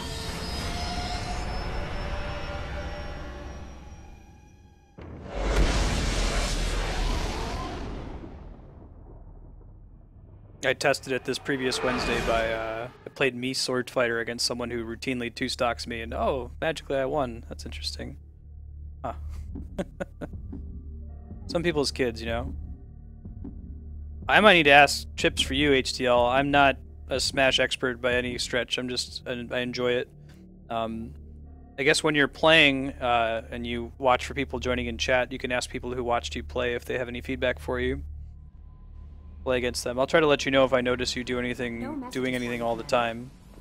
That's usually the best feedback you can give somebody. It's like, hey, I noticed that you spam throw, or hey, I noticed that you use up B to approach, which I do in error with DDD.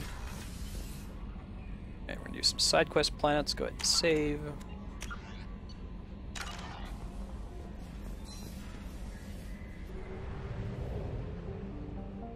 Yeah, focusing on one character is definitely the way to go. Play all of them until you decide who you're gonna main.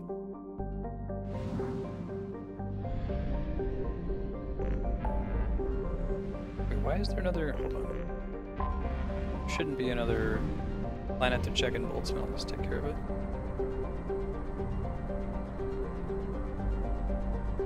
This will probably be one of the only games we play on stream that we completely 100%, because I think every step along the way of 100%ing it is interesting. Nothing that really feels grindy. It just didn't stop here, huh? Oofed. Charge from human discussion. Discharge's drive core wasn't able to reach the system's gas giants in time. It is a dwarf planet. I pointed this out before. People often question, you know, why is Pluto not a planet anymore? This planet, this dwarf planet in this little asteroid belt, is classified as a dwarf planet for the same reason Pluto is.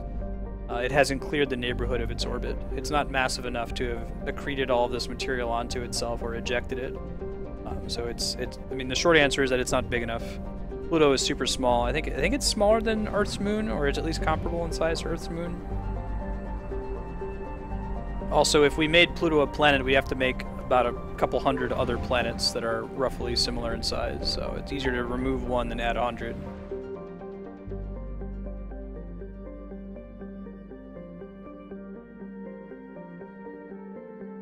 Getting good with one character is usually a good idea.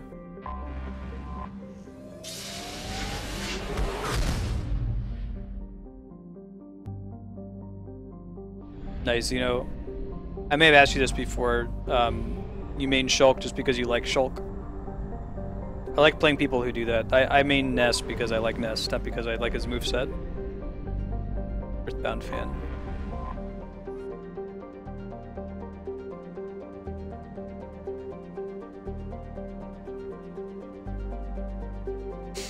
Seems interesting. Okay. Dextro amino acid-based life. Invictus, so a lot of the Turian names have kind of Roman-sounding names.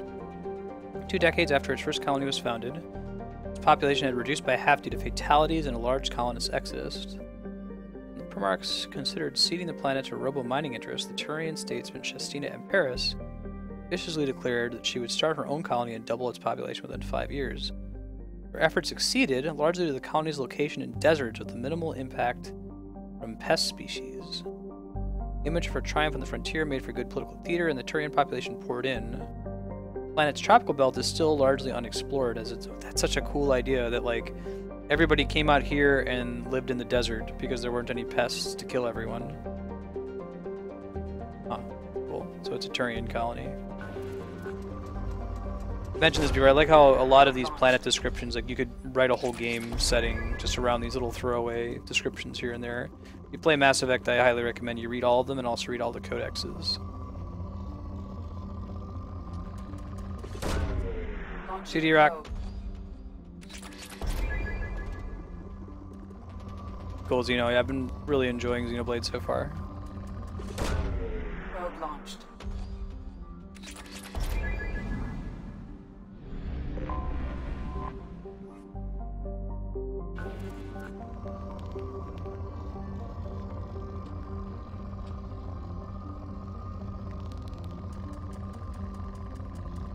There we go.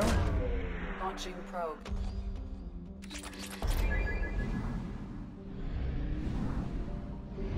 Why it's systems again. We have used half. Both systems are Turian related, so I'll find another fuel outpost. I'm sure we'll get one on the way. 100% these things. Local cluster 100%. Kenson, I think that's the one we want to save for the very end. That's the not the Overlord DLC. It's a DLC they released after the end of the game to kind of tie Mass Effect 2 to Mass Effect 3, so it makes more sense to do it after the final mission. Oh, it's the Horizon area here. Venture. Pressure cooker. It's like a Venus type planet. Probe away.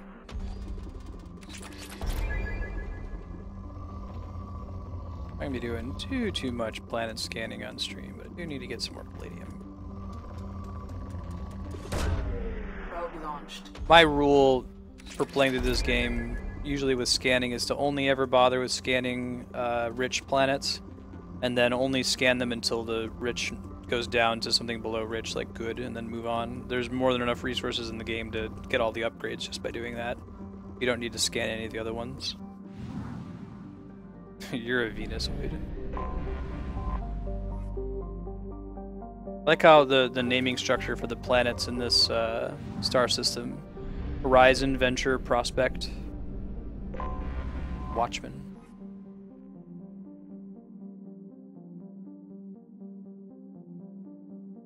Avoid valuable resources. Aww. Rowdy Piper died? That's sad. Elston Rift.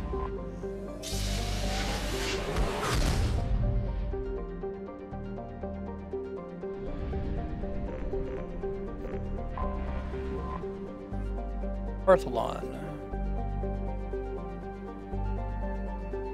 Ooh, interesting. Space travelers. Okay. Its crushing gravity makes for an inhospitable stay and makes most mining infeasible. However, its orbit's proximity to the mass relay in the system means space travelers will, for the next few years, use it for a gravitational slingshot to add speed on their way to and from Calliston. It's like, that matters even when you're moving at faster than light speeds because of how much empty space there is out there. Probe away.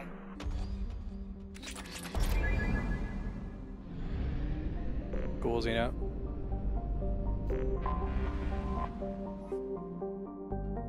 Hostile moon Calliston is the largest satellite of the gas giants from us.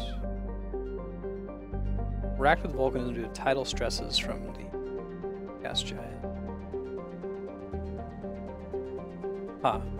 Because of weak solar output, plant-like life on Calliston is not carbon-based and photosynthetic, but silicon-based and thermosynthetic, requiring heat rather than sunlight to power its chemical reactions.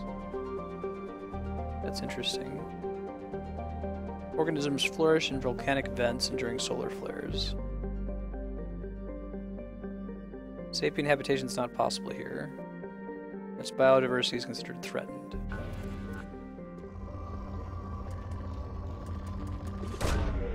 Probe away.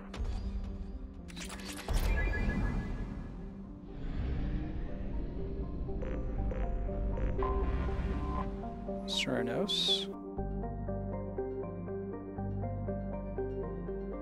Skimmed for hydrogen.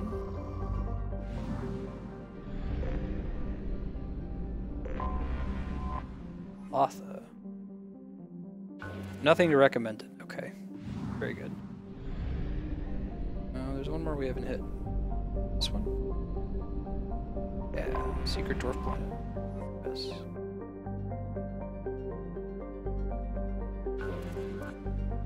Basically, they use what they mine here to make heat sinks. Launching probe. They added heat sinks in between Mass Effect 1 and 2 mostly from, as we understand it now, pressure from EA to make the series more like a traditional shooter. The whole idea in Mass Effect 1 was this cool concept. You know, you had unlimited ammo thanks to the Mass Effect technology. You had this like block of metal inside of your gun, and whenever you shoot, it would shave off a like tiny, almost microscopic piece of it and fire it. So the limiting factor wasn't whether you had ammo or not; it was whether your gun overheated. And that was the gameplay style. Is you shot as much as you wanted to, but you were careful to take breaks so that the gun wouldn't overheat, because it would make you have to wait before you could shoot again. Pressure to make it more like a shooter. They added an ammo system. I think is mostly to the game's benefit, actually, in retrospect. I wish they would have kept the guns where if you ran out of heat sinks, you could still fire it like an old Mass Effect 1 gun. It seems silly that they become useless when you run out of heat sinks, but they have a stated in-universe reason for it. They say that when the Geth attacked, they had already developed this heatsink technology, and it let them fire very quickly without any downtime from overheating. So it gave them a competitive advantage, and after the Saren's attack on the Citadel, the rest of Citadel space co-opted the technology. So at least they addressed it in-game. They didn't, like, you know, just change it without saying anything, since it was pretty cool for the story lore before then. No palladium on that planet. I have detected an an anomaly. Unregistered starships have been spotted in the vicinity. Civilian travel is not recommended. Repeat. There's a piece of crap mech on this Probe launched. Something on our sensors. Emir heavy mech.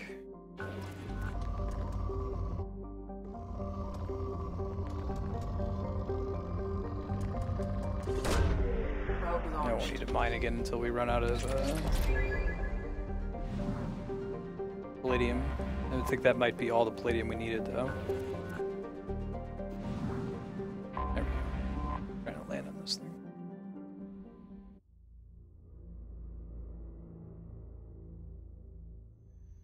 No wrong on some minor, you know, story concern.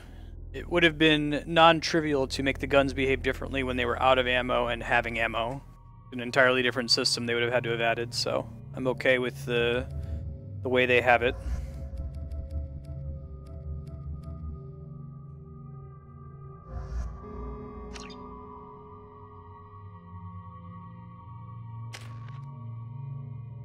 Points there, and this is all great. Let's do it.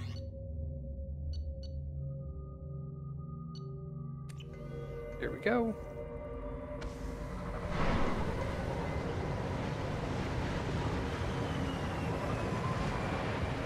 We have about 20 more minutes of Mass Effect 2, followed by some Smash replay. Detecting a large supply of resources buried deep within the canyon walls.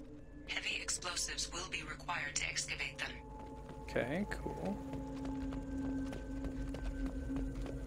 A lot of these side quest planets reuse some of the other characters' music.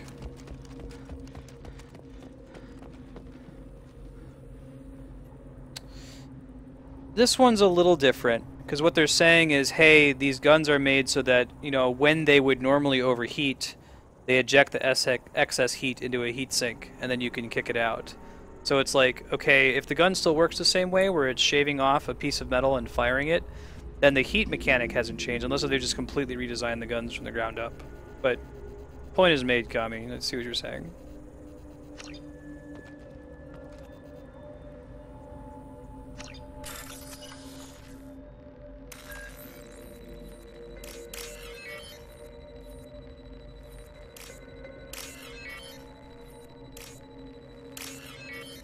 I'm trying to think if it's a closer analogy than electric cars and gas vehicles, because the heatsink is meant to correct for a flaw in the original version. It's not a total redesign, I guess. It still shaves off little pieces of metal and fires them using Mass Effect technology.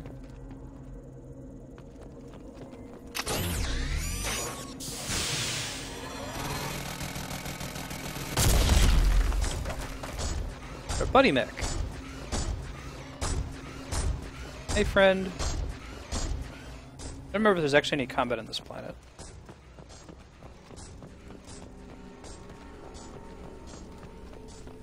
find power cells to get them moving.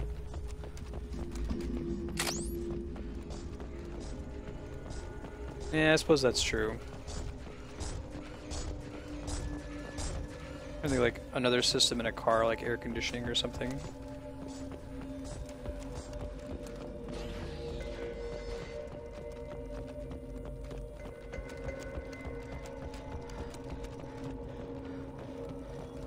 I feel like the benefit of unlimited ammo, though, like if you just think of it from a practical perspective, from an engineering perspective, like why would they write out unlimited ammo just to have faster reloading? That seems like that would be more valuable to just about everybody, or that some kind of hybrid model would exist, to Mega Man's point. I mean, obviously we're arguing about something silly, but I feel like there's no real reason why they couldn't have engineered it to have both. I get why it doesn't have both. The reason, I mean, the real reason it doesn't have both is that it would be difficult from a development perspective to do both.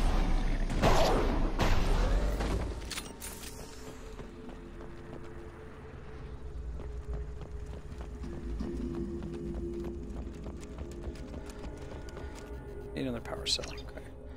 There was some token combat, but not a lot, I don't think. They might be able to destroy the mech. You might want to go out and like scout out all the enemies before you fill in all the power cells.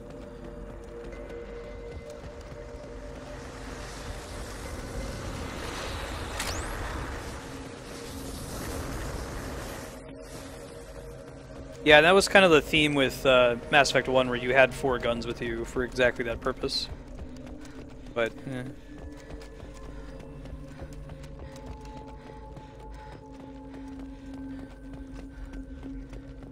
I feel like it's more like, okay, so everybody's car has power steering on it. I don't know if any of you have ever driven a car without power steering, but it sucks. But your car doesn't cease to function when power steering fails. I feel like that's a better comparison. You can't suddenly not steer it. You can, it's really, really hard. You have to use a lot of, like, muscle to turn the steering wheel.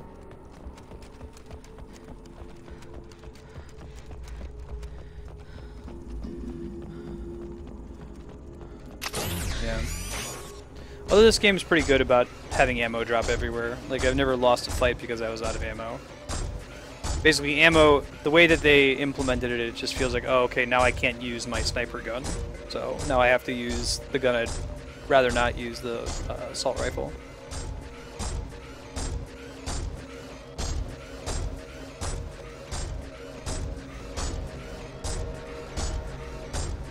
It's true.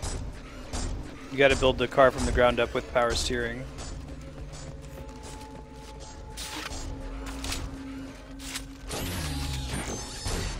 You have another one? Right. Yeah.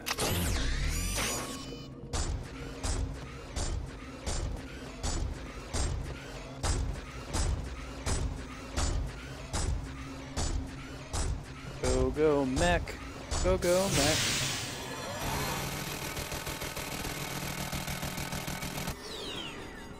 Yeah, I didn't like the light and dark ammo in Prime 2. I get where they were going with it, it was a cool idea, but it ended up just being stressful, and you ended up being out of ammo most of the time.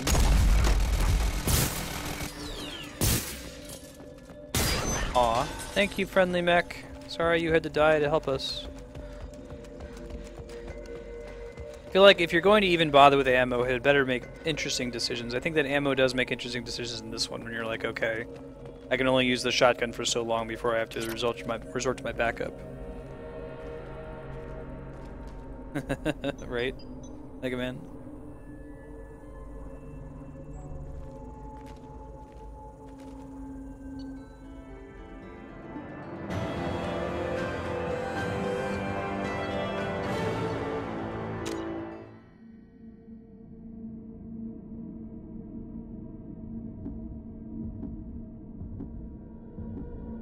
Alright, we're gonna do a few more of these side quest planets for the next 14 minutes or so before we sub in Smash. Andrea's right, the Normandy there looks kind of like a little snail that's like flying off in the distance. You look at the little prongs on the back of it as like its eyeballs. Super snail. Super shrimp.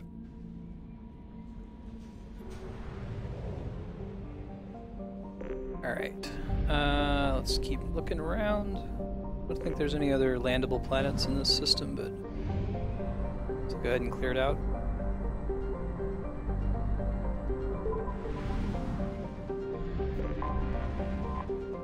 Vivaldi. Recent attacks by pirates have targeted the refueling station. Travel's not recommended.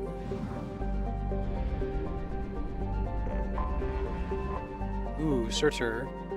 Surtur is the name of a fire giant in Norse mythology.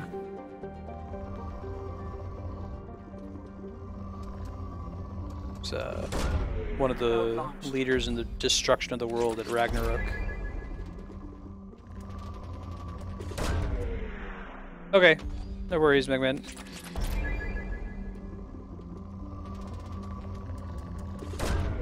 Probe away.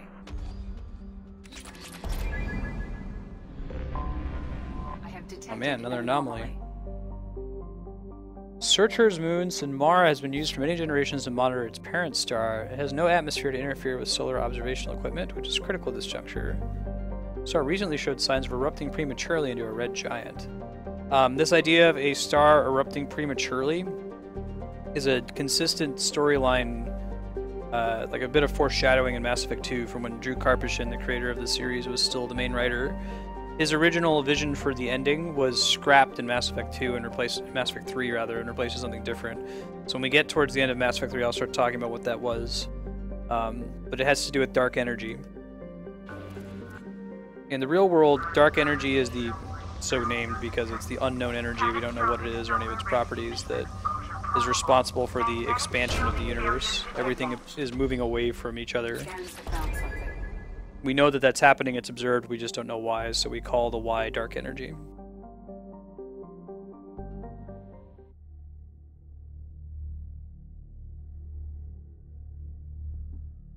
It's actually the same entity. There's different spellings for it.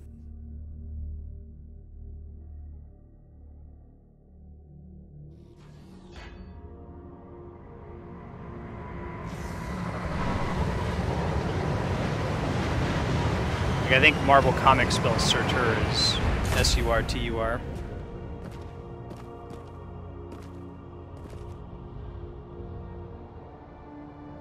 Yeah, there's a couple other Norse terms that are often spelled differently depending on where you're hearing it from.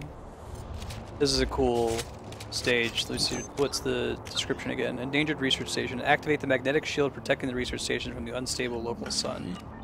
But this is the sun that's going red giant too soon. Baby Choo Choo, how you doing? Good to see ya.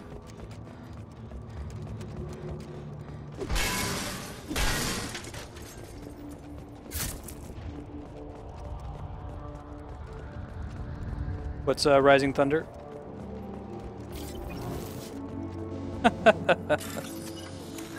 Oh man, trying to get physicists to conspire to not publish research that could probably get them ahead in the world.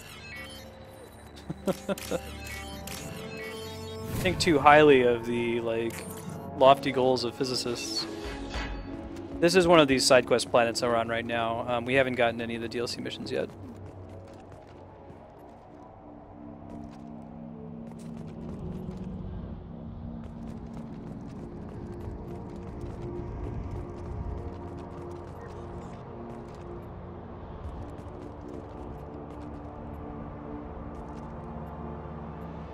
Shield generator, we have to activate it.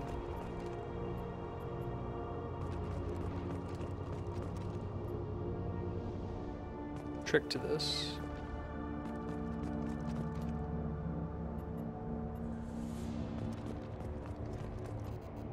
Generator's offline, okay. Turn on the generator.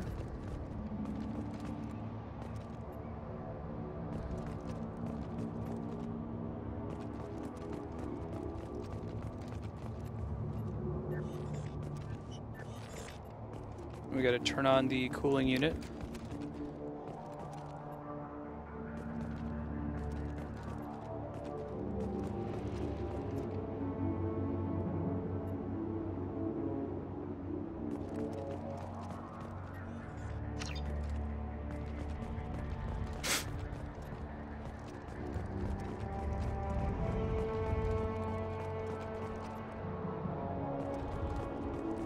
This is kind of, sort of, right? Where it's not exactly a sky planet, but it's like it's a stat observatory, so it's up in the clouds. You can see the surface from up here.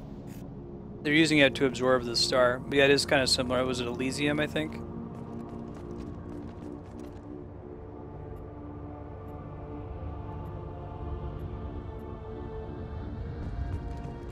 Okay, I get it now. We gotta activate the cooling unit. Now that the cooling unit is activated, now we gotta activate the shield generator. Now that the shield generator is activated, now we can turn on the thing.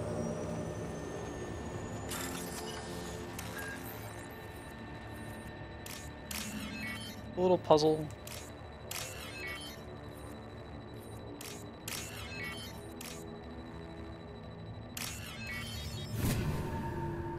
But it's a station on a regular planet. It's not like Venus, where it's a cloudy planet. This is one of several like solo little puzzle side quest planets that are pretty cool. Yeah, so this shield is intended to protect the station from the solar radiation.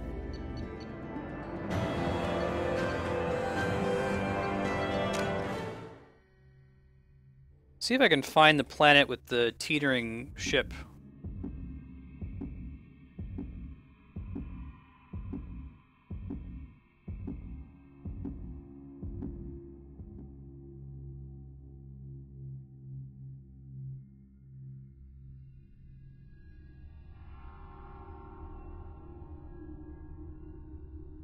I think that might be my favorite side quest in this one. We got about 6 minutes left. I think we can pull it off if I can find it.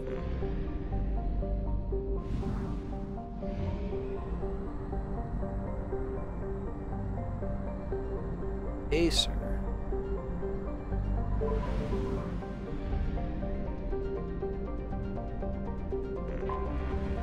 Dranen. Oh, interesting. A sizable... has spectacular storms, at least 3 persistent observable spots. Actually, cyclonic and anticyclonic storms have lasted for over 544 years, significantly longer than Jupiter's Great Red Spot. Has a lot of moons.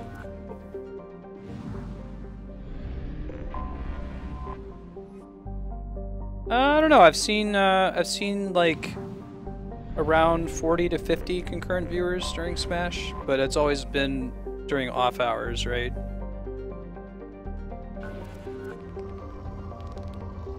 Normally I'm playing at like noon to 3 Pacific, so who knows, on a Friday during prime time there could be a whole bunch of other people streaming it. We'll see. Probe launched. It usually gets a bit more hectic though.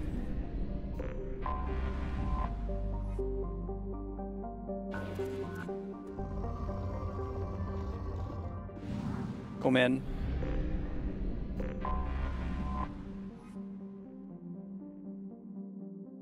Nothing new there. There's still one more planet. Is it the outermost one?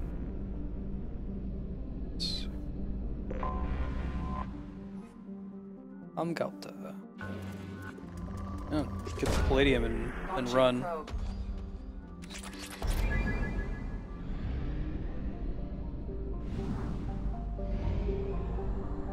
Now with 4 minutes left, I don't think I'm able to do a whole nother planet landing situation, so I'm gonna go fill up the fuel save, and I'll take a short break in order to get the 3DS set up. And we can start the first round. It looks like the queue right now is gonna be HDL, followed by Ryan and Xenopixel. Ryan, if you're still in chat, I still need your friend code. I think if you posted already, I missed it a little bit earlier. If you can register mine as well, that way we can play.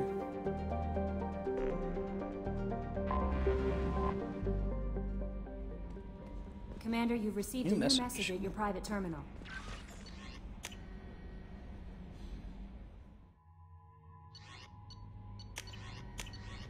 Oh, it was about a Thane's kid. Bailey said that he got him working for him. Cool.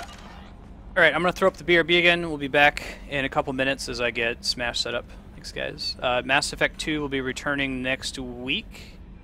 We're going to be playing it on Thursday and Friday for 2-hour blocks this time rather than hour-and-a-half blocks. And now that we are down to just one loyalty mission, We're likely going to knock out that loyalty mission and then do all of the remaining side quests and DLC missions before we do the, the final one. Cool, got it, Ryan.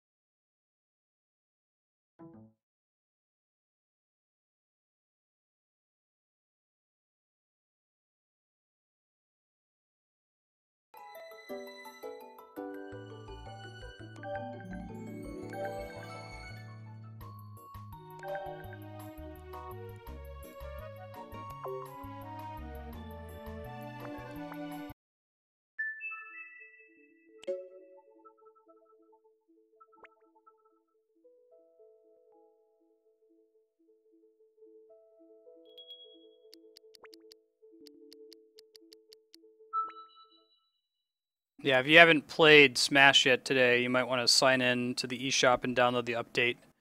Jaden, you're not in the queue right now. You might want to type !Smash if you want to join. You'll be 4th if you get in right now before I open it to everybody else.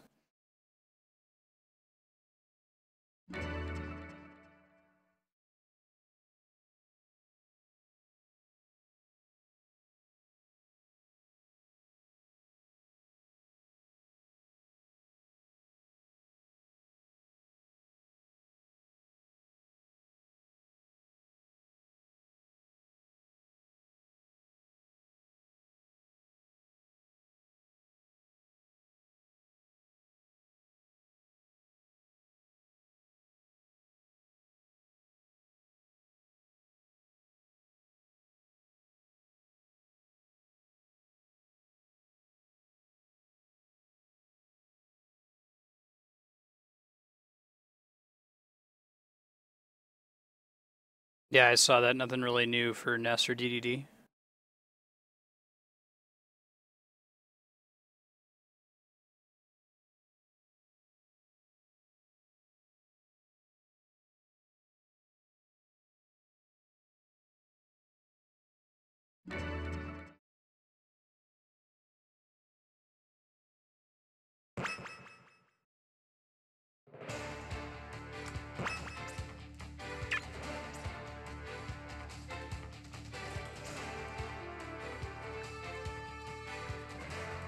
Let me add Ryan Depot here real quick and Xenopixel HDL, and then we can go.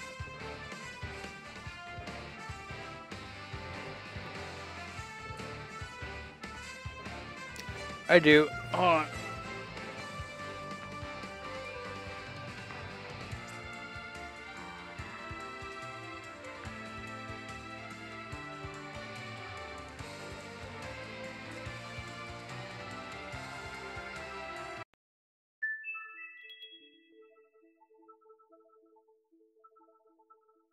In case it comes up later.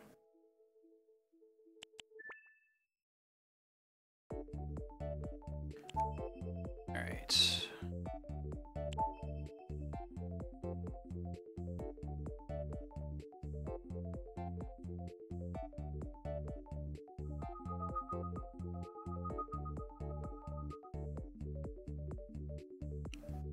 Ryan, you'll want to register me too, otherwise it won't let us play. I'll throw my friend code back in there here.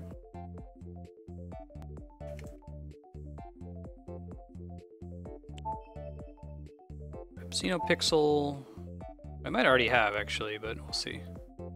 700, 7261.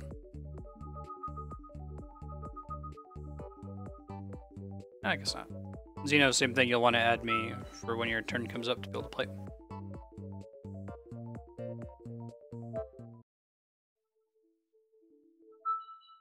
Alright, ready when you are, HDL, let's do it.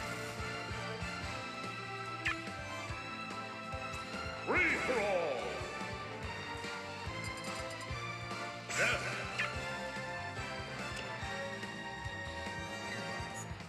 Survival! Oops, I don't want to do 3 stock. Let's go back. Survival!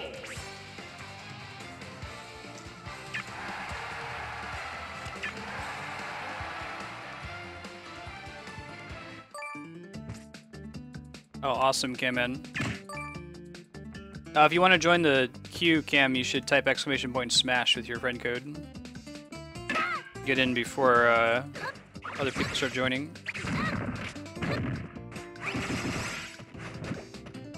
Cam's a pretty good Mario user. You should watch when we play.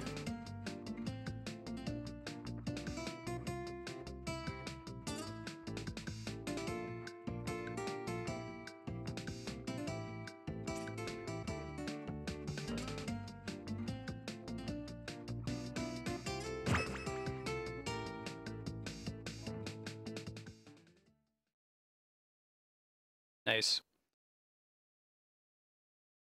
There are like 3 or 4 other people playing Smash at the same time for 3DS, so might just be us, which is fine.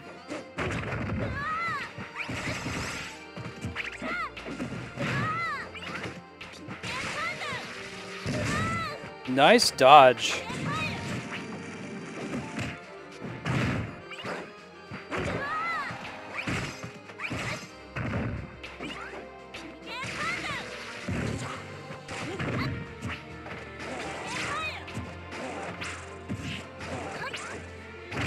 That does come out a little bit faster, doesn't it?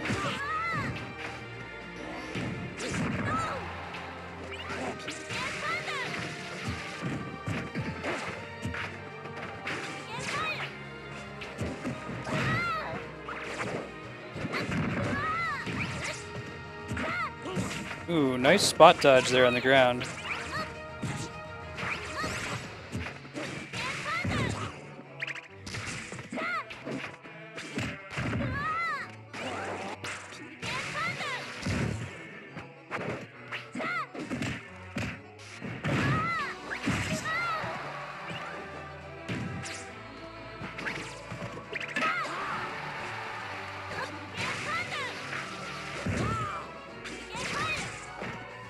Hey, Awkward.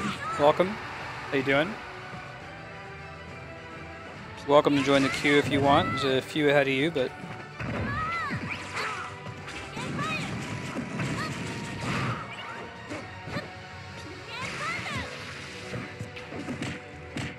It's a good throw. It was the best possible thing to have done there, too.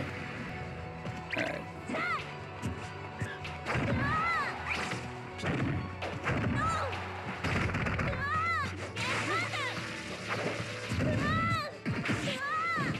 And a good shield. I can't get away with my PK Thunder 2 nonsense against HDL.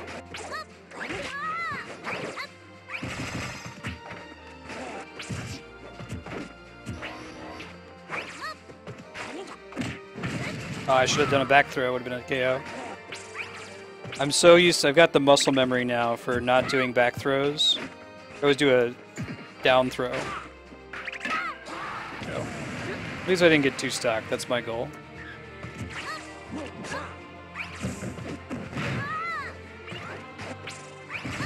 Nah, Sheik is the Shao Kahn of Smash.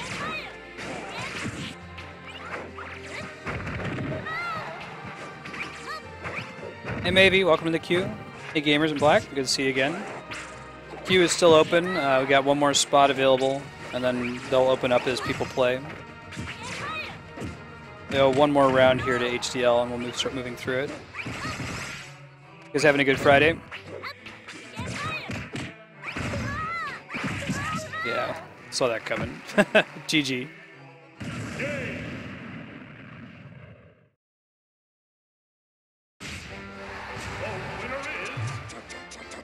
Oh, Mike, the player says he's the Shao Kahn of Smash. You should get him to play on Twitch sometime to show up people who are really good at this game. So right now the queue is HDL, Ryan, Xenopixel, Jaden, Camman, and then Maybe. Right now, if you're at the back end of the queue, it's probably about 45 minutes or so. But y'all are welcome to share your friend codes with one another and smash together. Of course, we're trying to keep it so that people don't rejoin the queue after they've already played today.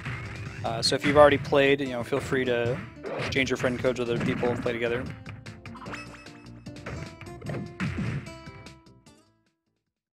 It's 2 games, maybe. We're not going to do 2 out of 3. We get some... Unfortunately, some people ruin it for everybody else. They'll, like, throw the second match so they get more time online. But I think 2 games is probably fair. If you beat me the first time, there's a damn good chance you'll beat me the second time.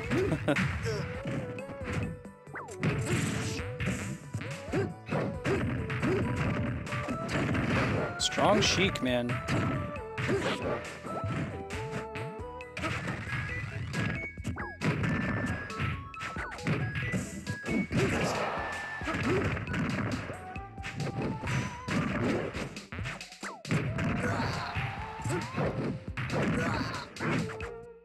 When I say throw the match, I mean it's likely that I will lose because I'm not, you know, I'm not a professional Smash streamer.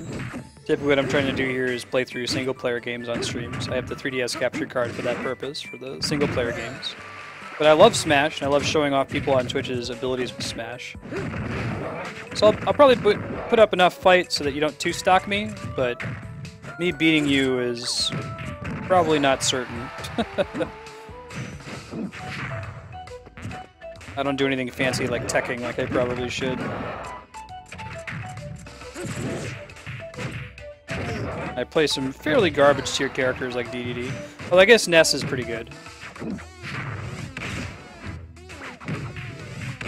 Did anyone pick up the new costumes? I think it'd be cool to pick up Lloyd. I really enjoyed Tales of Symphonia. I kind of don't want to get the King K. Rool costume just in protest because I want them to make King K. Rool into an actual character. Though I am glad that he has some presence right now in the series. Oh shit. That's right, I can cancel that, but I was too late.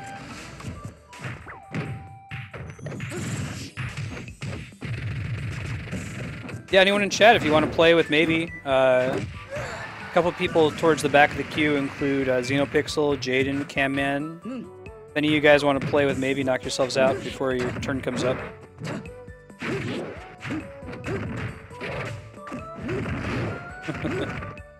Aw, yes. You haven't seen that little comic with the duck? If you Google "aw yes," I'm sure you'll find it. DDD reminds me of the duck. I don't think he's supposed to be a duck, but he kind of looks like one. And I'm getting bodied by the HDL Sheik here. He's Drake and I'm Meek Mills.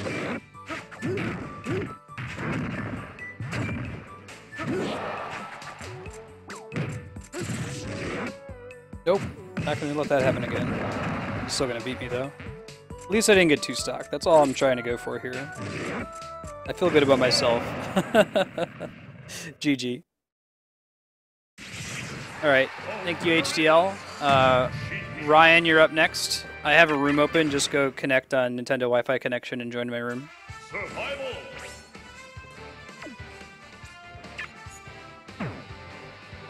HDL, if you want to play maybe, you should.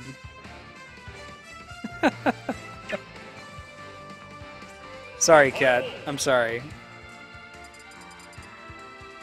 Also, how's it going?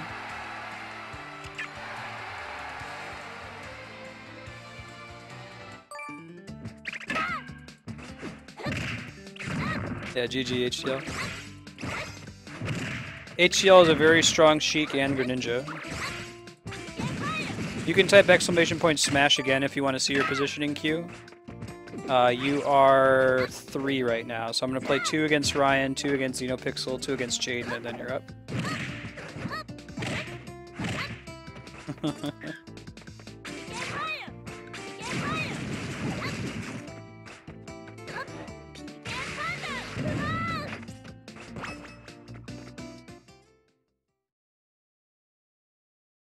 I never used the verb body before to mean to utterly destroy. I think I'm going to pick that up. I like that. Sweet me, man. Samurai Brawler, too.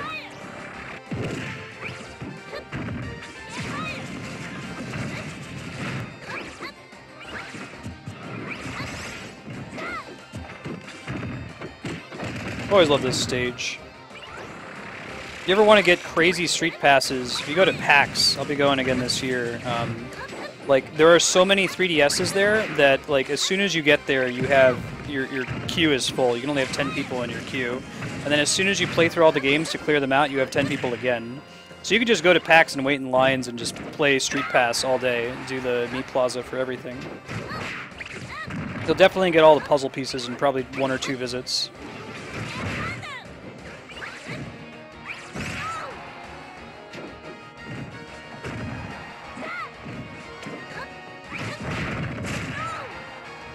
Queue update. After Ryan here at Xenopixel, Jaden, Camman, Mavie, and then Drag Guy.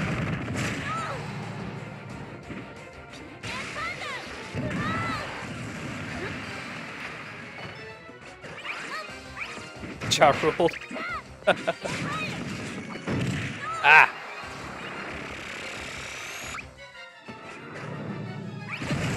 Ooh! That was a very nice read. You read me like a book.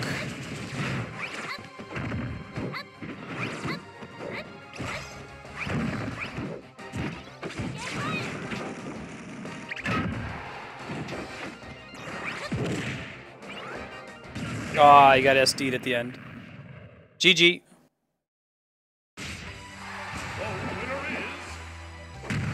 Cool, HDL. We'll do Marth next week, Wednesday, if you're still around.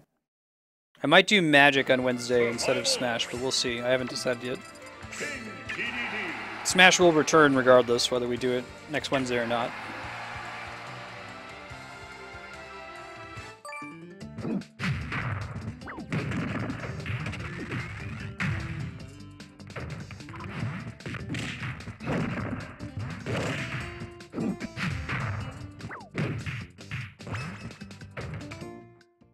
Yeah, it's very satisfying. Smash 4 is an extremely polished game. You know, you got a lot of the Melee purists who, I think they have a good point. Like, Melee still feels like the more competitive game, but man, is this game polished. Like, it's so visceral. You'll notice that a lot of the really big hits, they like pause the screen for a split second, so they feel like they hit harder. Oh man, items. It's cool. You should watch the Smash documentary if you haven't before. It kind of talks about the original clash between East and West Coast gamers in the Smash community. I'm not joking, by the way. Where, like, I don't remember which was which, but one of them used items in their tournament rules, and the other one didn't. And they got in this big fight over it. Eventually they agreed to not use items at all.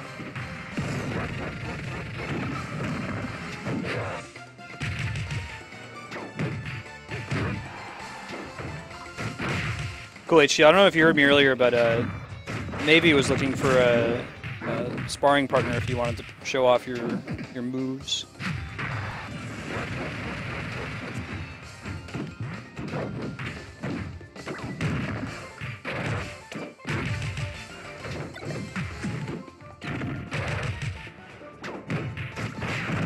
A little lighter today.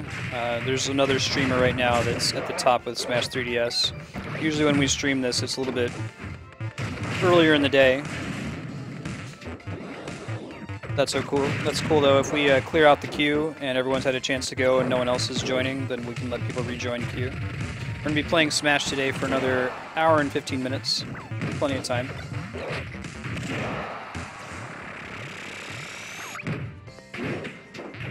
Oh no! Actually, I don't even know what DDD's Final Smash is. Didn't it get changed?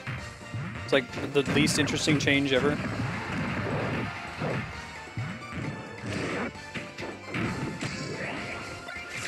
Oh god.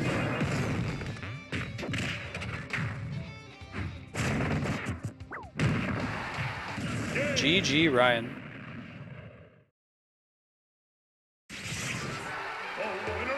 Cool, Bromax. Can you add that with the command so it goes in my queue?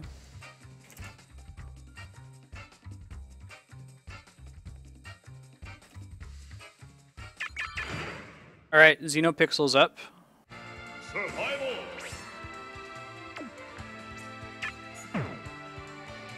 Yeah, I'm a fan of the Smash documentary. Survival. Xeno, you can pop in my room whenever you're ready. Xeno is a Shulk main, as you might imagine.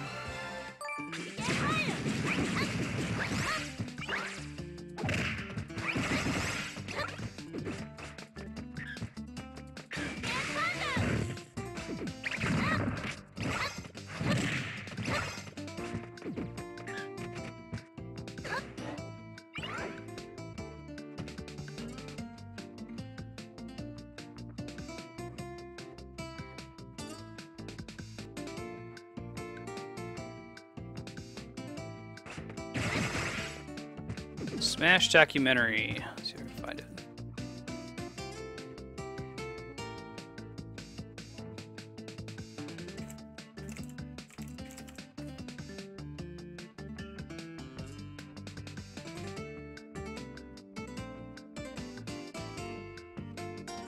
It's a fan creation, Cat, so, you know, give it a little bit of leeway. Some parts of it are a little questionable, but it's very interesting. You'll learn a lot about the community and how it evolved in both directions. The YouTube link I just posted.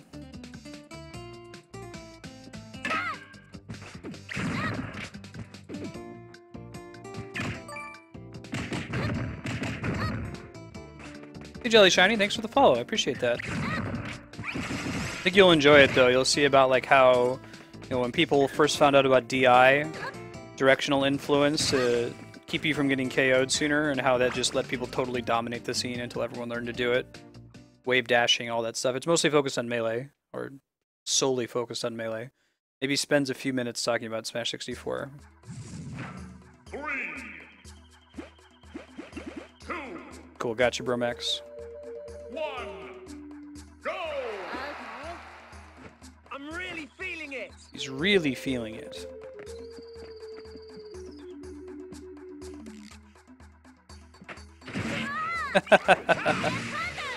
Didn't fall for my tiptoe game.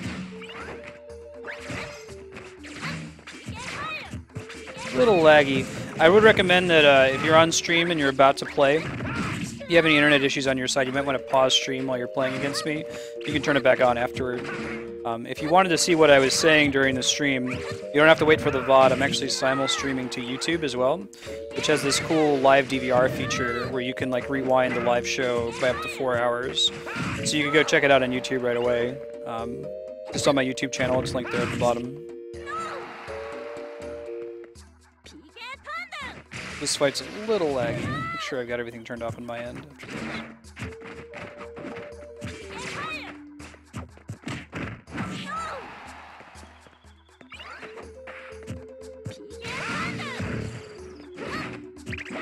Ah, nice dodge. Another shield. Nicely done. Ooh, I always get worried when people chase me. SD. Ooh, Strong Greninja. Hey, thanks, Bromax, for the follow. I appreciate that. Ooh. Make a mistake to forget about the range on the Monado. That is the power of the Monado.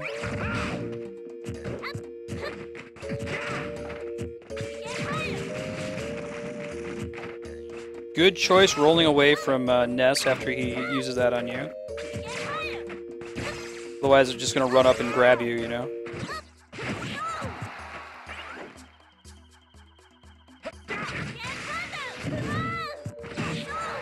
Good shield timing.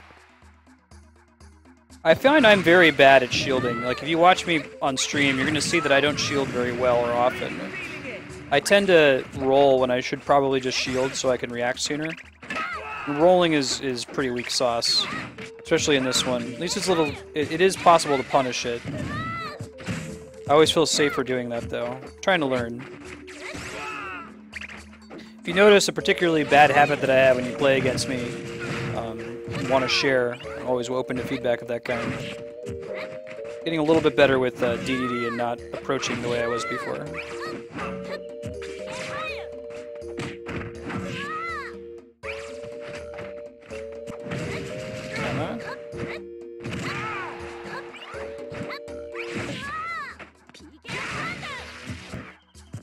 Nice shield again. Don't think I'm going to be able to take this one. I avoided the 2-stock, that's what matters. Oh, disregard. GG. So we got one more round here. Everyone gets 2 games. One more round to get Xenopixel, followed by Jaden, then Camman, maybe Drag Guy, Brad Day, and Bromax. You can type !Smash again to see where your position in the queue is. Hey Rodney, how you doing? Happy Friday.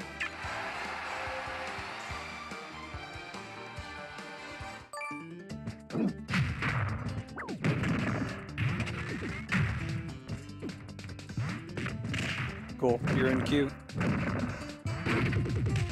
If you were at the bottom of the queue, somewhere in the 5, 6, or 7 range, at the rate these double matches are going, you probably have about a 45-minute wait. Just a heads up. Y'all are welcome to exchange friend codes in the meantime. We're starting to build a little bit bigger of an audience. You might be able to find someone in chat who wants to play against you. Maybe someone who's already played on stream. 3, 2, 1, go! I'm really feeling it.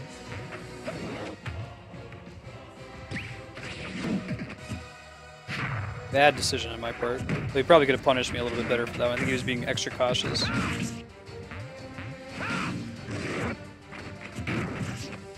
The little stars that come off of his butt confuse most players. DDD's up B has a deceptive recovery time. Where, yeah, he has a long recovery time when he lands, but those stars come out and they're their own. Ooh, nice use of vision. I can change the future! Yeah, there they are again, little stars. If you try to come in and attack him when you think you can, you probably can't because the stars will hit you and put you in hit stun.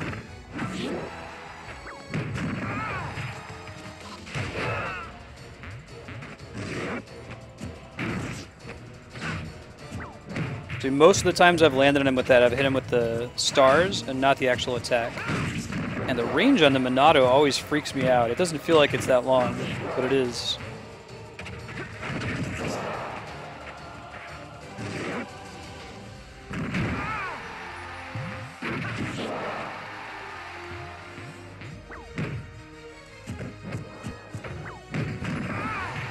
Started up a smash attack there. Would have been in trouble. Nice. Not coming back from that one. He's really feeling it.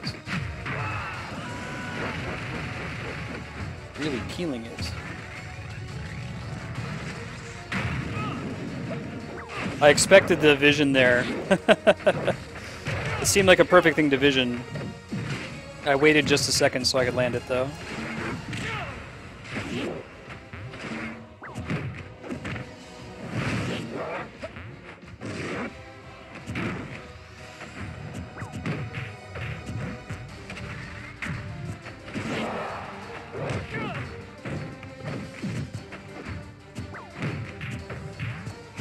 Hey Dubstep, there's going to be a spot's going to open in the queue here very soon. You can hit an exclamation point smash to be able to get in here. I'm really feeling it. Watch in chat for Peek Peek to say that a viewer's been drawn and then you can get in. Nice shield.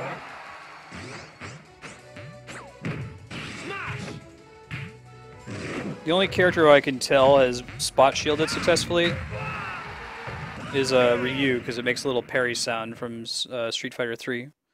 GG, Xeno. Alright, a spot's going to open now if you want to try joining in. Survival. Jaden, you're up if you want to join in my room here.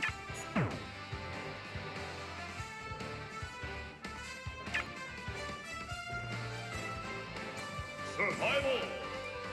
After Jaden, it's going to be Cam Man, maybe Drag Guy, Brad Day, Bromax, and Rodney. There is a spot opening queue right now if you press exclamation point smash, followed by your friend code right now.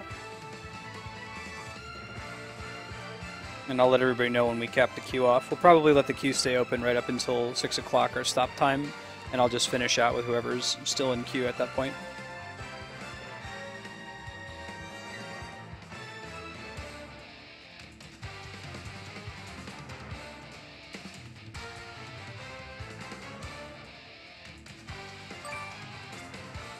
There you go.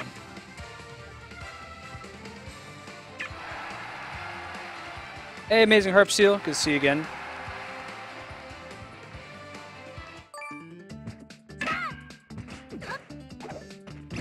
There you go, Dubstep.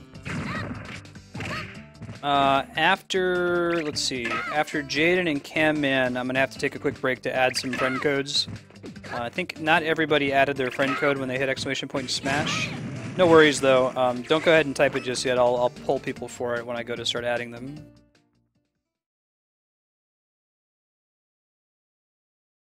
Oh, amazing. After this 2-match set with Jaden, you can try getting in again. Ness v Ness, huh?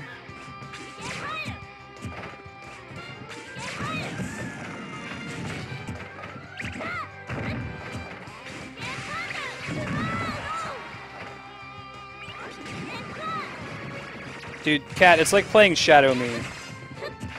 Jaden is my nephew, guys. He's watched me play this game quite a bit. So he's taken a lot of my moves.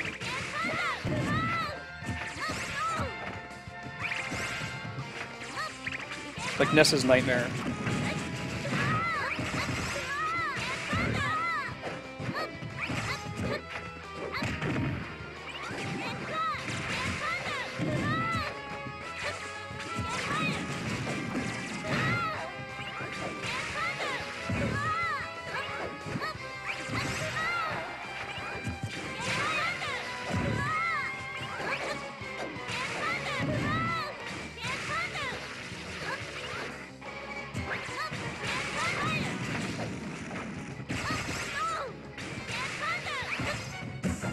Probably could have finished him off there if I'd been smart about it.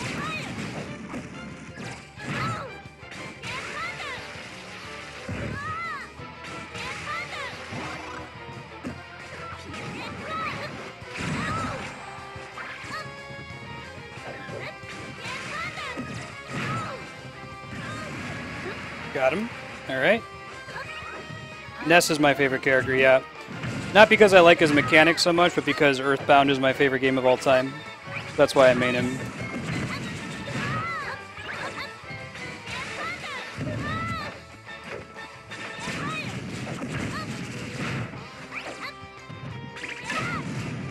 Nice reflect there. Ooh, nice smash.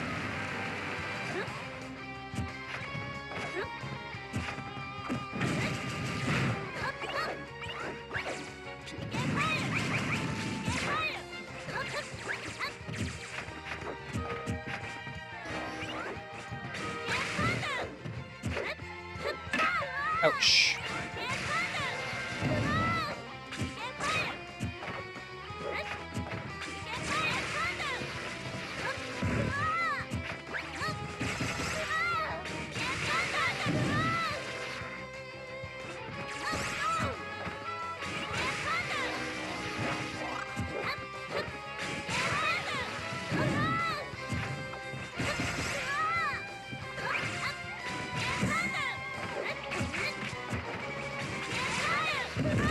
Ooh, nice hit.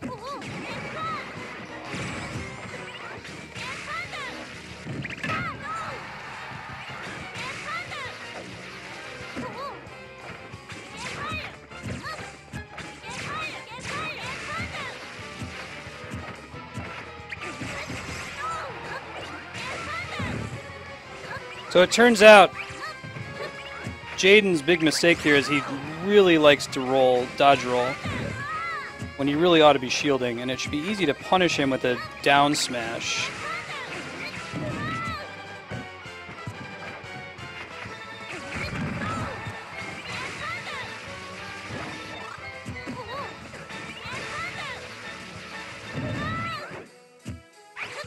Come on.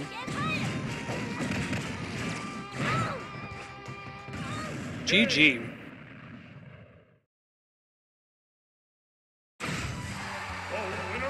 Jaden gets one more round, and then I'll draw the next viewer, and then you should be able to try to get in. Amazing. Survival. King TDD. GG means get good. No, GG is good game. Yeah, Ryan, it's really hard to get used to.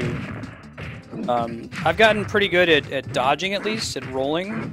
I'm still not very good at shielding correctly.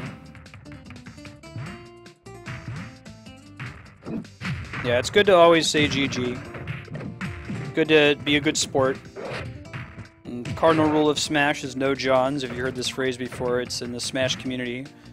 Actually, I think this shows up in the Smash documentary I linked a little bit earlier. There was some legendary player named John who would always make an excuse for why he lost. Like, oh, I'm not used to the Rumble. Or, oh, you know, I'm tired. Or you used a cheap character. No excuses. No Johns. 3, 2, 1, go!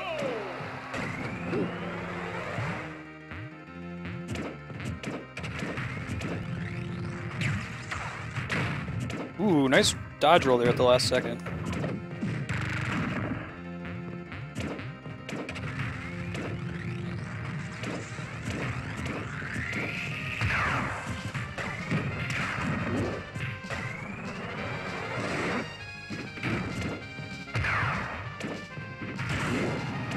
God, he just stays away from you. That's how he fights you. I haven't even hit him once.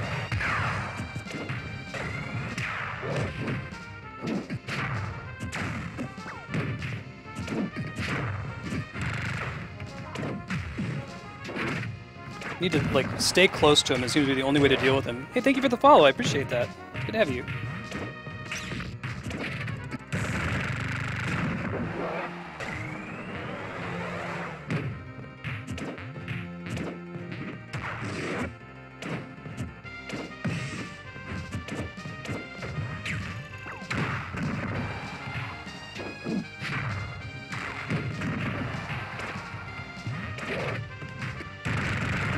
Ouch.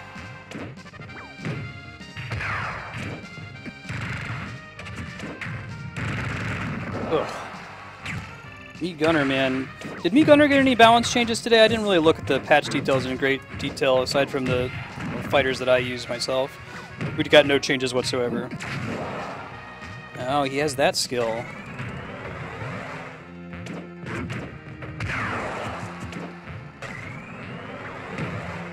If anyone has advice for me on how to deal with him, like, playing keep away would be helpful as well. I don't think I've really encountered this strategy with the Meat Gunner before, but I'm sure there's a way to deal with it. Maybe it just doesn't work that well with a fast character, or a slow character like DDD. I still had the invincibility. Struck too soon.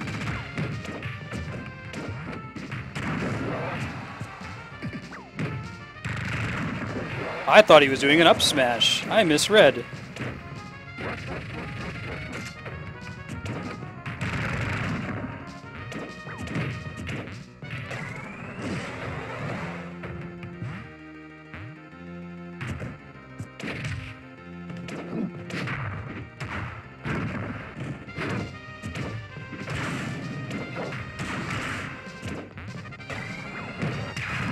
Ooh.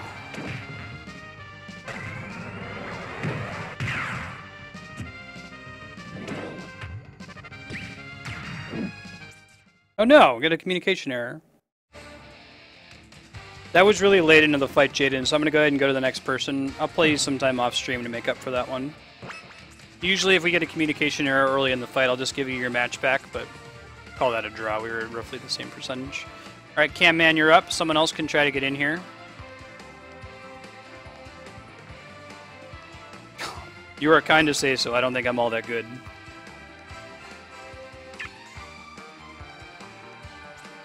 GG though, Jaden. Very close. Now that Cam Man's been selected, someone else can try to get into queue. I'll keep the queue open until 7 o'clock, or I'm sorry, 6 o'clock Pacific, and then I'll just close it and finish up with whoever's still in there.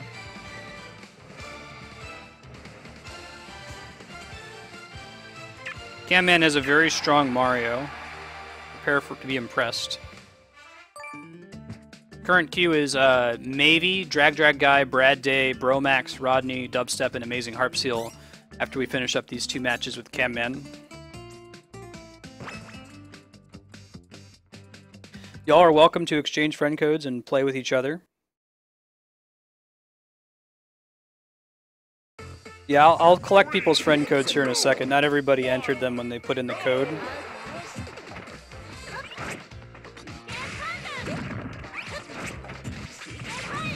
Cam Man has a very strong cape Mario too. It's difficult to play Mario effectively, and most of the correct use of him is using the cape. For mind games, if nothing else, but he also uses it very well for reflection, as you saw right there.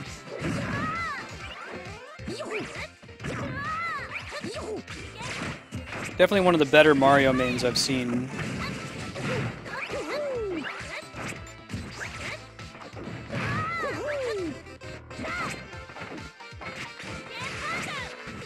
I could have gotten that up.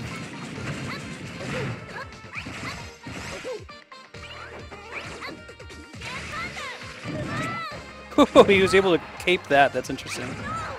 I wouldn't have thought so.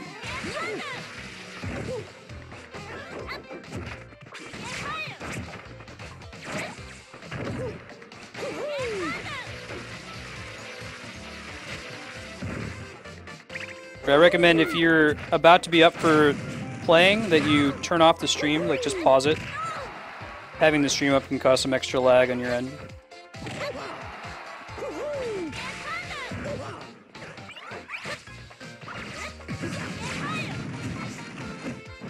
Man, very nice follow-up. I probably could have avoided that kill. That's the America costume. I think it's supposed to be his referee costume from Punch-Out.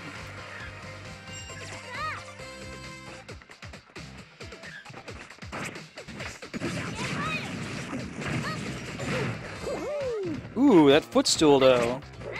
Footstool is an uncommonly encountered mechanic among the more casual Smash crowd, like me. But basically, if you jump right on top of somebody's head, you bounce off of them and do a very light meteor where you like knock them downwards. You can use it to kind of gimp people.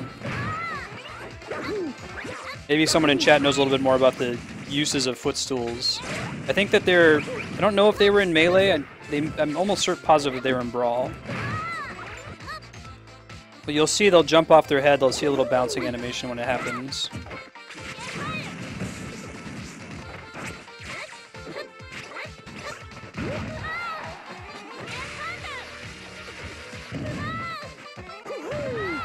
I walked into that one.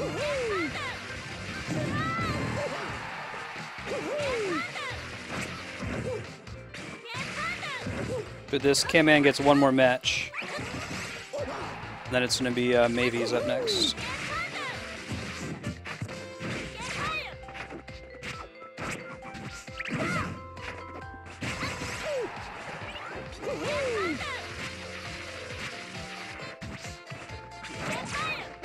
Whew.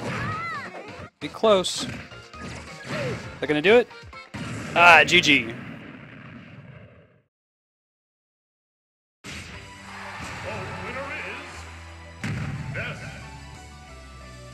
Footstools can't be teched. Gotcha. So they were much more important to the gameplay in Brawl. Less critical, I take it, in Smash 4, maybe in Kami. I'll try to point out some of that when I see it. And we've got some folks in chat who are about as casual of a Smash player as I am. I'm fairly casual. I will not claim to be a professional Smash player. The stream is usually focused around, full playthroughs of single-player games. But because I have this cool 3DS capture card, I figured I should play Smash, because I like playing it, and it would be cool to play some people who are really good at it. But I follow the community, I've watched the documentary, I am subscribed to the Smash Brothers subreddit. I like watching Evo, so you can try to point out some of the rarer mechanics you normally wouldn't see out of a professional match. Insta-cape. I feel like K-Man plays Cape Mario, but he used the cape effectively, like he's not just spamming it. He uses it when it makes sense to. I probably shouldn't be using my guy with the Gordos against the guy with the cape, Seems like just a monumentally bad decision for me.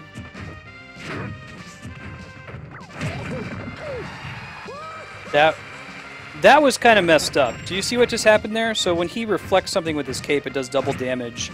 I think what happened is he reflected it at just the wrong time, so that my own hammer that was kicking off the Gordo also reflected it, so it did quadruple damage to him. And it should not have. That should have hit me for a whole bunch of damage, is what should have happened there. Matches are a little bit laggy. It's okay, though. So I didn't deserve that kill, and if I beat him, I don't deserve the match. But you can appreciate it anyway. It's for the funniness of the interaction.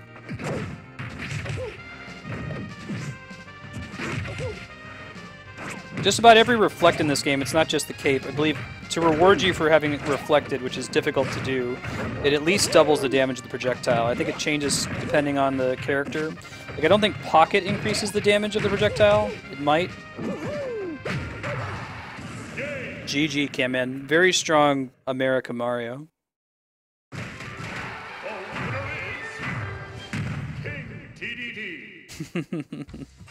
Maybe you're up next. So once I draw Mavie here, y'all can try to get back into the queue. Be an open spot. I gotta add some friend codes though before I open the room, so give me a second here. Drag Guy, Rodney, Dubstep, and I think Amazing I already have yours. So Drag Guy, Rodney, and Dubstep, can you please put your friend codes into chat, and I'll just add them all at once here.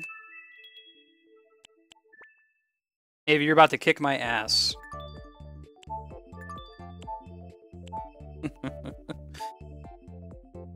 Alright, let's see.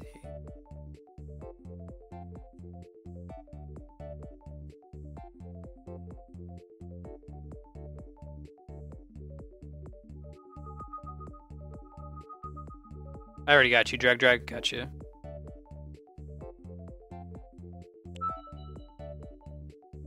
Yeah, I got yours, maybe. I don't think you added me yet. I reposted it. Yeah, you're on it. So I already have Drag, because I need Rodney and Dubstep. See Dubstep there, 4511, 1521.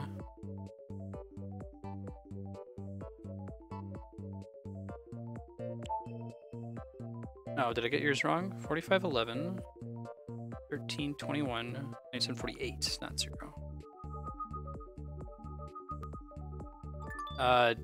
So Dubstep, I've got yours. Rodney, if you're still around, I need yours still. Although I don't see Rodney in chat, so if we get to his turn and he's not online, we'll skip over to the next person.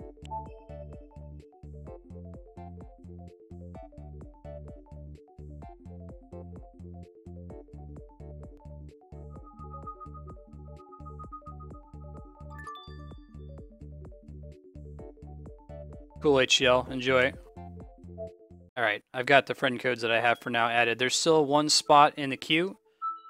You are welcome to join. Type !smash followed by your friend code. Just speeds things up a little bit for me if you put your friend code in there.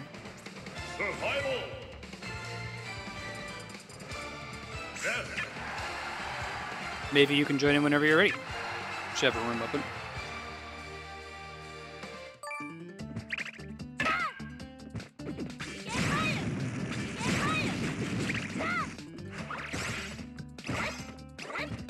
Jaden, are you gonna do Mario versus Mario?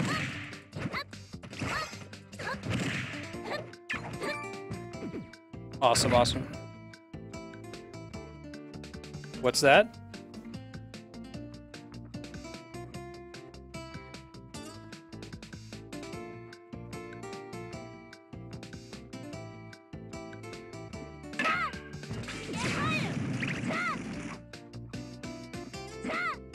That's not you? Okay, thanks. Hold on.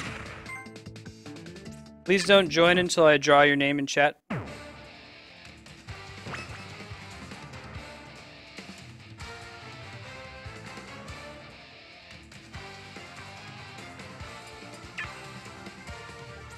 Survival. Right now, Mavie's up. After Mavie, it's going to be Drag, then Brad, Dave, Bromax, Rodney, Dubstep, and Amazing Harp Seal. No worries. Hey, Dubstep, you got a few in the queue first.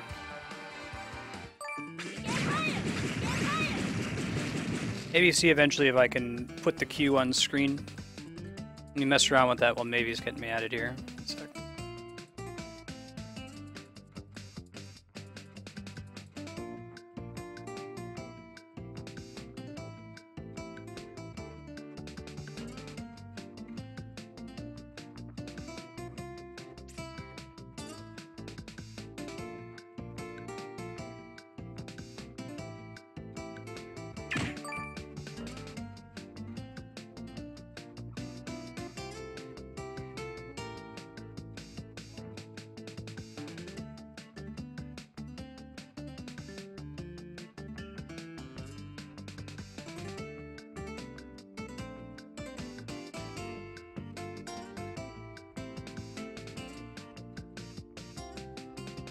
I think I've got the queue on screen now. You can watch for it. Hopefully it's legible.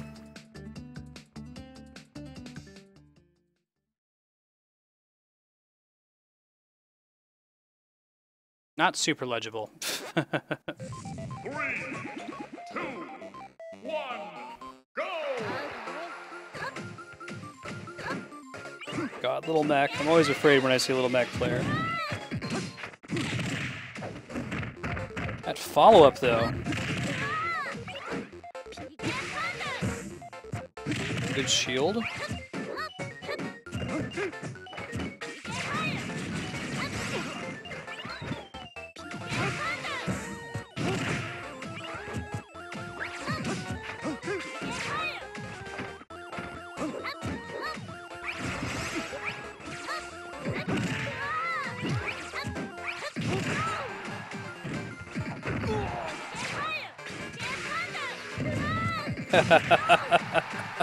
That read, though.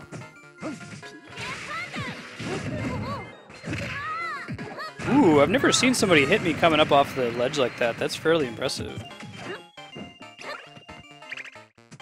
I like how he crouches like a boxer, rather.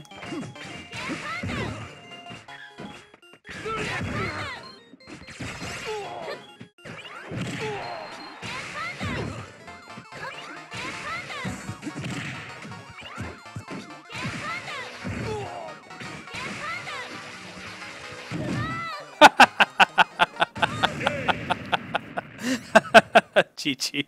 I moved it at the last second.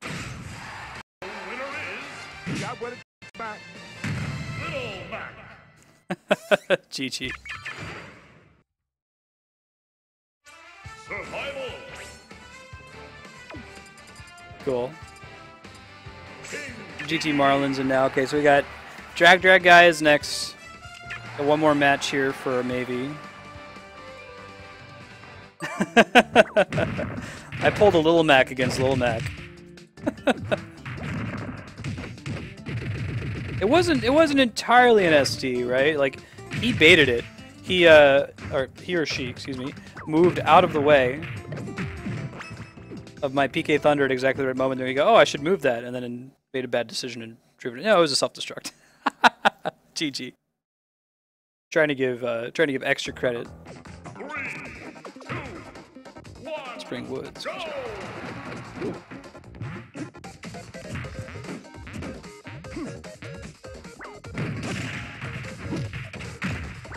Right, both characters that are pretty good on Final Destination, so having platforms is nice. Neither of us had an advantage.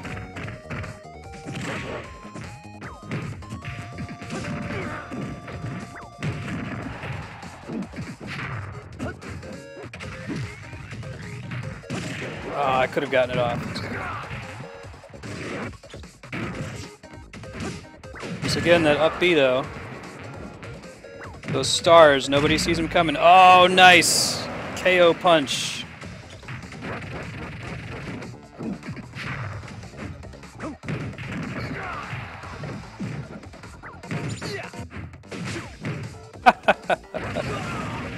Very good, very good.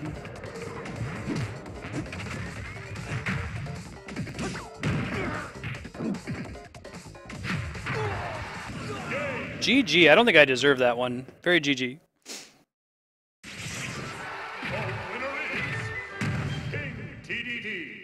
Alright, Drag's up. Brad Day's next. There is a space in the queue now. Navy is an excellent Little Mac. Again, y'all are welcome to exchange friend codes and chat and play with each other while you're waiting for your turn. If you're at the end of the queue, if you're at like positions 5, 6, or 7, probably about a 45-minute wait. Just at the rate we're playing through them right now. Live hard and die hard.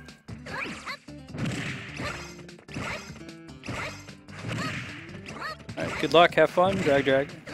Kendrick, how you doing?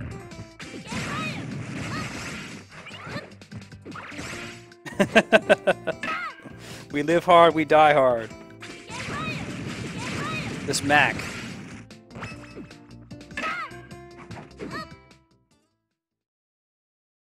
Jab reset. Oh man, tell me all about this. I know nothing about like high-end Lil Mac play. 3, 2, 1, go!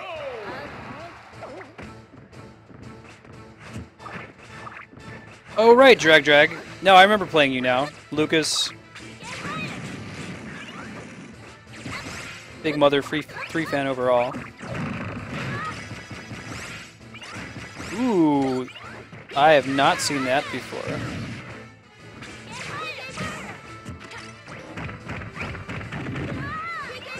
That ground combo.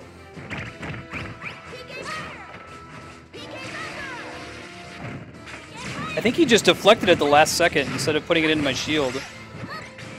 Paying very close attention. Very impressive. Nice.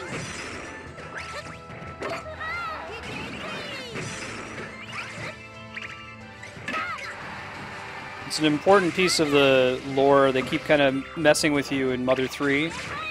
That Lucas never actually gets a bat. He's just using sticks that are almost a baseball bat, but not quite. That's why he's got a stick in this game.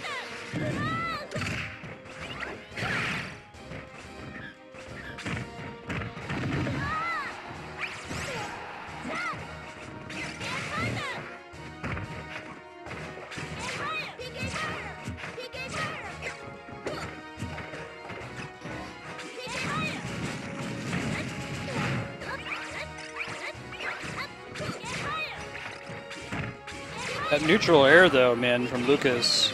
I'm gonna need to practice my Lucas.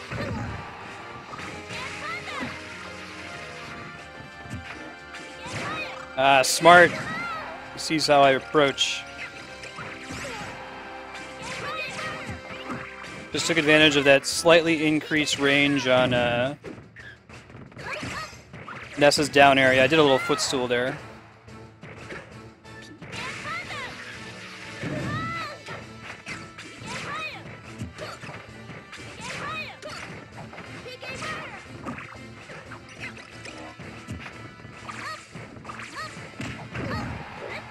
Come on, Lucas.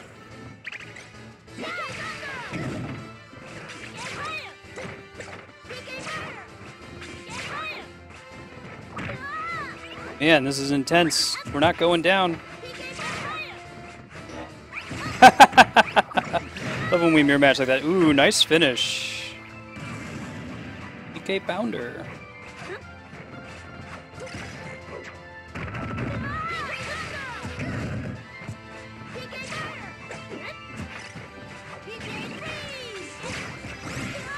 Getting greedy and trying to get this throw off, right? Because if I can land it, it's a KO.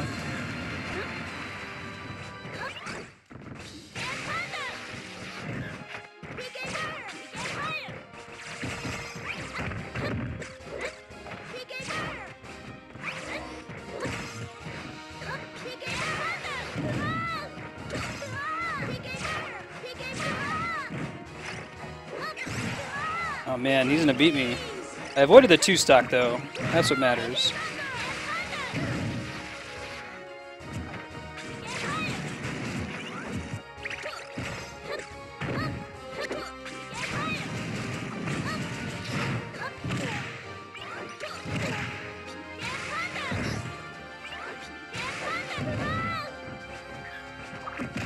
Nice grab. Very nice.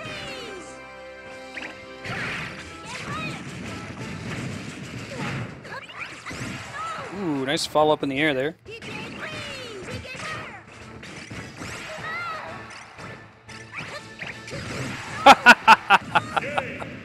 GG. Very close. Excellent. You have a very strong Lucas Drag. Survival.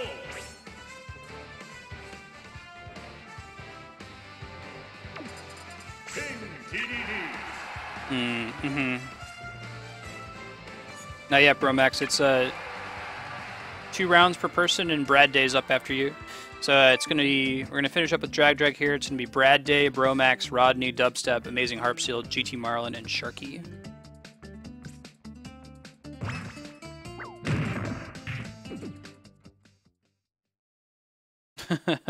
Jaden, were you just playing that Mario? Hey, Leon 2 King, thanks for the follow. It's good to have you.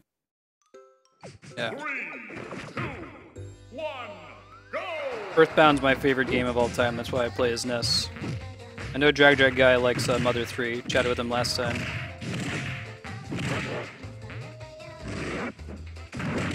Ah, nice catch. That was a very strong read. I feel like DDD's hitbox is like suspicious or something, or it doesn't behave the way you'd expect it to. Because this is the second Lil Mac player that like thinks he's gonna hit me and doesn't. Not because he made a mistake, I think, it's just that like, I don't know, maybe it's part of his hammer, looks like he is part of his hitbox, and it really isn't. Same thing happened to maybe a couple times. Man, like, who played... Oh, that was a very strong counter there. Got him to whiff it, that's at least what matters there.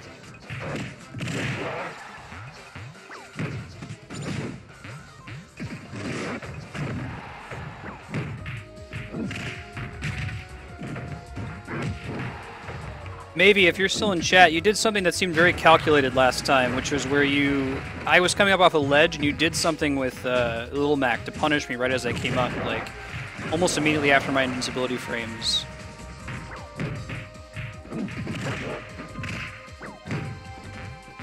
was curious if you meant to do that, and if so, what your secret is. For me, it's like if someone's on a ledge, like, okay, you just gotta get away from them, otherwise they're gonna get a free hit on you.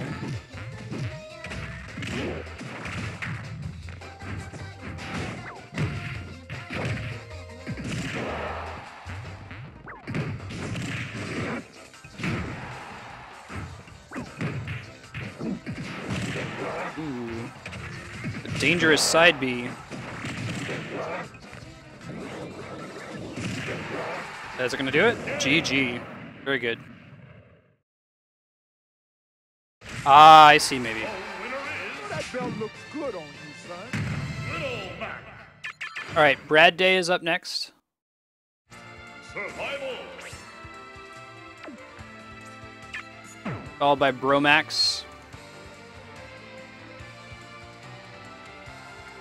I'm going to draw Rodney here. He's not actually up. He's just not in chat anymore.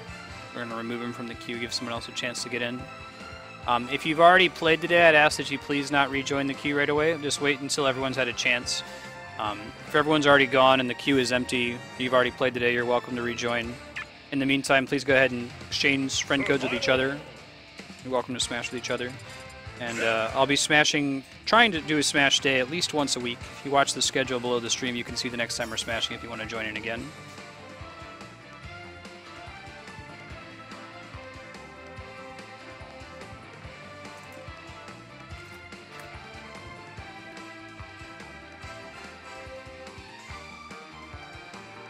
Nice, HDL.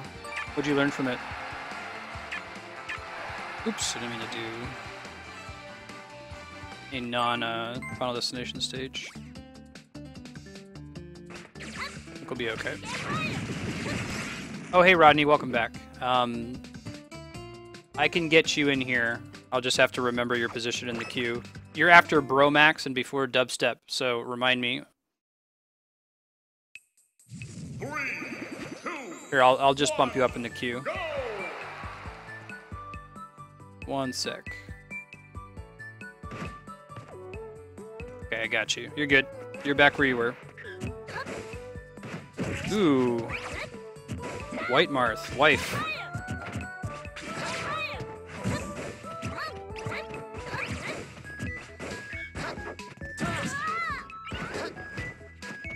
Now, I assume this stage is illegal. I don't know the permanent legal stages, but what would make this stage illegal? There's no real nonsense on it, right? I guess there's the fact that parts of it are obscured.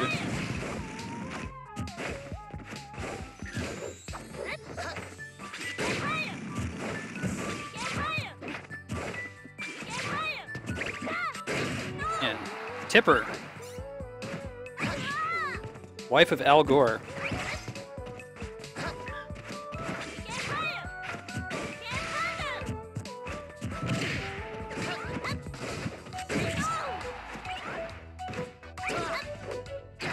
Yeah, if any of you want to match with Maybe, you're welcome to exchange friend codes.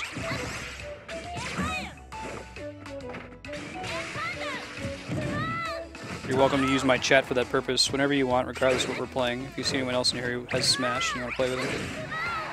Another Tipper, man. Strong Marth over here. Oh, sorry.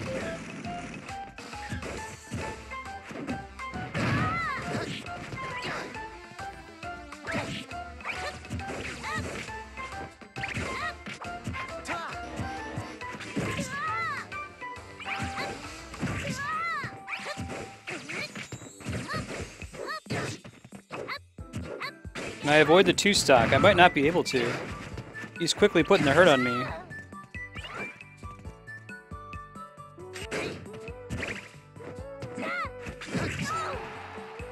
He has very good punish time. He realizes when I've made a mistake and he comes in and he acts on it right away. A lot of people see that I make a mistake and just avoid taking damage. But Brad has a good sense of how to punish.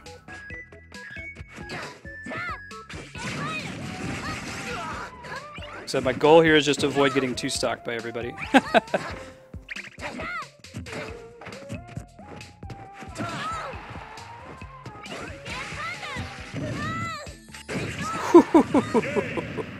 Disregard.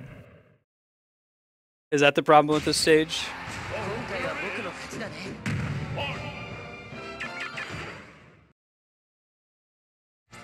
Survival.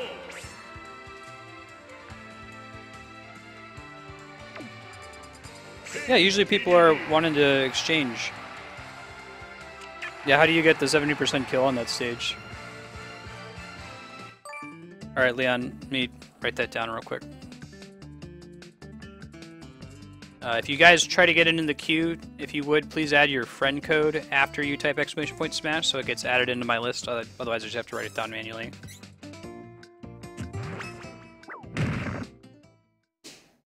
If you're towards the end of the queue and you want to play against Maybe, you should go for it. We have a little ways to go.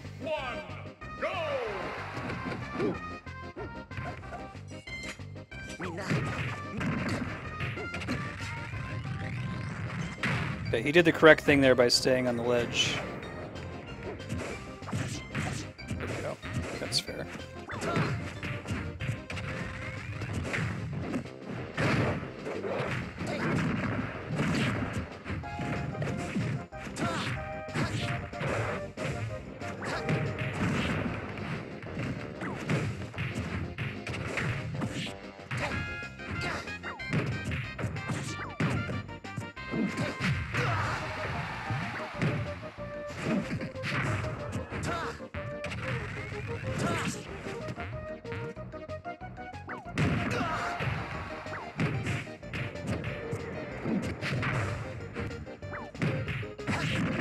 Get that OP DDD taunt coming up here. Look at that.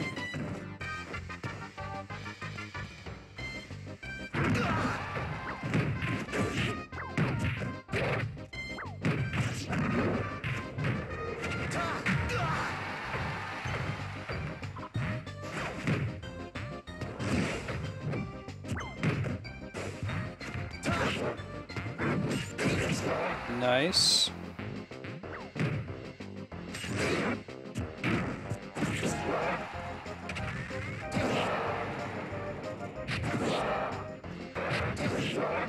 He's just gonna keep doing that forever.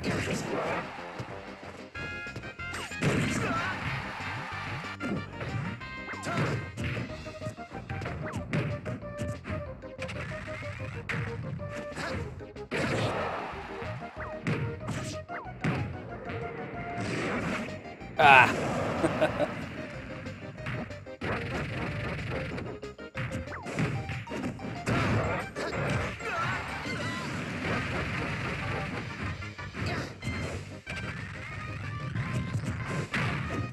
Ah! Big punishment for whiffing on the rocket hammer.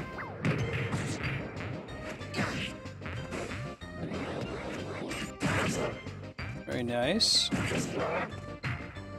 Do not get above Marth is what I'm learning. He just stalks you, especially Brad Day's Marth. So I avoided the 2-stock in this match, so I feel accomplished in that regard.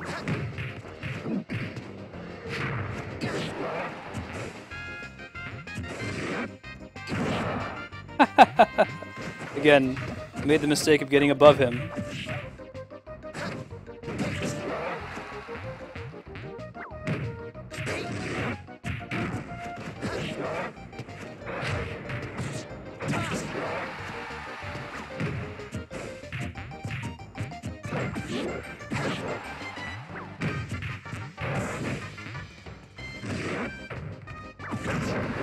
Woo! GG.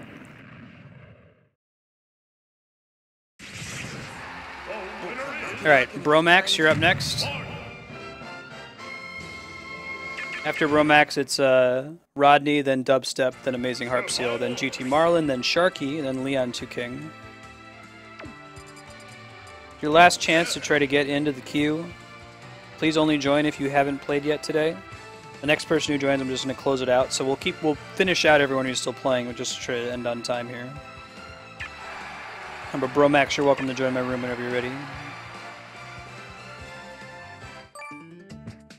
Awesome HDL. Yeah, patience is pretty important. You can do a lot more punishes that way.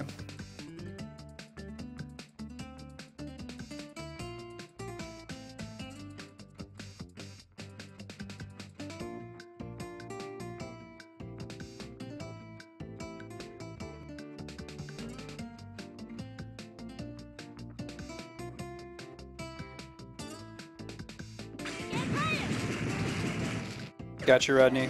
Thank you.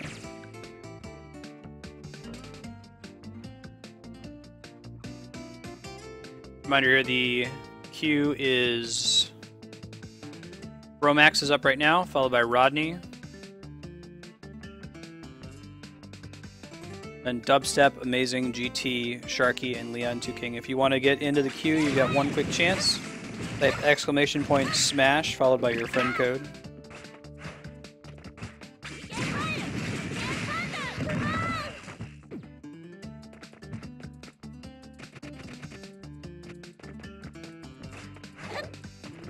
You want me to move you down one, Bromax? I can go up against Rodney while we wait.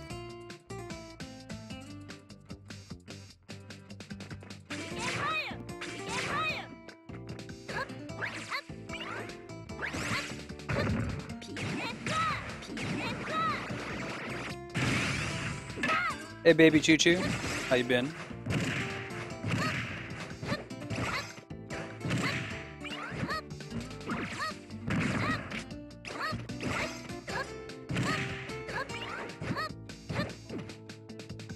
Rodney, you can hop in if you want while we wait on Bromax here. I'll pull him in after you.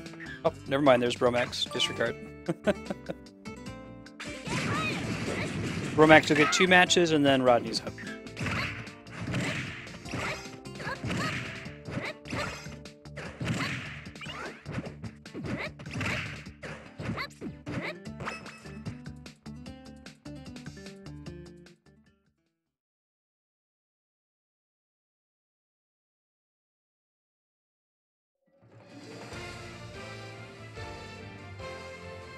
And make sure you all have a good manner with each other. If you're playing in stream, please go for it, but you know, play out your matches. No salt, no Johns.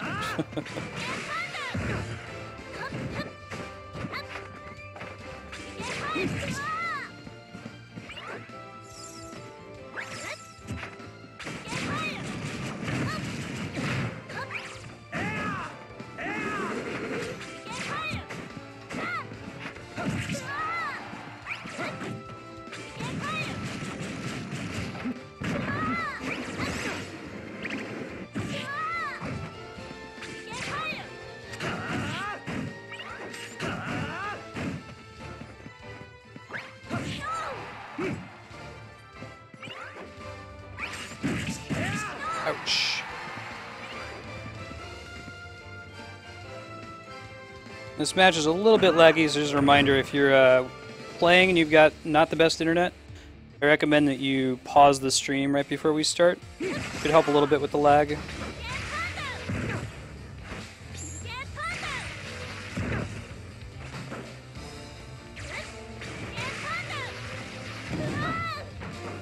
Jumped perfectly there. Excellent jump timing from Bromax.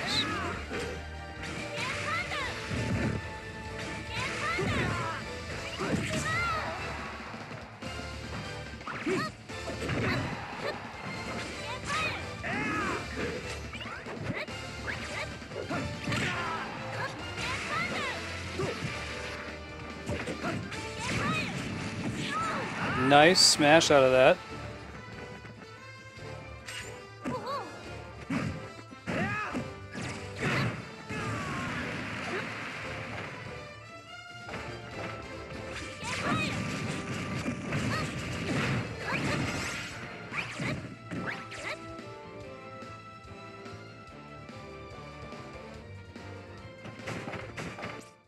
Oh no, communication error. Alright, bro, Max, I'll do one more round against you since we had a lot of time on that one. If you would, try to pause the stream. Double check on my end. I think I've got everything paused here. Could help a little bit with the lag.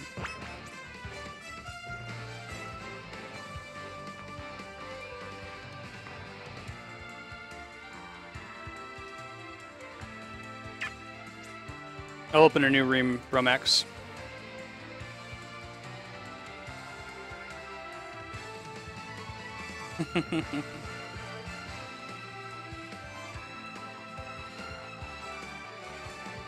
Oh, Bromax left the room. Okay, Rodney, I got you. I think I already added you. I'll give him a minute or so to join in here. Survival. Since there was a disconnect after the stock there.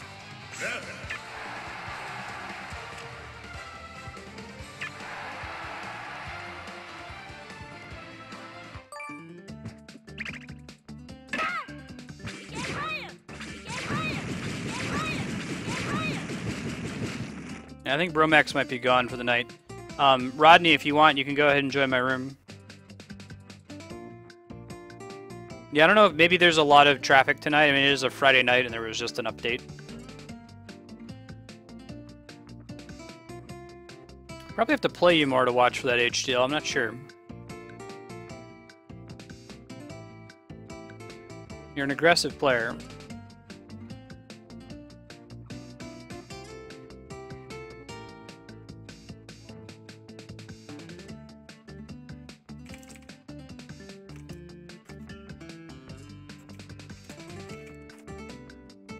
I don't have you added. Alright, let me back out. Thought I scored you before. You want to try joining the queue? One last chance. Type !smash followed by your friend code.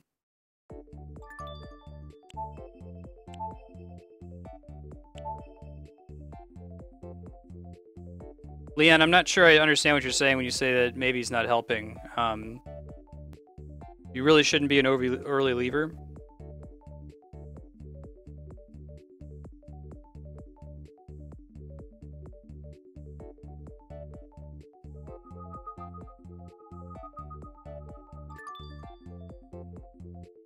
Yeah, you need to play against people who are going to destroy you to get good at the game.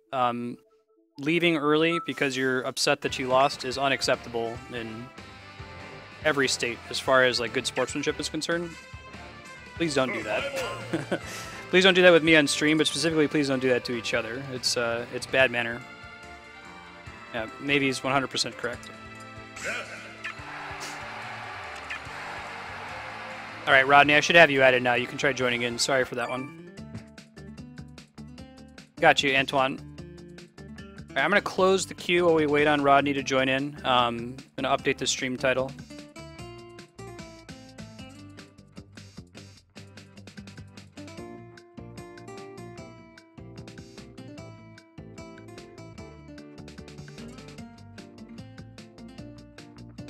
Cool. Got it, Rodney. Gotcha.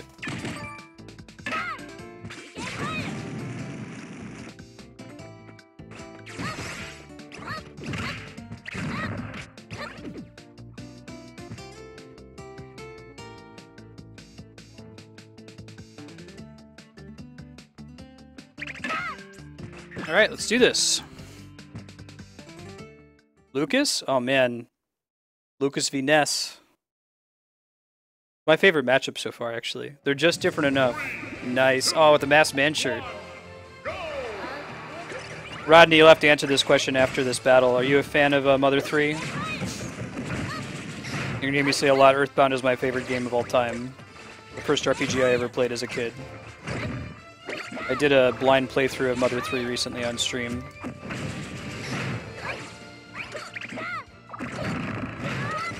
Ooh, look at that. Look at that follow-up. Everyone who mains Lucas is usually very good with him. Oh, very nice PK Magnet. So very nice.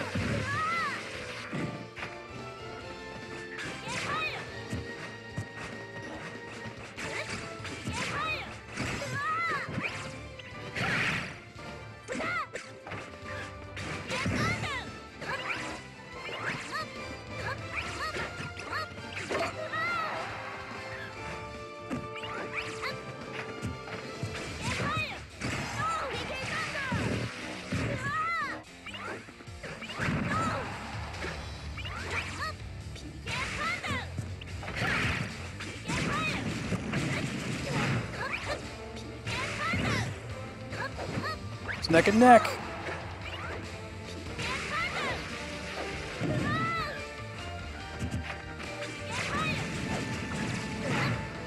I know that's gonna cut it. Yeah, not from that side of the map.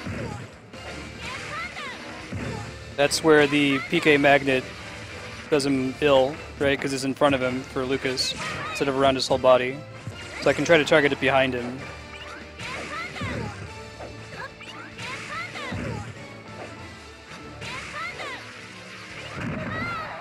Nice.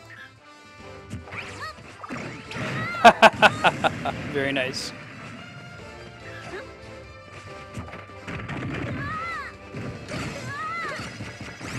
That follow-up though, can I finish him off? He's at 160%, should be able to. He has every reason to want to keep his distance from me right now, so it's going to be tough for me to get in to get the finishing off. There we go.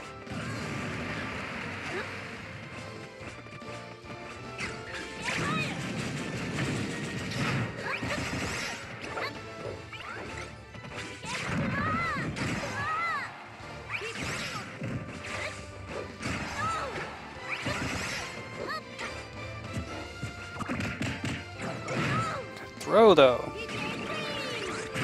Whoo! Look at that! Look at that PK freeze. That was awesome.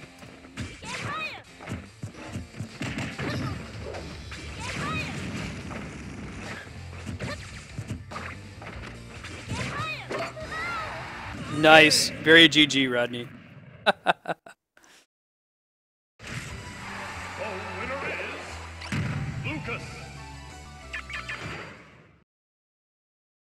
If you haven't played the Earthbound series, you owe it to yourself. It's, they're a real treat.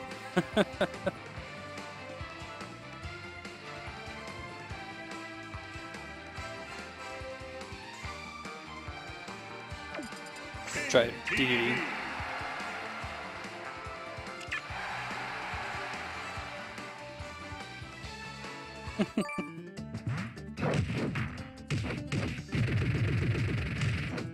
Don't let your memes be dreams.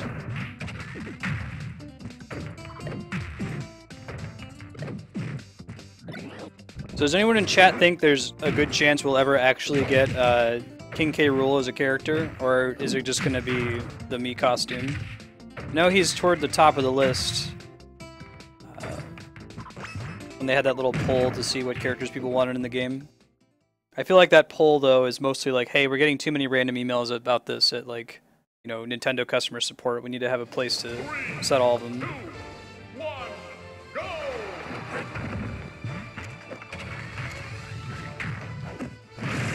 Oh, God. Here, Fox's jab has been nerfed, but the shine is back. We're in 20xcx for reals.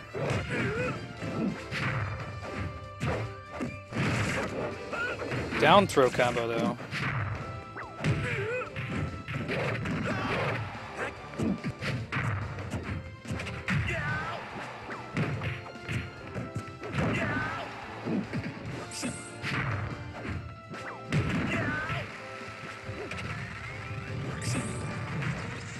Now the correct thing to do, for future reference, if DDD is charging his hammer and you're on a ledge, is to just wait on the ledge, because he can't do anything with it while you're on the ledge, other than take a whole bunch of damage himself. So you force him to waste it, and then once he wastes it, you can go up and punish him. And he took some extra damage in the meantime.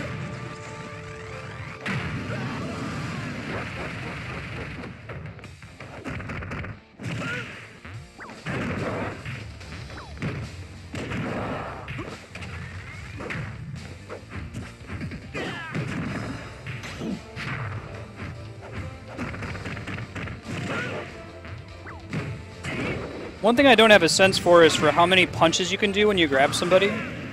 GG.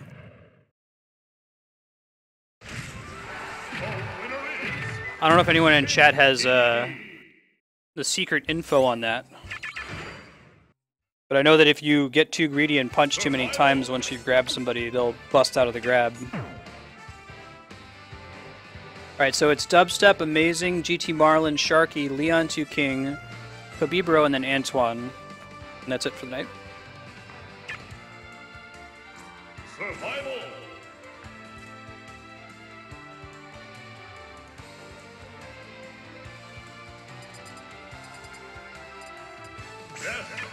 Yeah, I'm still working on my DDD. I still make a lot of mistakes with them. Yeah, Rodney, are you a Mother fan? No, just 2 games. I was doing best 2 out of 3 for a few weeks, but there were some people who were abusing it, where they would like intentionally throw the second game so they could get 3 games online. So they kind of ruined it for everybody. Sorry.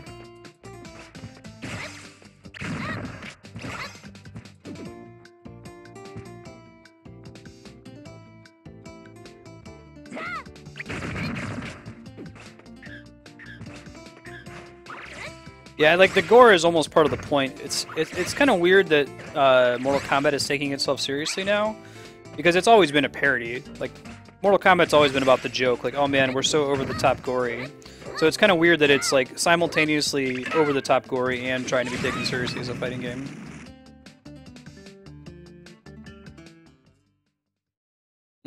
I see. Is there any way to know, like, are there like breakpoints that, okay, at 50%, if they're trying to wiggle out, you can do at least 2 punches and that's always safe? Because I almost never even try to punch them while grabbed, just on the off chance that they're going to bust out and I'm going to lose my damage from throwing them. I get worried when I play Pits. A lot of people who play Pit are very good with them.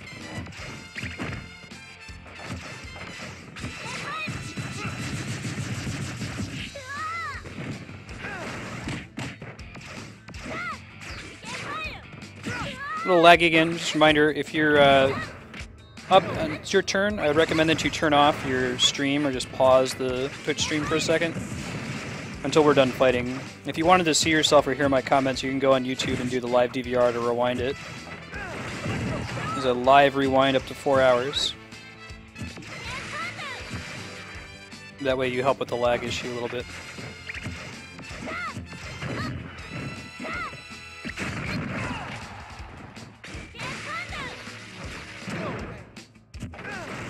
Nicely timed shield there.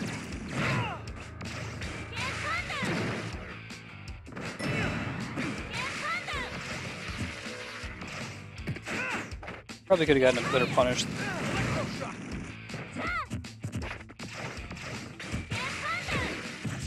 I love this song. There's a band, I want to say they're Swedish maybe? They're like a Swedish prog metal band. They did a cover of this. The band's called Game Over. Very cool.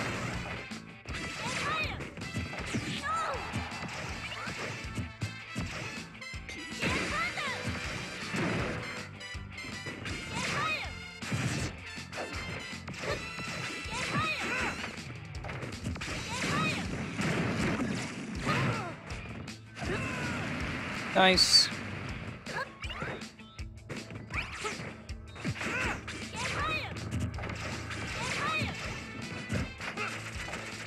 Oh, I love the one-ups. Good friend of mine, the guy who did the donation goal for Secret of Monkey Island, was the lead guitar player for the Neskimos for a while. I don't know if you heard of them. They haven't toured for a long time.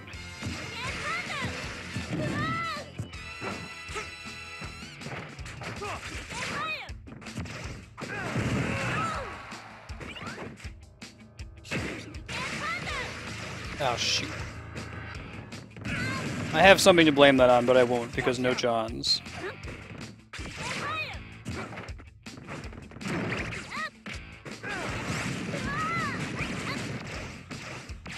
I knew about the thing, and should have corrected for it, so it was my mistake.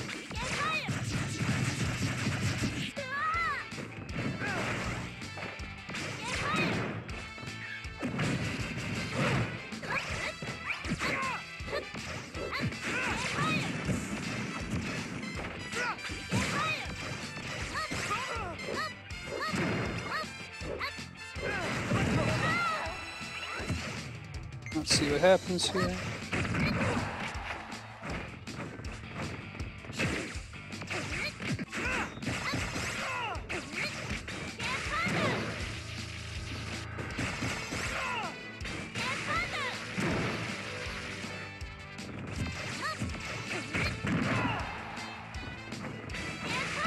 Getting the hand of the punishing rolling with the down smash. It's just like it's a quick application of the down smash. You don't charge it in any way.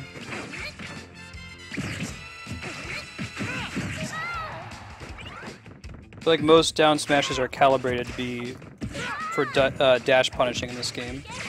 I know when the game first launched, everybody's worried that dashing was unpunishable, or dodging was unpunishable. That is not the case.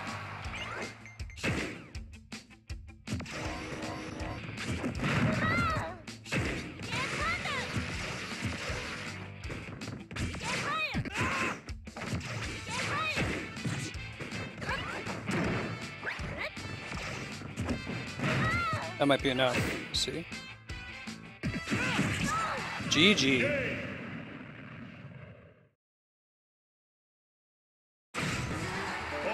Can't help but feel sorry for you. Can't help but feel sorry for you. Queue is closed, guys. Bro, you are up at the 5th person. So after this next match, I'm going up against Amazing Heartsteel, GT Marlin, Sharky, Leon 2 King, Bro, and Antoine.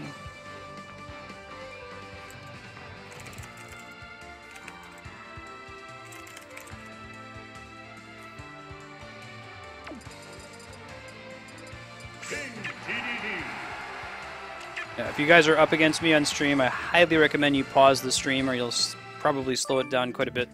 Remember, I already have some automatic lag since I'm myself streaming.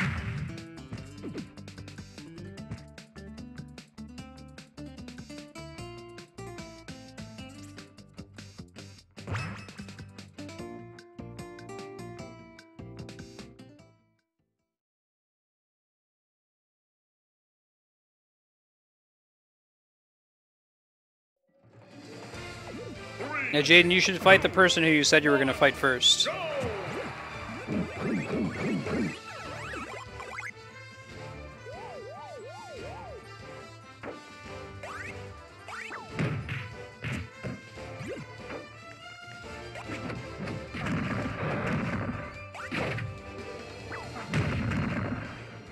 Oh, lag is still pretty bad. I don't know.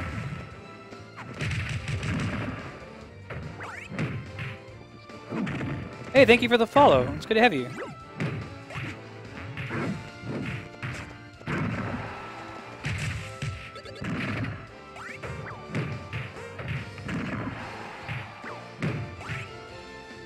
And thank you, TuneLink, for the follow. Also, good to have you. Appreciate that.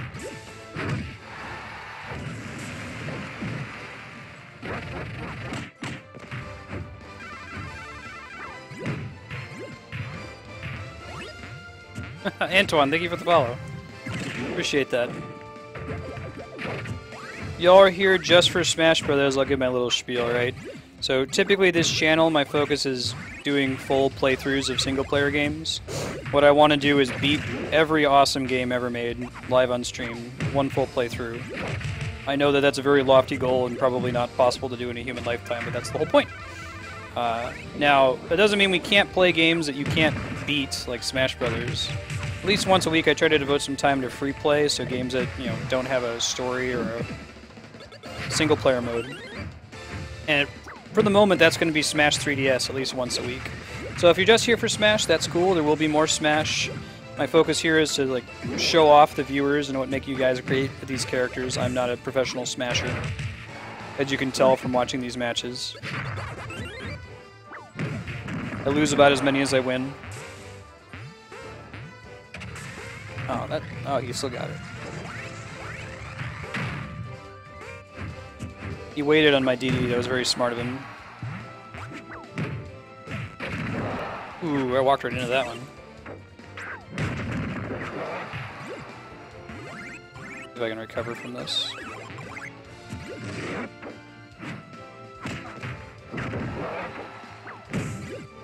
Lag's a little bit better this time, that's good. Nice key. I didn't even see that coming. I forgot he had it charged up.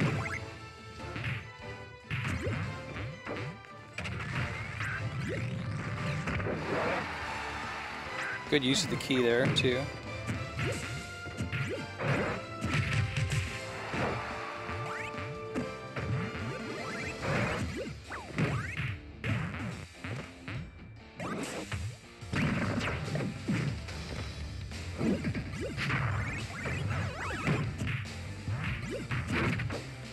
Very strong Pac-Man. Pac-Man is one of my favorite characters to watch. I'm not very good with playing him, but a good Pac-Man's very impressive. He has a really interesting toolkit.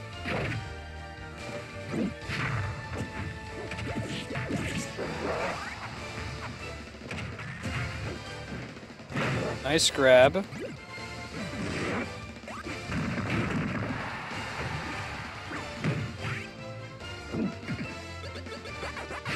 Good choice.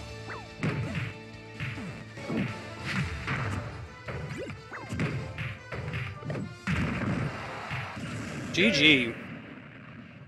Hey, thanks for the follow, Kobe, bro. Appreciate it. Alright, Amazing Harp Seal, you are up next. Next after that's GT Marlin, Sharky, Leon, Kobibro, and then Antoine, and then we're calling it for the night. Survival.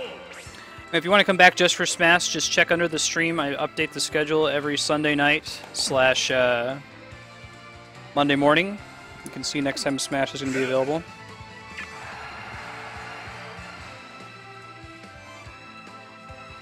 You probably do pretty well against Jaden HDL. He's really good. I think you could probably figure out what his patterns are and try to, you know, punish him for it. His main pattern that he does, I'll tell you right now, he dodge rolls way too much and he doesn't shield enough. So if you find a way to punish that, you will be golden.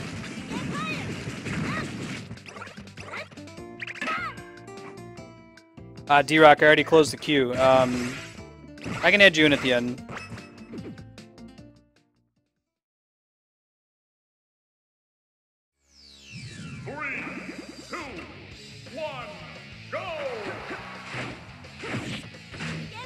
Whoops.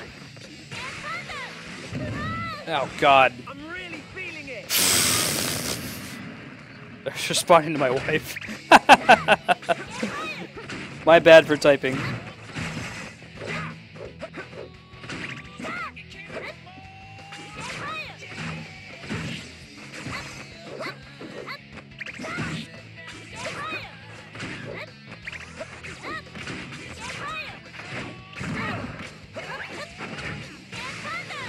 Harp Seal's played me before at full strength when I'm not, like, responding to a text from my wife, so.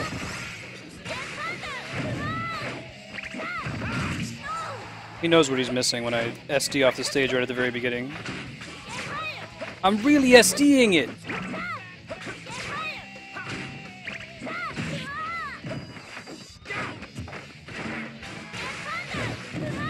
Say, like, that's not a John, that's just an explanation of what happened. There's a quote like that in Futurama where it's like, I'm not making an excuse, I'm just trying to explain what happened.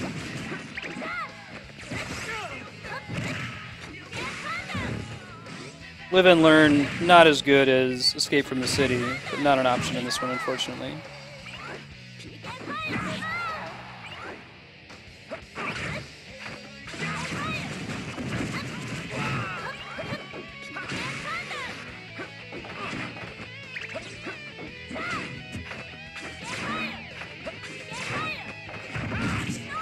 Nice. I'm really feeling it.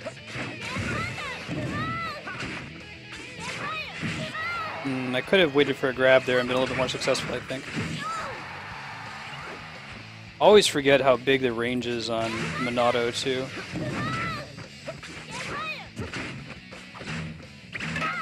That enough?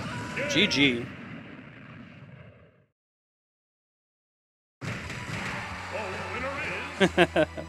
Read like a library. Oh yeah, queue's closed. Sorry, let me turn off that message as well.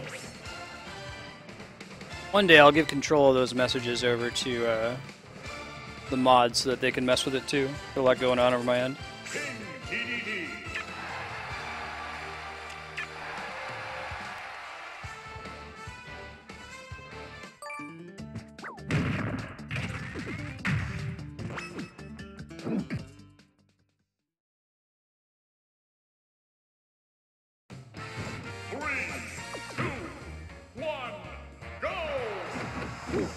God.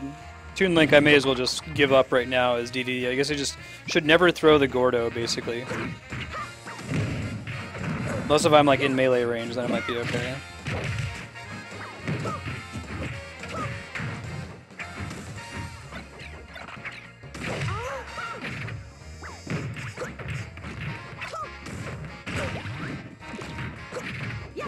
Items, huh?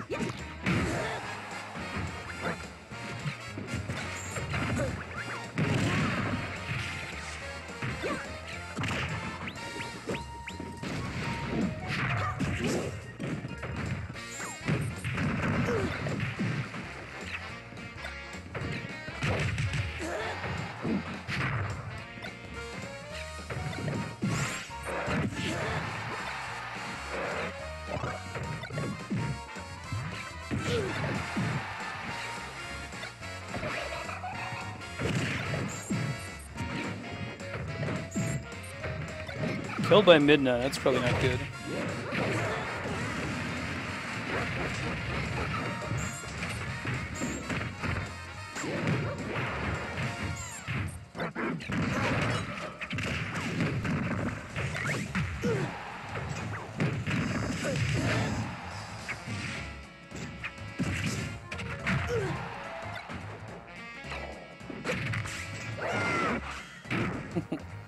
I don't know if I like DDD with the bunny ears. I like him being super slow. Goldine and the man. GG Harp Seal.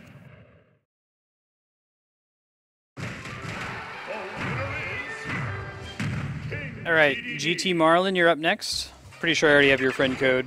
Same with Sharky. I just added Leon 2 King. I'll take a break after Leon 2 King real quick to add the last 2 people in.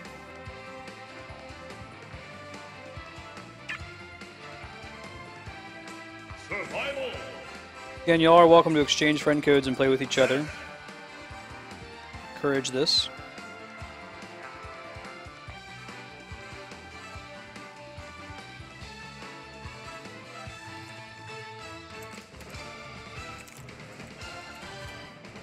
Pretty sure I already have you in my friend list, GT, from last time.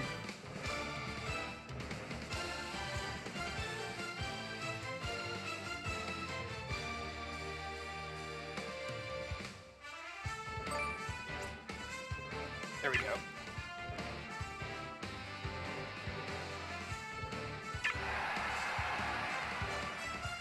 Yeah, I think you should use the Monado Arts interact. You need to be really feeling it. No, I don't think you suck. Use the Monado Arts more, be more aggressive maybe. I don't know, if anyone was watching Harp Seal's Shulk, I can give him some constructive feedback.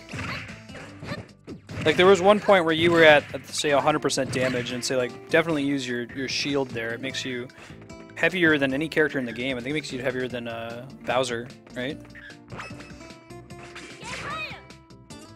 Well, I've only played Sheik and Greninja, I think, right, HDL? I liked your Greninja. Very impressive. 3, 2, 1, go! God. If I remember right, GT Marlin is really good. He's gonna kick my butt. Those spot shields, too.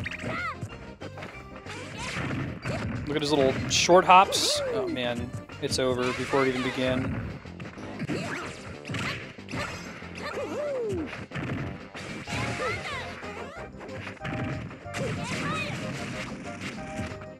I was spot dodging to get out of that so I couldn't throw him.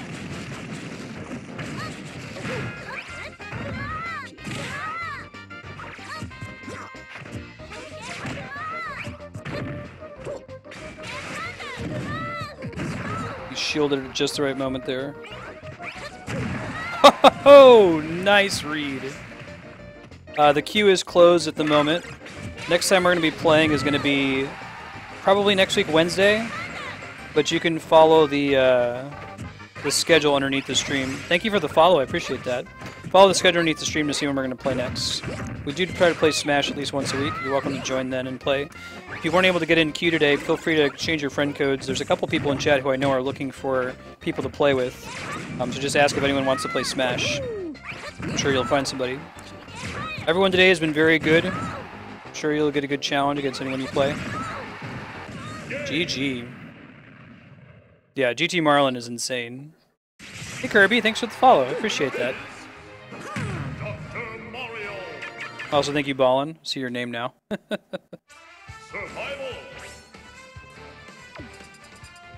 Do I really want to play DDD against Mario? Probably not. Just for funsies, let's do Sword Me. I don't have his... Apparently there's a broken infinite. Did you guys see this? As of the patch today, they broke Sword Me if he uses the Chakram.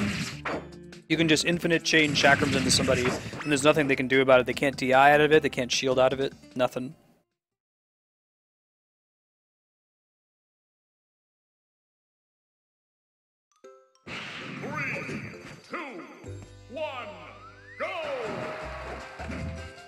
It's your chance, do your dance at the Space Jam.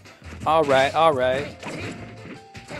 Wave your hands in the air if you feel fine. We're gonna move it into overtime.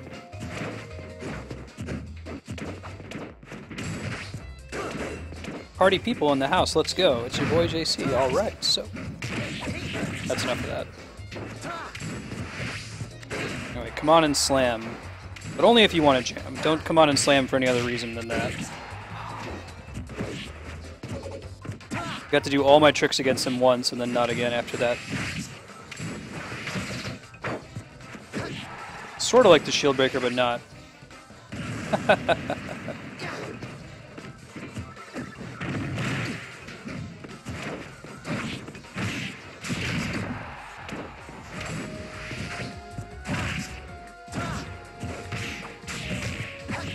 Nice.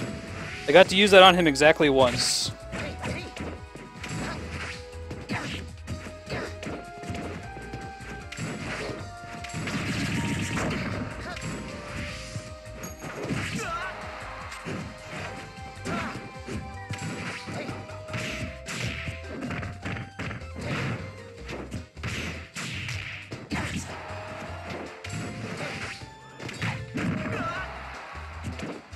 I don't think I'm able to do much more than prevent the 2-stock, but we'll see.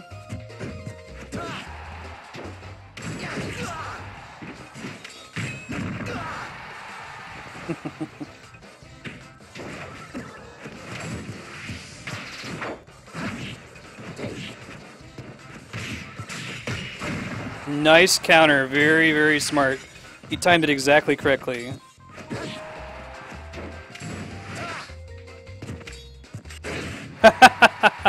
And then he started reading my own counters. GG.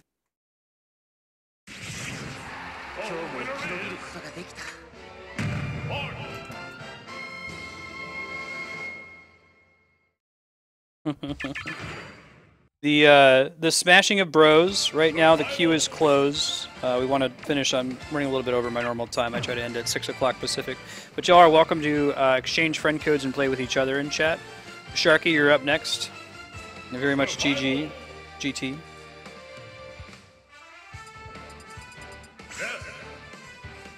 After Sharky, it's Leon 2 King, followed by Kobibro, and then Antoine.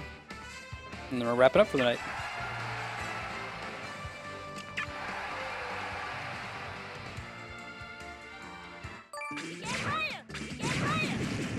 Just keep your criticism constructive.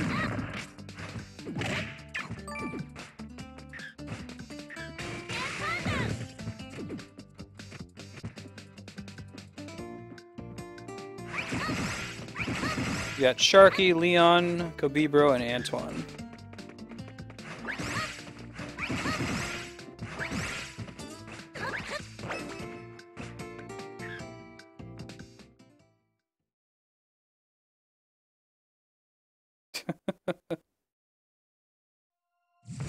Smash community. It's pretty good Goku. Shot put Goku.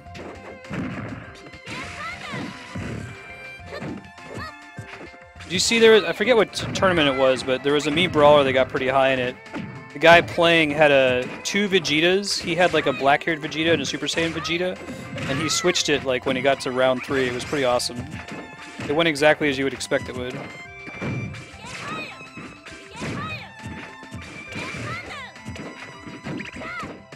This was a while ago, around the time the game launched. I don't know if they still allow people to play their own Miis, or if they use the predetermined kit.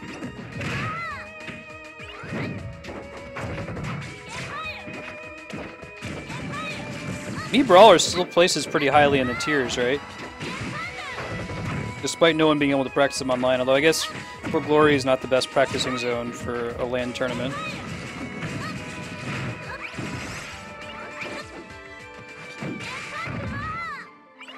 That was a very nice shot put.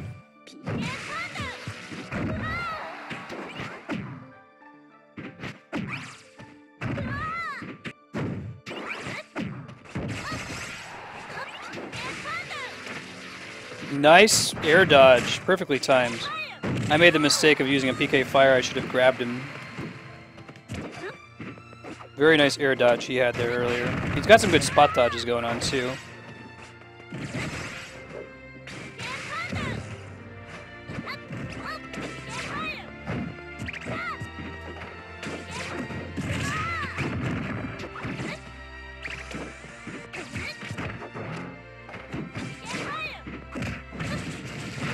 Should have back thrown him. Might have been a KO.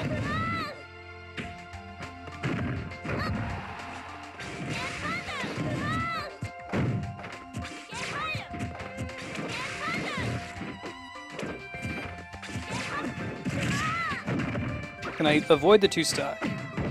Maybe not.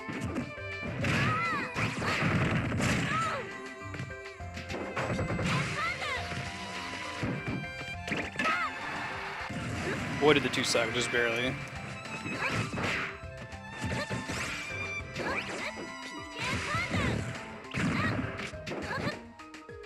I wish everyone would just, you know, show some basic level of common courtesy. I think that's pretty important. Like, it's so easy to be a good sport. I feel like it's kind of a pain to be a dick. Just be cool, man. Everything's cool.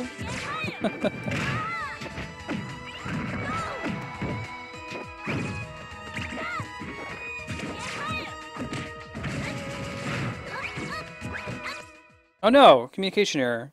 Sorry, that was really close to the end of the match. I'm gonna go ahead and hop to the next one. GG, you totally had that match, Sharky.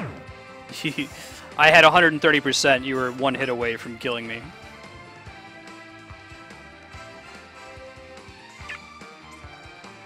Yeah, I don't know. It got to disconnect. Sometimes we're lucky and it happens early in the match. Leon, you're up if you're ready.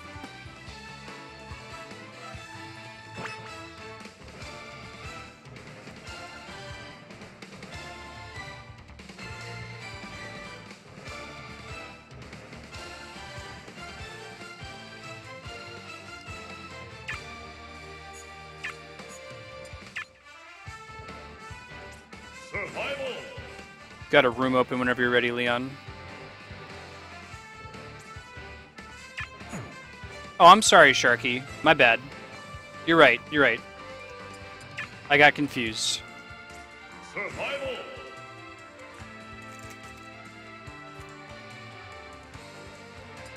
You can join me here for the second one. I'll do DDD.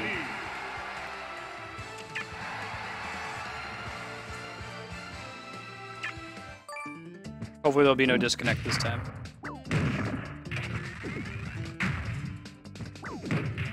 No, Leon, you're up right after this one. I think Leon left chat. So Kobibro, you're going to be up next.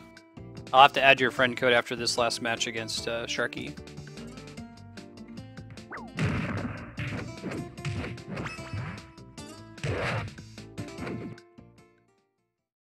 All right.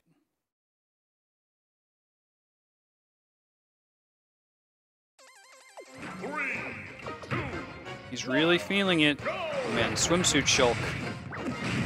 Makes swimsuit Zero Suit Samus okay. Look at that opening punishing right there. Walk right into that vision. You can change the future, you know?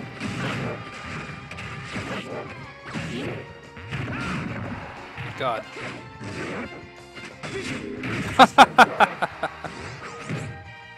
Very nice vision there.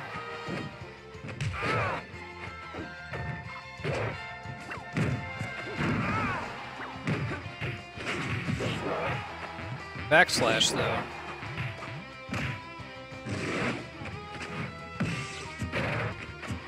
Knew he was in a vision there, because he told me that's what he was going to do.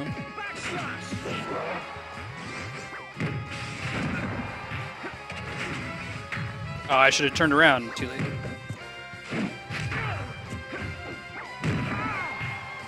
It's a sour spot hit there. Yeah, see how Sharky's Shulk, there we go. He puts on his heavy Monado arts. Ooh, ouch. I believe Vision is the only counter that, like, does damage commensurate with the amount of damage the attack would have done to him. Everything else just has a set amount of damage, but if you manage to vision that smash attack, DDD's probably in big trouble.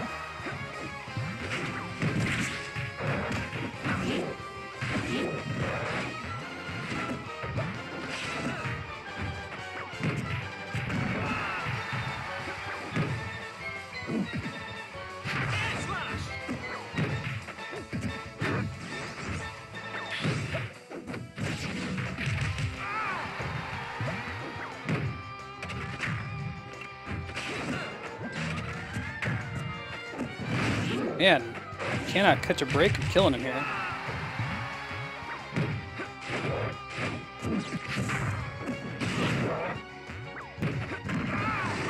There we go. I needed a Gordo. To get in here, I think I'm just evading the 2-stock, and that's it.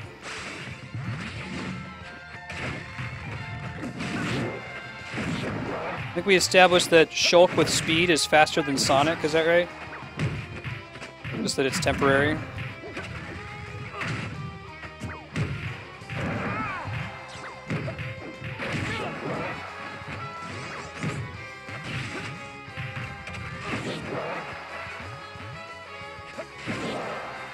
Whew, GG.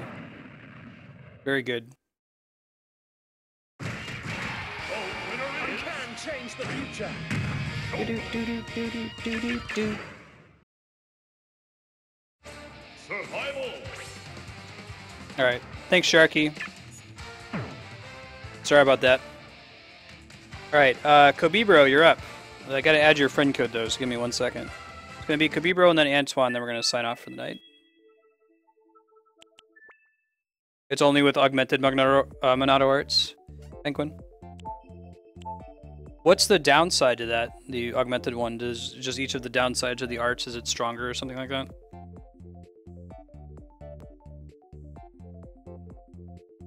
I don't know my Shulk in Smash very much. I feel like I know him better in Xenoblade Chronicles now. Cabribro, it looks like you're going to have to add me. I'll add my friend code one more time.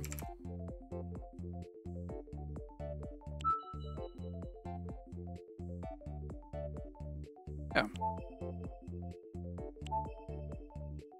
Probably stay off of prime time in the future, to be totally honest. But overall, went well, I'd say.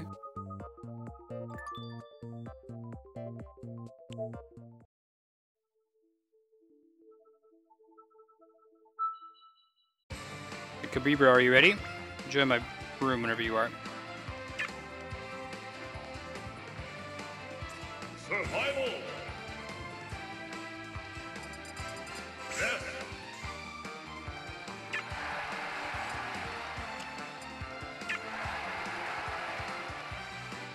There we go.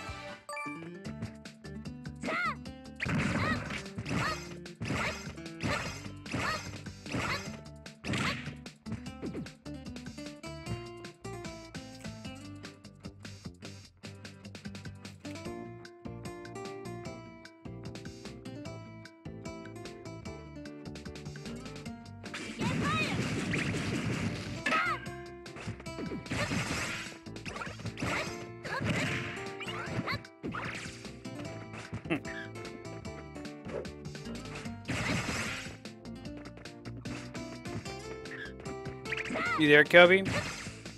I'll take Antoine. I can do you after if you're busy at the moment. No worries.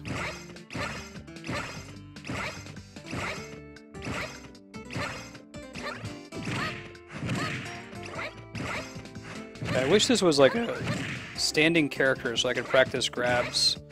I really need to practice my down throw follow up with F air. Word around the office is it's a true combo, but I feel like a lot of people have ways of getting out of it. I think it's a good combo to attempt, but it's certainly not guaranteed.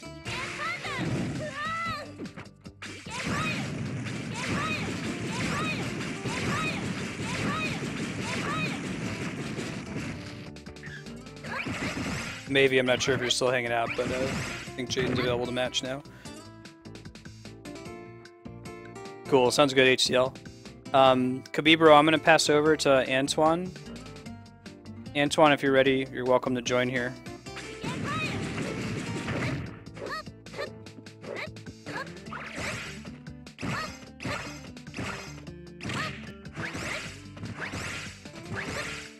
Should have you added. Let me know if you get any issues with joining the room. You should see it now.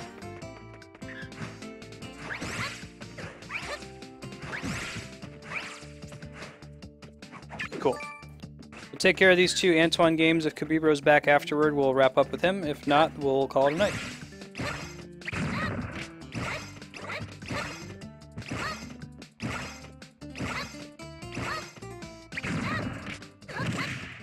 Alright, let's do this. I think maybe he might be AFK. 3, 2, 1.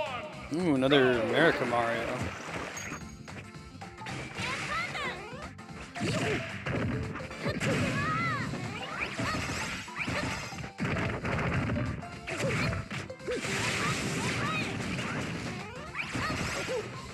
Different flavor of America Mario than Cam Man. They all should play each other though in a mirror match.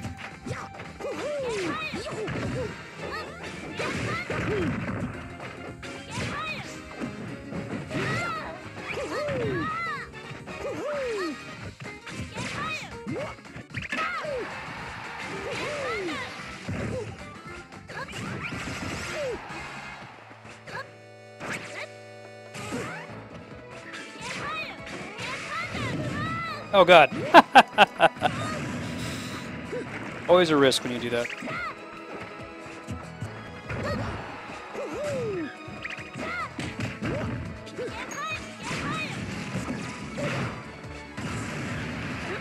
Alright, 1-1.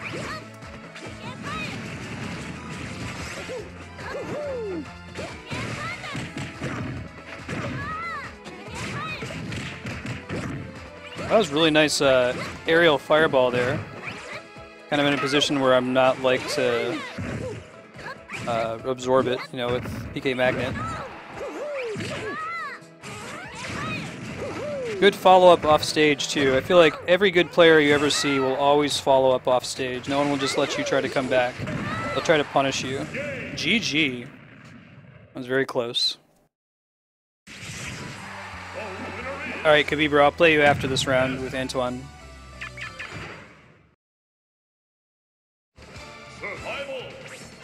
No, HCL, I stopped the stream at 6 o'clock. I'm actually 30 minutes late right now. Because I wanted to clear out the queue. So I'm going to do this one last match, and then we'll end maybe, I don't know, 40 minutes over at the end.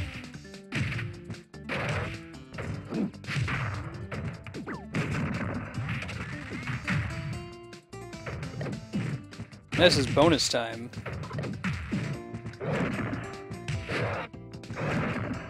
So update for those of you who are interested for Final Fantasy XIV, we are not going to be playing tomorrow morning. Apex is not going to be available. It's likely we're going to attempt a Sunday morning stream. I'm going to have to be checking that out over on my end to make sure that's cool. But I'll update the schedule later tonight. Don't need to get up early if you're on West Coast time tomorrow morning. 3, 2, Meta Knight, interesting. go!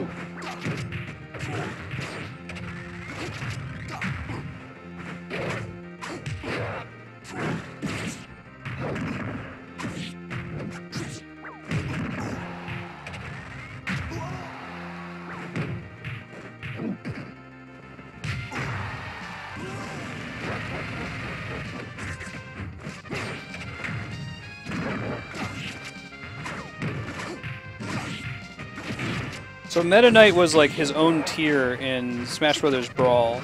I know he got some pretty significant nerfs in Smash for the 3DS and Wii U. He's had a couple tuning passes since then. Like today, I know he had some patches that didn't really improve him stats-wise, but at least made it a little clearer what his hitboxes were. Is he still fairly low tier right now, according to like the competitive community? We may have overdone it a bit on the nerfing. GG. Oh, you're good, Mar. You're good, HCL.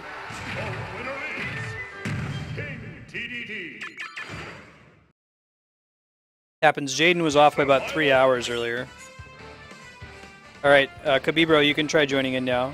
Thanks, Antoine. Good games.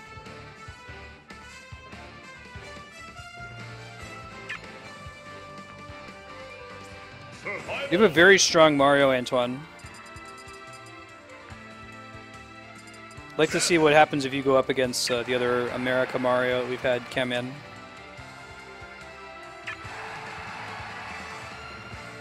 Hey, Ugly Bob, queue is closed. I'm actually running over time here. I'm wrapping up the last match with the last person. Then we're going to do a sign-off.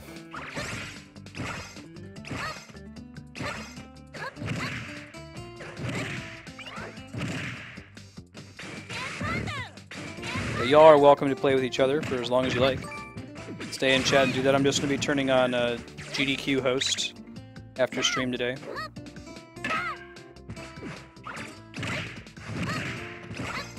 By the way, does anyone in chat know when GDQ ends? I haven't followed the schedule. I know it started, what, last Sunday?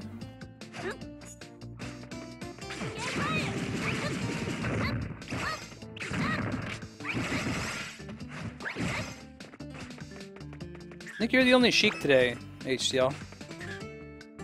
Seen a couple Sheiks before. Saturday? Okay, Kami. I'll just let it run through tomorrow then, and change the host Sunday morning if we do end up playing then.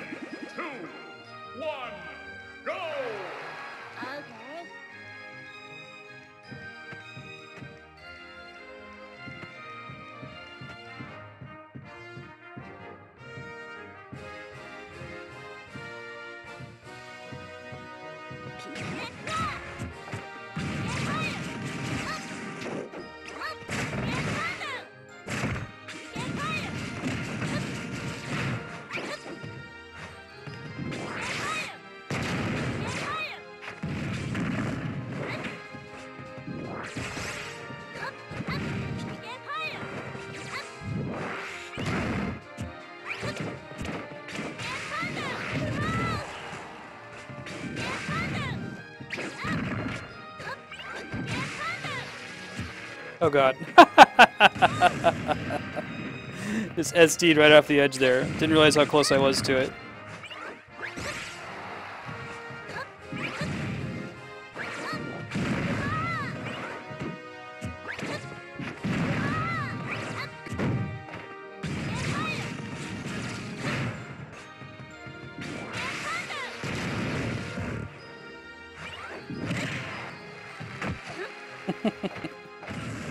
Very nice. Alright, CHCL. Have a good night. Thanks for hanging out today.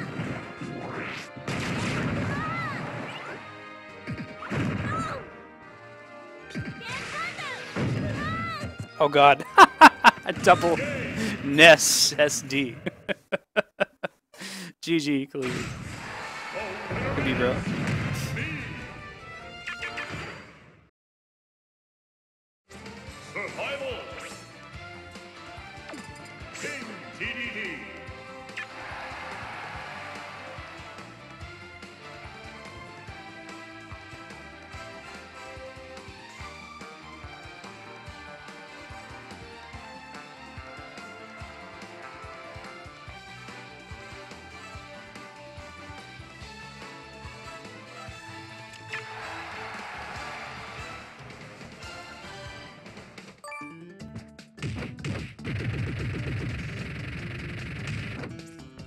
Ness is the best character.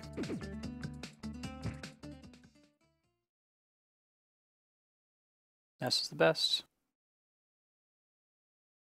3, 2, 1, go!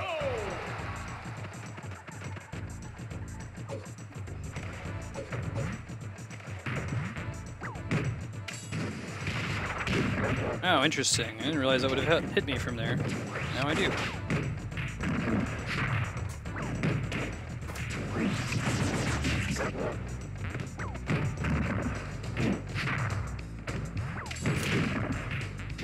Oh my god.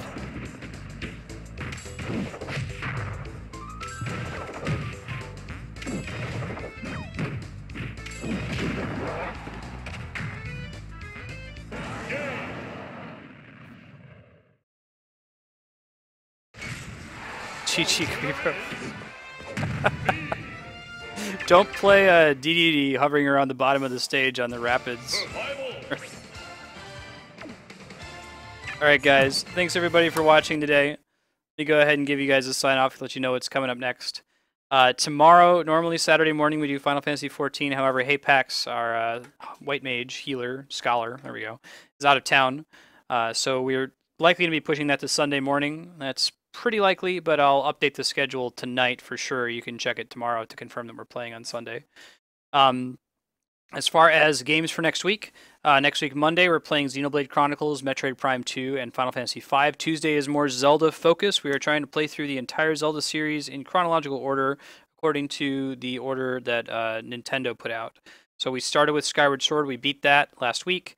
We're working on Minish Cap now. Once we get through Minish Cap, we move on to Ocarina of Time and so on. So get hyped for that. Next week, Wednesday, is going to be more free play. Very likely will be Smash free play, although I might try out this this Magic Duels system. So I'll let you know. Check that Sunday night, Monday morning. You'll see a schedule update. You confirm whether we're doing Smash or not. Smash will return. If you were just here for Smash for today, we try to play it, usually once a week. If not once a week, at least once every other week. Should be able to tune in, check the schedule.